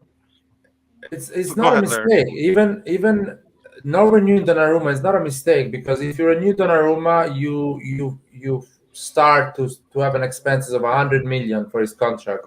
But Laird, if you have 4 key players of your 11 stars leaving for free to other competitors, what do you don't put that Akan in there, man, please. No. It has to be. No way, guys. No, a kid coming from nowhere is doing better than him. No, I'm not saying, but this situation has happened many times. If Conte leaves for free tomorrow, we don't care. What I'm saying, do you see this Do you see this happening to Liverpool or any other big team? Like having Yeah, their key why not players. left for free? Why not? Okay, but they I have see this- Thiago. I see this I happening can to handle. Liverpool in 2012 when they were at our level. Yes, not right now. Who left for free? Like Suarez, he was sold. I don't Torres know. was sold. I can All of see them it happening to Liverpool when they. But they made the right They made the right choices when they had Coutinho on peak and Suarez on peak. They sold them and allowed themselves to rebuild with that money. But Okay. no, Now you listen to me. Not renewing Donnarumma allowed us to rebuild our team. But selling him would have allowed you to rebuild No, even better. I'll explain you. If you don't give him a 10 million contract, you don't spend 100 million on his contract. Actually, what do? You get that money and you invest those money to buy Tomori, to buy all the players you want to buy. Yeah, but you can still do that with selling him. But it does not change. It does not change the fact that you're gonna buy these players with selling or not selling him. You're just gonna buy even. That's what I'm telling you. Don't sell him. Well, but if you know that they want to leave for free, you're not making any money from this. Yeah, but you have the chance to. I just want to say one thing. I just want to say one thing, guys. I understand, and everybody has their own opinion, and that's correct. But for God's sake, guys, we don't know what's going on behind closed doors, man. We are not in his shoes. We don't know what the hell is going on, what kind of demands were made. Maybe some outrageous demands were made. Then they said, "Are you crazy, man?" Even though Donnarumma was a generational talent, blah blah blah. Where is he now? Sitting on the bench, playing in the French league. It does not matter what happens to him afterwards. It happens what happens to your squad. If you have it was a mistake. I'll say that was a mistake. I only call it a mistake because it happened twice. If it's gonna happen a third time with Kessie, then you have to draw the line, as someone said. Listen to me.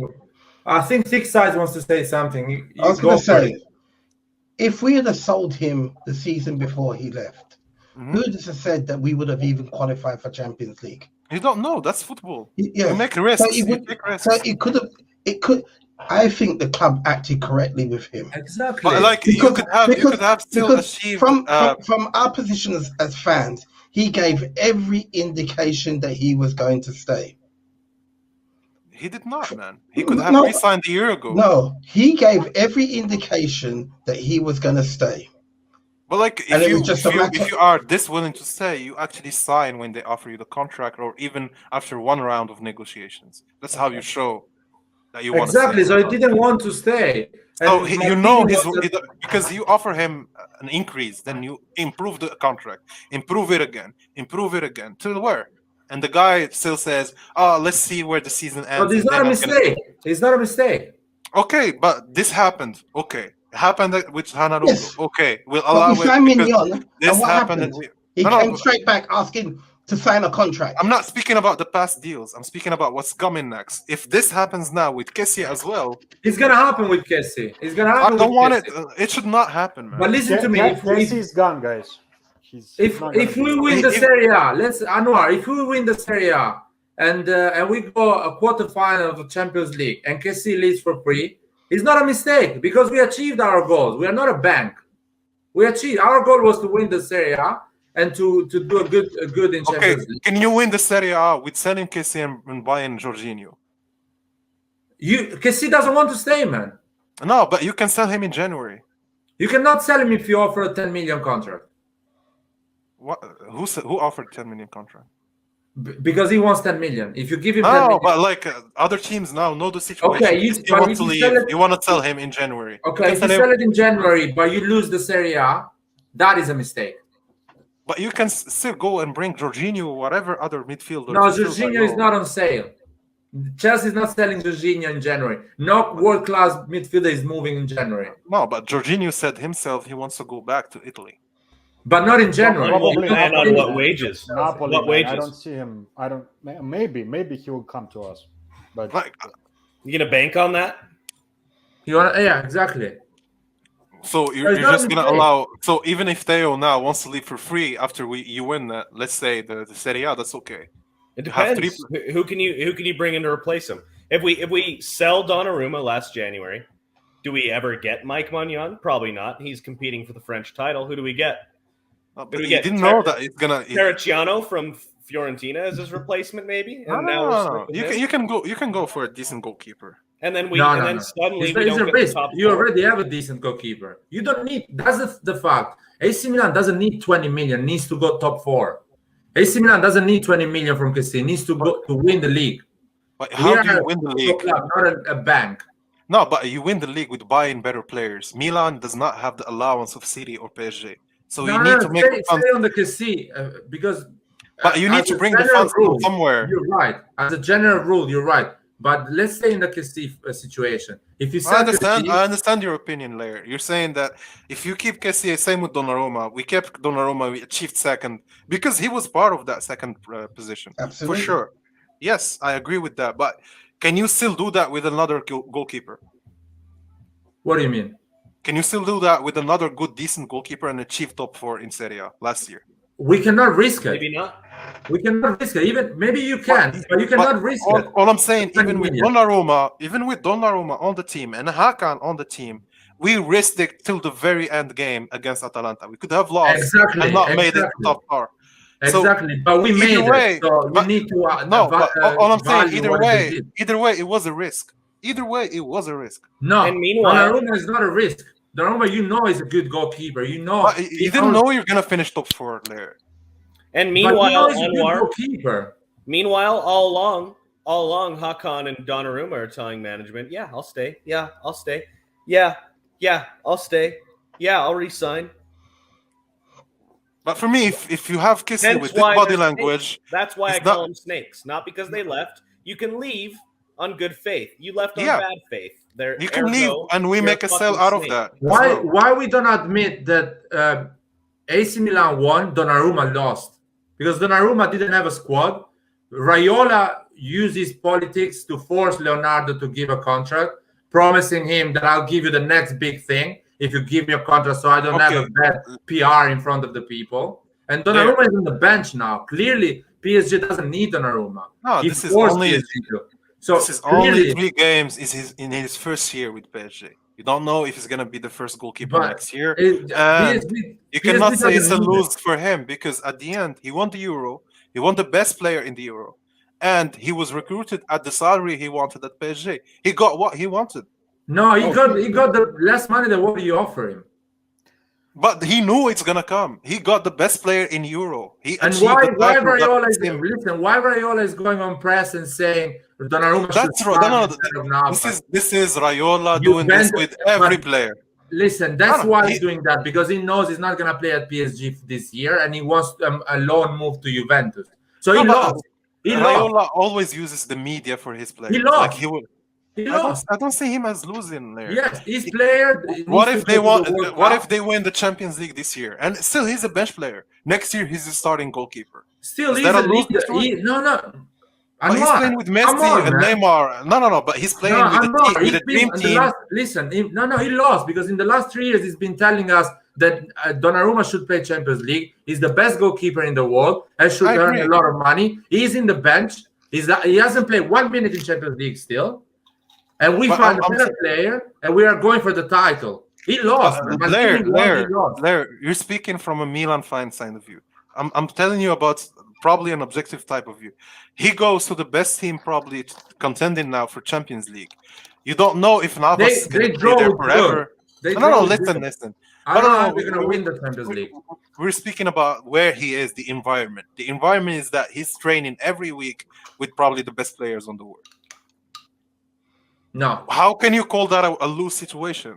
He's a loose situation because he's not playing. He's not starting. He's still young. He's so young, man, and he achieved yet so much.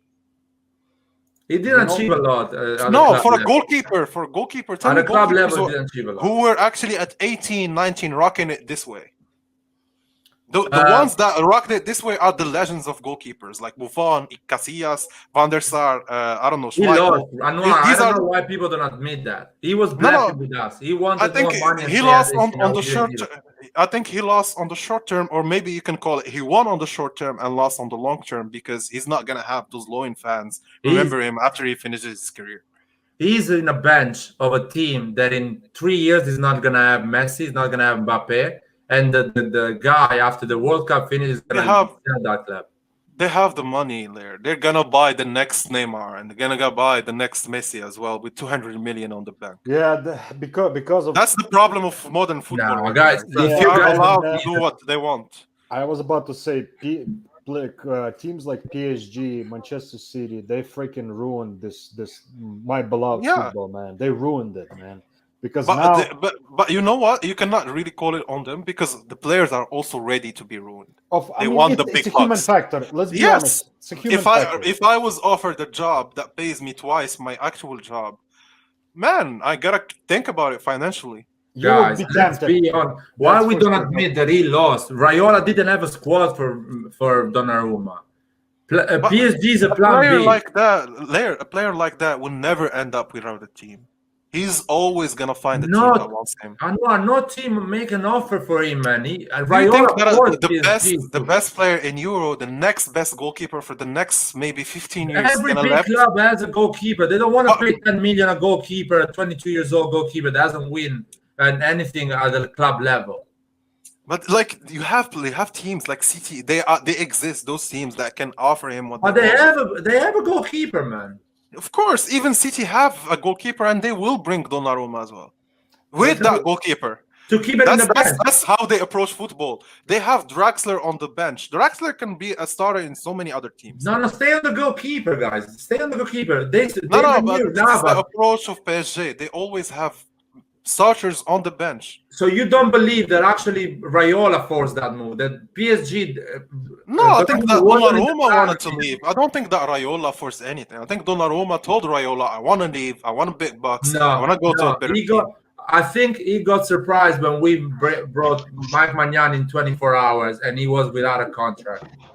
I'm sure about that. I don't know, man. I think that players make their own decisions. They are human beings. They can tell you, "I want to stay. I want to leave." It's so easy to say, man. The agent will do the other parts, like the salary, the workout. Raiola works this a lot better because he always gets the best deals for his players. But he lost. Raiola lost against Maldini. He thought he's gonna get the most. He didn't get anything. He got at the end of of this thing. Raiola got his player with a lower salary, because we had a higher offer, and in the bench. I don't even think that Navas is gonna be the remaining first goalkeeper in PSG. And trust my words. You see one day Navas is gonna die. No. Not even. I'm speaking about this season as well. Things are gonna turn around. And if you see as a coach that you have a kid who's progressing so much, every time you see Donnarumma, forget about what he did to Milan or whatever. With Italy, he was a top performer for that Italian team. Without him, they would not win the Euro. And that's why he is offered that salary as well. And I think that's why me on personal level, that part definitely hurts that he left. It hurts that you see that the best player. One time we have the best player anywhere in any league in anything, and the guy actually ends up leaving. Anwar, if Donnarumma goes on loan with Juventus, do you agree with me that he lost? It depends. If Milan did not win, ends up not winning anything again this year. No. If Donnarumma goes on loan on Juventus, do you agree that he lost? To answer your question, it depends on how Milan ends the year. Like if we finish not even in top 4, we finished second. We finished second, and Juventus finished 5th. I don't see that happening, man. I don't see Juventus finishing. I'm asking you a question. Let's say it's happening like this. It's happening like this. Do you think Donnarumma lost?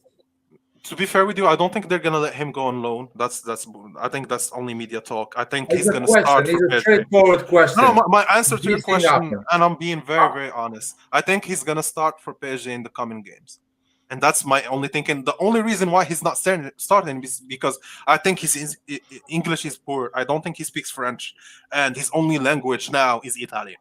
So it's hard to put the player right on the top. And you have another experienced player who actually speaks to the defense and speaks to the whole team. That's why he's not starting. But okay, I'll tell you what. I think he is a better goalkeeper than Navas. Okay, but I don't think he is ready yet to start. Let me tell you something. If he starts with PSG and he plays constantly with PSG and wins the Ligue 1, whatever, Mhm. He won. He won against Milan. Now I'm asking you a question. This scenario. He goes on loan with Juventus in January. Do you agree with me? He lost. I think he lost for the first year, but his contract is 3 years or for 5 or whatever. So if I'm gonna judge that contract on the first year, I think that's not being objective over the length of how much he's gonna stay in PSG. I think he So lost. He can Leg- start very legacy-wise- on the very wrong foot. Legacy-wise, he lost. Yes, that's what I'm saying. Like he lost the fans that are gonna call him a legend afterwards. No, he lost. Clearly was bluffing with us because if he's not in the plan of PSG, he's going on loan to play. Clearly he was bluffing with us and he was playing with us and he didn't have any real offer. Lair, what's the purpose of loaning him when you want him to stay there and learn the language and become the starting goalkeeper? My opinion is PSG is not gonna let him play and he's gonna loan him. That is my opinion. I don't think so, man. I think they're over the time as long as he works on his communication with the team. And I saw on the training he does not talk much. He does not have a lot of friends. His only friends are the guys who speak Italian. So that's why I see him not starting for the team yet. Because how can you communicate with Kim Beppe who only speaks French and English? I know, man. Like these kind of questions, I see why Navas is starting now because Navas is ready. He's a decent goalkeeper. He can do the job. I know I wouldn't want him as a friend. He'd turn on me. Yeah, for sure. As a person, like he did a lot of mistakes, and to be he's honest, not. guys, He's probably is not going to learn. Like If he didn't know how to play football, he'd still be in his mom's basement. Is what I'm seeing. His Yeah. confidence level. Yeah, I mean, makes it's his a lot- fat it's a- ass agent speak for him. He can't even speak for himself. What a bitch. Yeah, man. I mean, like in terms of personality and like as a man, I mean, he's already a man. He's not a little baby, man. He can make Yeah. he can make his own decisions, and he acted like a little bitch for sure. But the worst would be if this Sanagan goes even on loan to Juventus, man. That's another stab in the back, man. Come on, Juventus, man. He knows they have Locatelli and Donnarumma. Next, they No. bring Hakan and Theo. Like whatever. Like they want to become the new Milan, or Locatelli. To be honest, man, I knew this guy. You know, whatever, man. Screw him. well, Locatelli is something that we never understand. Like when people will never agree within Milan as well. Like people will say it was a mistake. Some will say it's not. No, to So me, let's it was leave not it a at there. mistake. Honestly, to me, it was not a mistake, and I'm happy. Let him play in Juventus. That son of a bitch, he can play there. But Donnarumma, he played with us with longer period. He was kissing the badge. He was doing all this time. You know, I'm Milan. Even Hakan, like selfies and showing the number 7 and I whatever. don't want to swear, but fuck that Turk, man. Like whatever, man. Like Yeah. screw him. I mean, I never liked him, and Yeah, I'm now a big fan of Hakan, and he can kiss my hairy ass, man, too. Like, screw him, man. Like, you know what I mean? Like, screw him. I mean, he's a snake. That guy is snake. He It's belongs like, there. Period. Like, It's period, man. That guy, we all know. But with Donnarumma, man, it's that part. Like, I think that a lot of fans have a problem to get over with. It's that his academy, you know, he's a youth and product. also blah, the blah, fans, blah, blah, like blah. he also apologized to the fans before because of this. The same thing that he did now. Back in when he was 16 or 18, or I can't even remember. Yeah, like and 3 he was years renewing ago. his Yeah, contract. 3 He years did all ago. that bullshit. They throw the dollars at him on the friendly and started crying and calling out to his agent and whatever. And then he apologized to the fans. The fans accepted him again, and he does it again. But that's the management not drawing the line, because you need to respect the entity. I think Maldini only drew the line with signing Mike Mignon. Like, okay, fuck off. We don't want you here. We have a new goalkeeper. And Do I'm whatever actually, you want. I was happy like the way But actually. I Like, want how it ended Maldini up. to draw the line even before. He's No, already I mean, drawn a line. Because- No. Already. Lair, He's like, gone. because he's still playing, Lair. Yeah, but He's not gone. Kessie, And Kessie- he's affecting the play of your team now. Listen to me. Kessie, we offer him a contract at the end of August. Kessie is still playing with us. Maldini went in France and bought Adli for 10 million and told Bordeaux, Bordeaux, I'll come and get it at the end of the season, next season, or maybe in January if I need it. Kessie now is not even talking with Maldini. It's like Maldini is telling him, you know what, go and get your money somebody else because we can do good without you. And now Kessie is playing shit because he's thinking, fuck. I had a dream job. I was a king. And I'm fucking it up. Yeah. I was playing in San Siro. Everyone loved me. Now I'm going to play for another team when I'm not a star anymore. I'm like everyone else, and I don't know if I can perform. Now he's thinking I am good because AC Milan is good, or I'm good for real, and he's now. So failing. for me, mentally as a coach as well, you should not play him. If you see a player, and even if he tells you I'm ready to play, but you can see some from the body movement, you can see that he's not. He's not the He's not same there. Kessie, man. He's not the same Kessie from the man. Atalanta No. game. And On he's the gonna Atalanta be game, he was handling 3 defenders on that corner So for if you 2 don't minutes. play him, and suddenly you're losing fixtures, you should be winning. What do you do then? But Tonali is progressing, man. Tonali is stepping up. Yeah, and that's now you have 2 midfielders, and then what? And you have Bakayoko as well. He's injured. You play him just to keep him a bit happy. We're and not just in the keep him same squad. position as last year. Last year we had only Krunic. And we only had Mate afterwards. You don't have Krunic, your options now are different. They're both injured. No, but Bakayoko is gonna be back. But so far Tonali is performing. Okay. I've seen him perform. So I'm not saying he's gonna do that over the long term. So you want to play with 2 midfielders? What do you mean 2 midfielders? Bakayoko's injured, Krunic is injured, bench Kessie. Now He's you not have ready. Tonali and Benacer. Does he deserve to play now rather than Tonali? Do you see in terms of form? Do you want to finish in the top 4 and progress? No, I'm saying right now. Are you putting the best Yeah, but players on the Tonali field? got an issue on his stomach, so couldn't play. Yeah. What do you do? So what now? You So play Daniel Maldini? No, but who is the fittest duo to play that position in the midfield? That's just purely knows that. Just purely knows that. No one knows that. Dijasu is at that point. No, but after after looking at what Kessie showed on the Liverpool but game, Anwar, you think he was the fitter? Understand the position what of did Pioli. anyone show against Liverpool? We got our asses kicked. No, but like he got his ass kicked so much. We all did. No, but him especially, he would win. Yeah, but anyway. Game. Listen to me. Anyway, you need to keep Kessie motivated and happy because you have 5 injuries and you still need a player that is going to come in the pitch and perform. You cannot play, being a tough manager with Kessie. You need to keep him motivated and happy because you need him at the end for the whole season. As a starter or as a bench or as a rotation player, you always need him. So you need to keep him happy anyway. Hey, Liar. Yeah. Let's change topic to the Serie A for the weekend and bring Antonio on. He won't come on unless we change the subject. Antonio, come on, man. And I'll have to go. But I have to go as well, guys. talking So if to Antonio you comes guys. in, Bye-bye, Anwar.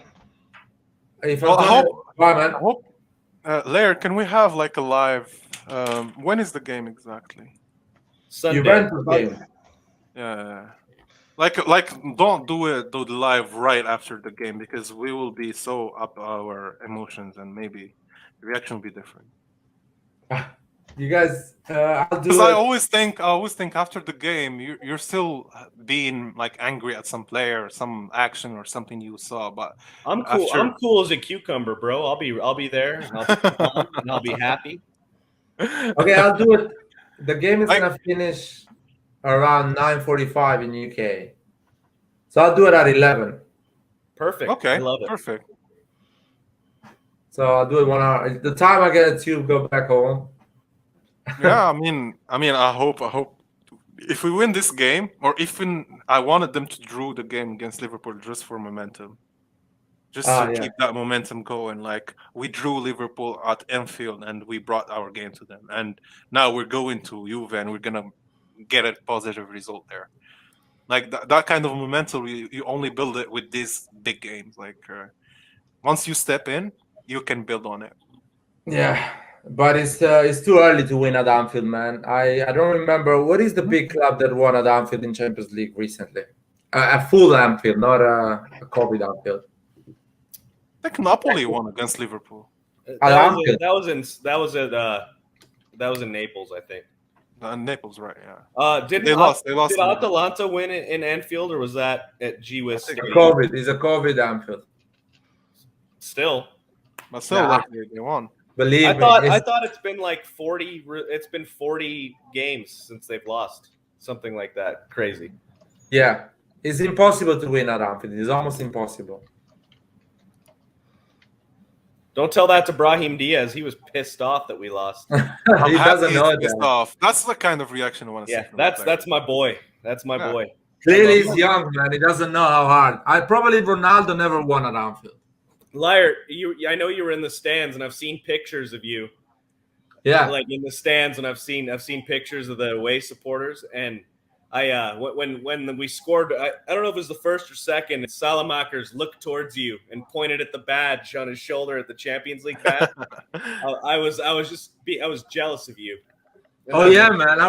He was basically there, man, looking in my eyes. It brought a tear into my eye, and I'm just watching TV. Because I was the only one with the white shirt, so clearly they noticed me with the Kaká shirt. So definitely they were looking at me. Rebic, man. Rebic is a world-class player, man. I don't know why people give it a go to him. He's a serial killer, man. He's a serial killer. The killer. thing is with Rebic is consistency, like with Hakan. He's our serial killer, you know? He is. He's our personal, he's our personal Balkan Ted Bundy.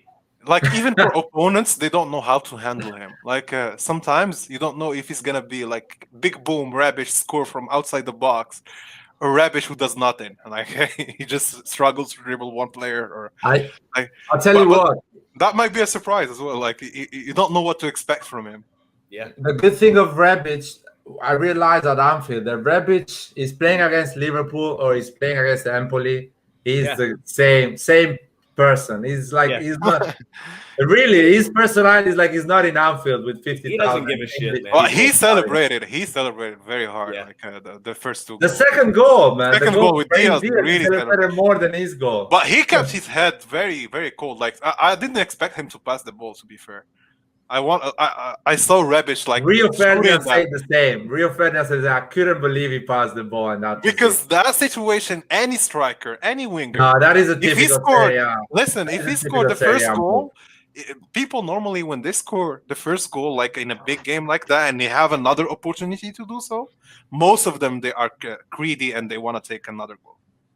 No, them, especially big players. That's why I was pleasantly surprised in the Lazio match.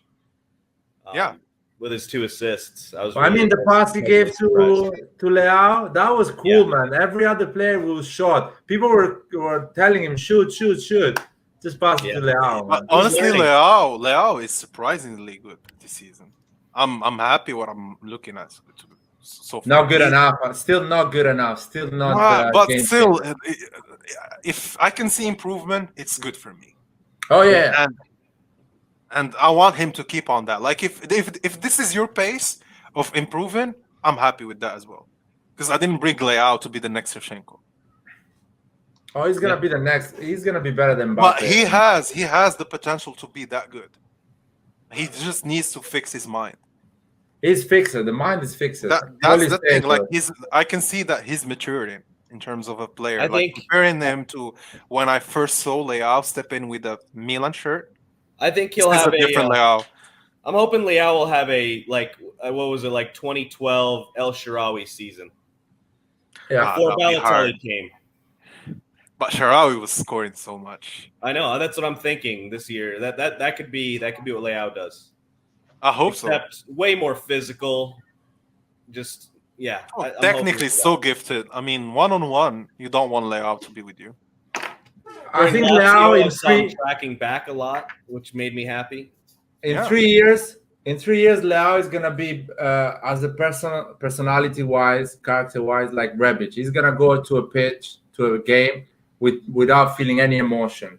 Gonna play his game, not scared, do his job, and be unstoppable. That's he what needs to be. He also needs to be called up for Portugal. Once he starts playing as a starter. That's a responsibility. There is a your national team shirt. Old man called Ronaldo that is not giving up anything. Man. He's gonna play until 45. It's hard to replace him, Laird. Like it's so hard to replace him. And Come Jota, on, man. He's not so unplayable. He's not unplayable, but he is out of this world. Like you saw Diogo Jota, how good he is. He is good. Jota is really good for Liverpool, but what I was saying is he doesn't play well for Portugal. But Leao needs to step in there and take over that spot. He plays well for Liverpool, just not for Portugal. And he can start for Portugal. That's the thing. Like he can fight for that position. He's a starter for Milan, so absolutely there's no excuse for you not to fight for your. Let's do some prediction, guys, and we close the live. But this time is gonna be closed for real. Sounds good. Come on, let's talk a little more, guys. Seriously, it's gonna be quick. So let's do it. I'll pick the game, and you guys tell me the result, and we move on. So Genova, Fiorentina, and Anwar. 1-0 Fiorentina. 1-0 Fiorentina. Pete. 3-1 Fiorentina.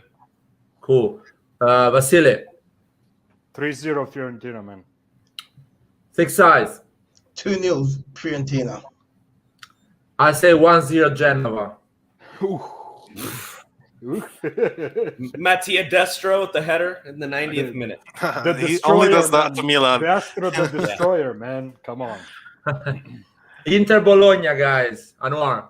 I'd say 2-0 to Inter. Pete. 2-1 goal Orsolini. Oh, I like that. Vasile. 1-1. I want this, guys. I like that. Six sides. 3-0 Inter. Oh. I think 2-2 Inter. Attaboy. Bologna don't look strong, guys, like that. Salernitana Atalanta. Go, Anwar. I think 2-0 for Atalanta. I only see like 2-0s in this weekend, not big scores. Pete? 5-0. Atalanta's back. Yeah, true. It's time. They always start now. Basil? 6-2 Atalanta. Oh. Six side? 3-0 Atalanta. I'll say 3-1 Atalanta. Empoli Sampdoria. Anwar? I think Sampdoria is going to win. They look solid this year. 2-1 to Sampdoria. Pete? 1-1. Interesting. Vasil? 1-1 too. Six sides? 0-0. I say 3-2 for Empoli. Venezia Spezia. Anwar? Spezia 1-0. Okay. Pete? 2-1 Venezia. Okay. Vasil? 2-1 Spezia. Six sides? Venezia 1-0. Venezia 1-0. Good. I'd see 2-1 Venezia as well. Oh, Lazio Cagliari, guys. I want a good result here. We need to get this one. Yeah? I think 3-1 to Lazio. 3-1 to Lazio. Pete? 2-2. Nice. Vasily? Unfortunately, Lazio 2-0, man. Unfortunately. I like that. Fixed size. 1-0 Cagliari. 1-0 Cagliari. Okay. I think 1-1. Verona Roma, guys. Anwar. Roma 4-0. Verona have not won any game so far. It's time to win one, no? I hope, but they look so shit. Pete. 3-2 Roma. Okay. Basil. 1-1. Fixed size. 5-1 Roma. Jesus Christ. What is going on, man? I think a 3-3. 3? Nice. Did you see Verona play this? This is hilarious. They cannot get the ball past midfield. If they score one goal, that should be enough. They've played well. They've played well in every match this year, including the Sassuolo match where they tied. So, guys, honestly, I saw them struggling a lot. Like, this is not the Verona from last year.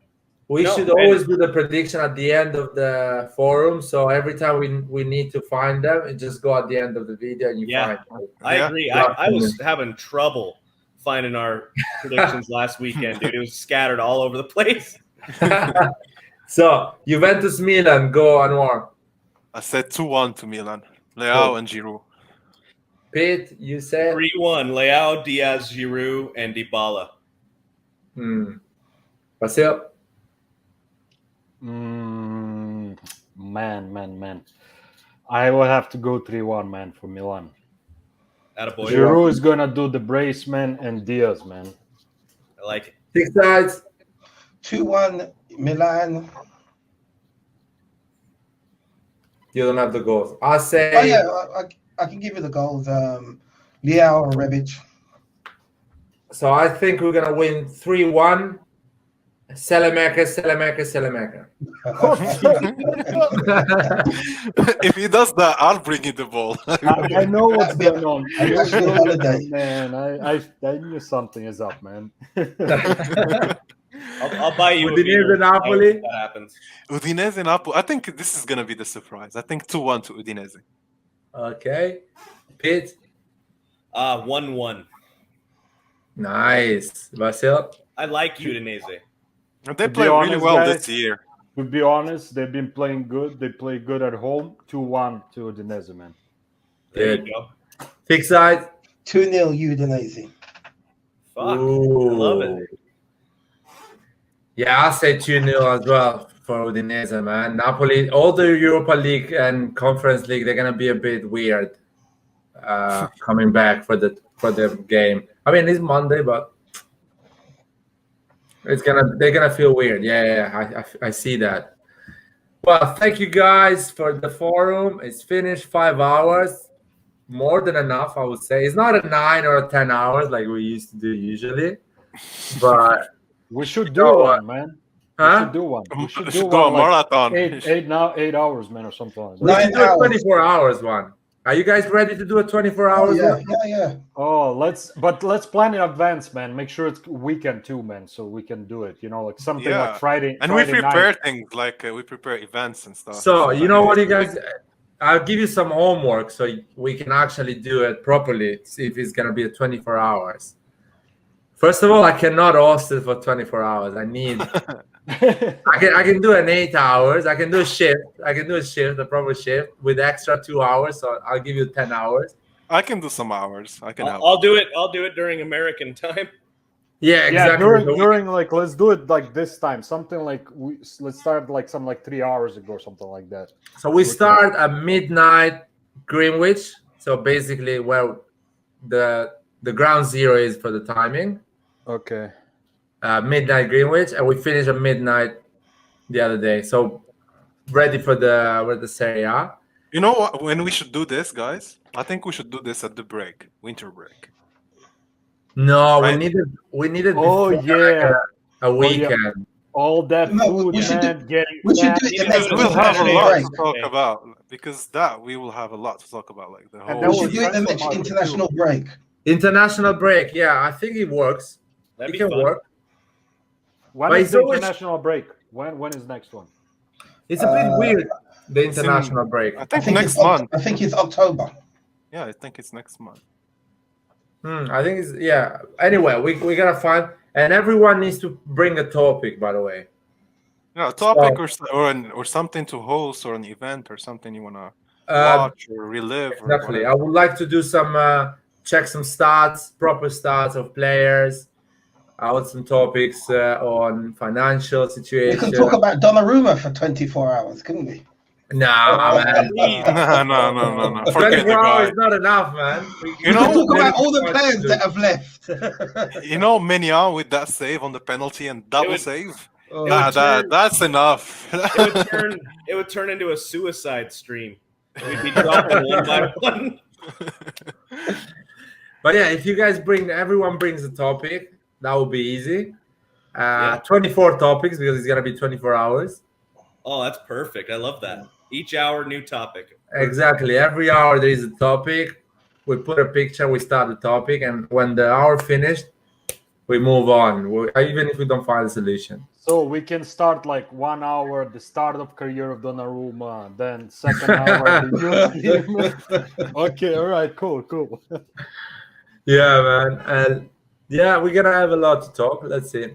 By the way, guys, I thank you for joining, and I recommend everyone to go and watch a Champions League game at the stadium. I know Pete is in the United States; it's basically almost impossible. Me with too, the man. situation. I'm in America. Guys, My wife and I have been talking to her before San Siro closes permanently. We're going for a week and we're going to watch a game. You know, guys, what we should do? Where do you live, man? We should all plan a game in San Siro and meet there. All together. Hell yeah, man. That would be so That would be cool, nice. buddy. That would be the best, man. Shit. Yeah. That'd be amazing. Rosanari TV. That's achievement being unlocked on YouTube. Hey guys, let's plan for next year, man. Really? Yeah, I'm not sure. We can do that. Like, I think everyone can find some time, and we can all agree on. Like next year for sure, man. It's doable. Yeah, this year still with COVID. I think with the flights, it's gonna be this rough. year's not gonna work, man. Next year. That's the first game of the season. I think. Yeah, and I'm already planning to see them again this season because we're gonna we should go to a derby or something, guys. And then we're gonna see them against Chelsea, aren't we, Liat? So. Oh my God, I want to see them against Man City because they have struggled to sell tickets. No, I don't want to travel that far. Did you see Guardiola asking fans to come to the stadium? Like, oh my God! You know, when I was living in England, the cheapest tickets I would always find was of Man City. Either that or you go watch like a mid-table team. If you want to watch the top teams, like the most accessible ones are the city ones. Spurs, very expensive. Arsenal, United, all of them, they're very expensive. Liverpool. It's got to be a Champions League match no matter what. You want to go on a Champions League match? Yeah. Hear that high, man. Like you know what? You're right. We need to go the first Champions League game at home next season. That's our competition, man.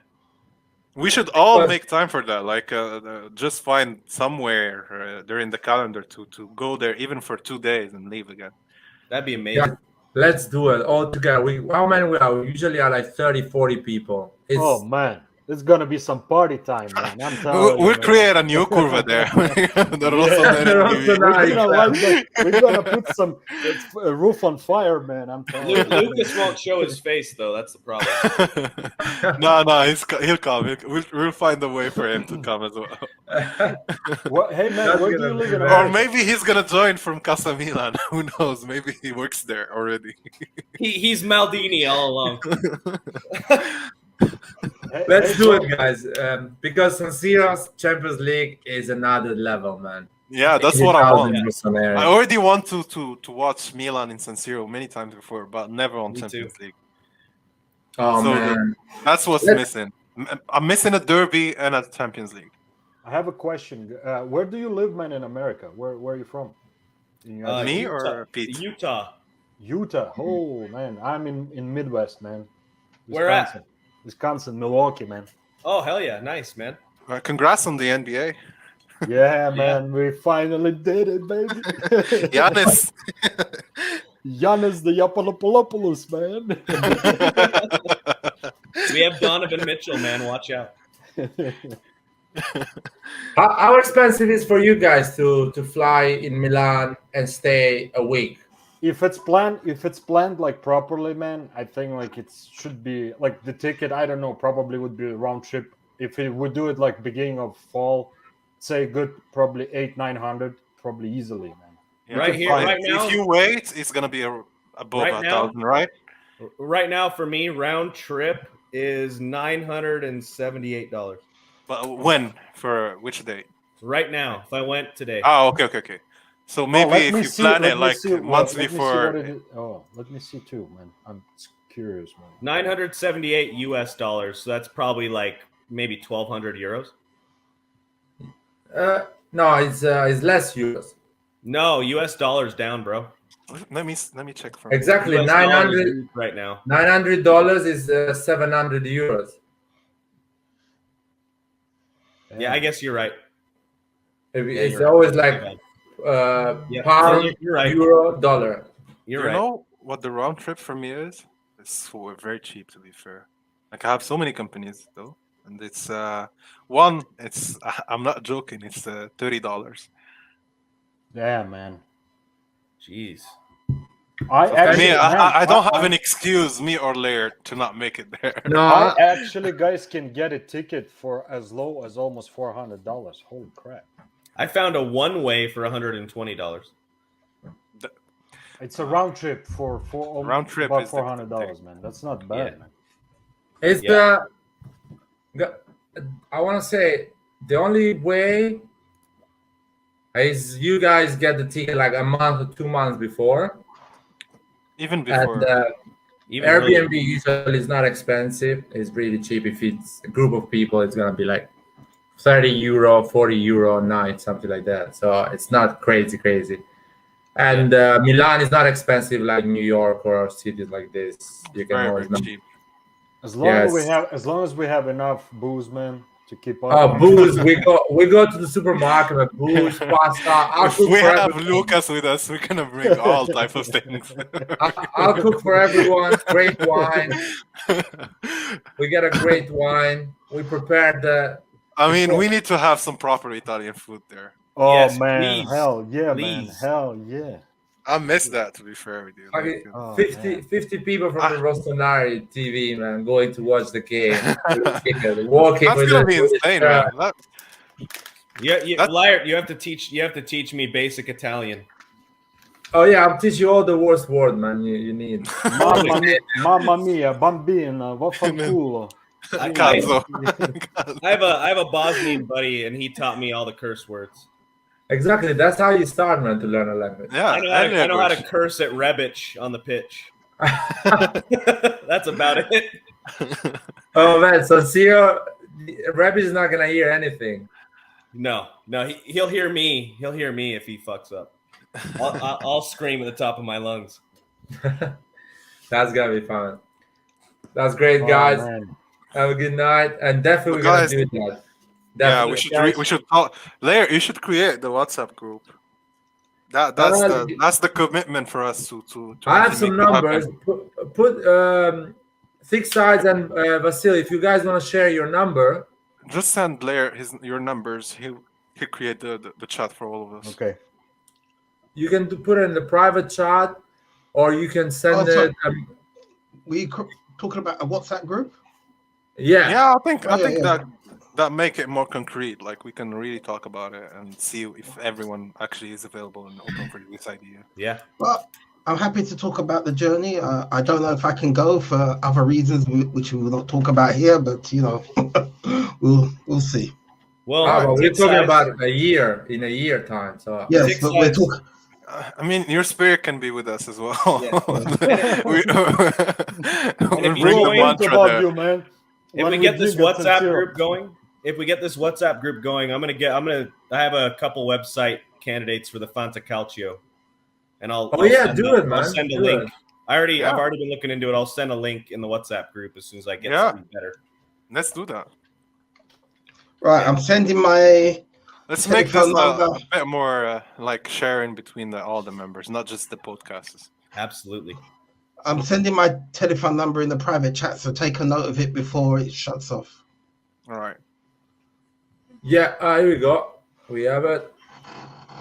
And here we go. So I'll do a nice screenshot so I don't miss it. That's great. And let's slowly. I need to get Brett John's numbers as well. The aficionados of the channel, the guys that put the face. The true OGs. Some not, but that's fine at least. And are we gonna invite Lucas, guys? Now. What country is Lucas in? Lucas is in UK, man. It's in UK. I thought it was in Portugal. Probably lives track him down. Probably lives in your same neighborhood that you don't know. No, you better not, that fucker, honestly. Does he live in London? Does Lucas live in London? I think he lives in England. I'm not sure if he lives in London. We won't say, man. He's Batman. So what's wrong with that guy? It sounds like he's not very popular here. No, he's popular. No, he He's is. just a troll. We just give him shit because he's young and dumb and full of. Yeah, he's the youngest one, so we need to give him shit. He approaches football like FIFA, change this and bring this one, and it's gonna work. This PS4, like it's Like if you switch this and this, then Pioli is gonna win and Milan is Yeah, gonna. 4-4-1-1. Okay, that guy. Okay. See, you remember that guy. I remember. But still, he's young. He's learning. That's cool, man. We all been in that situation. Guys. We'll teach him the right way, man. And don't forget to play Daniel Maldini.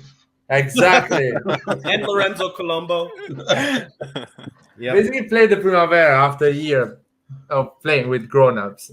No, he's been watching Colombo in the Primavera for the last 3 years now.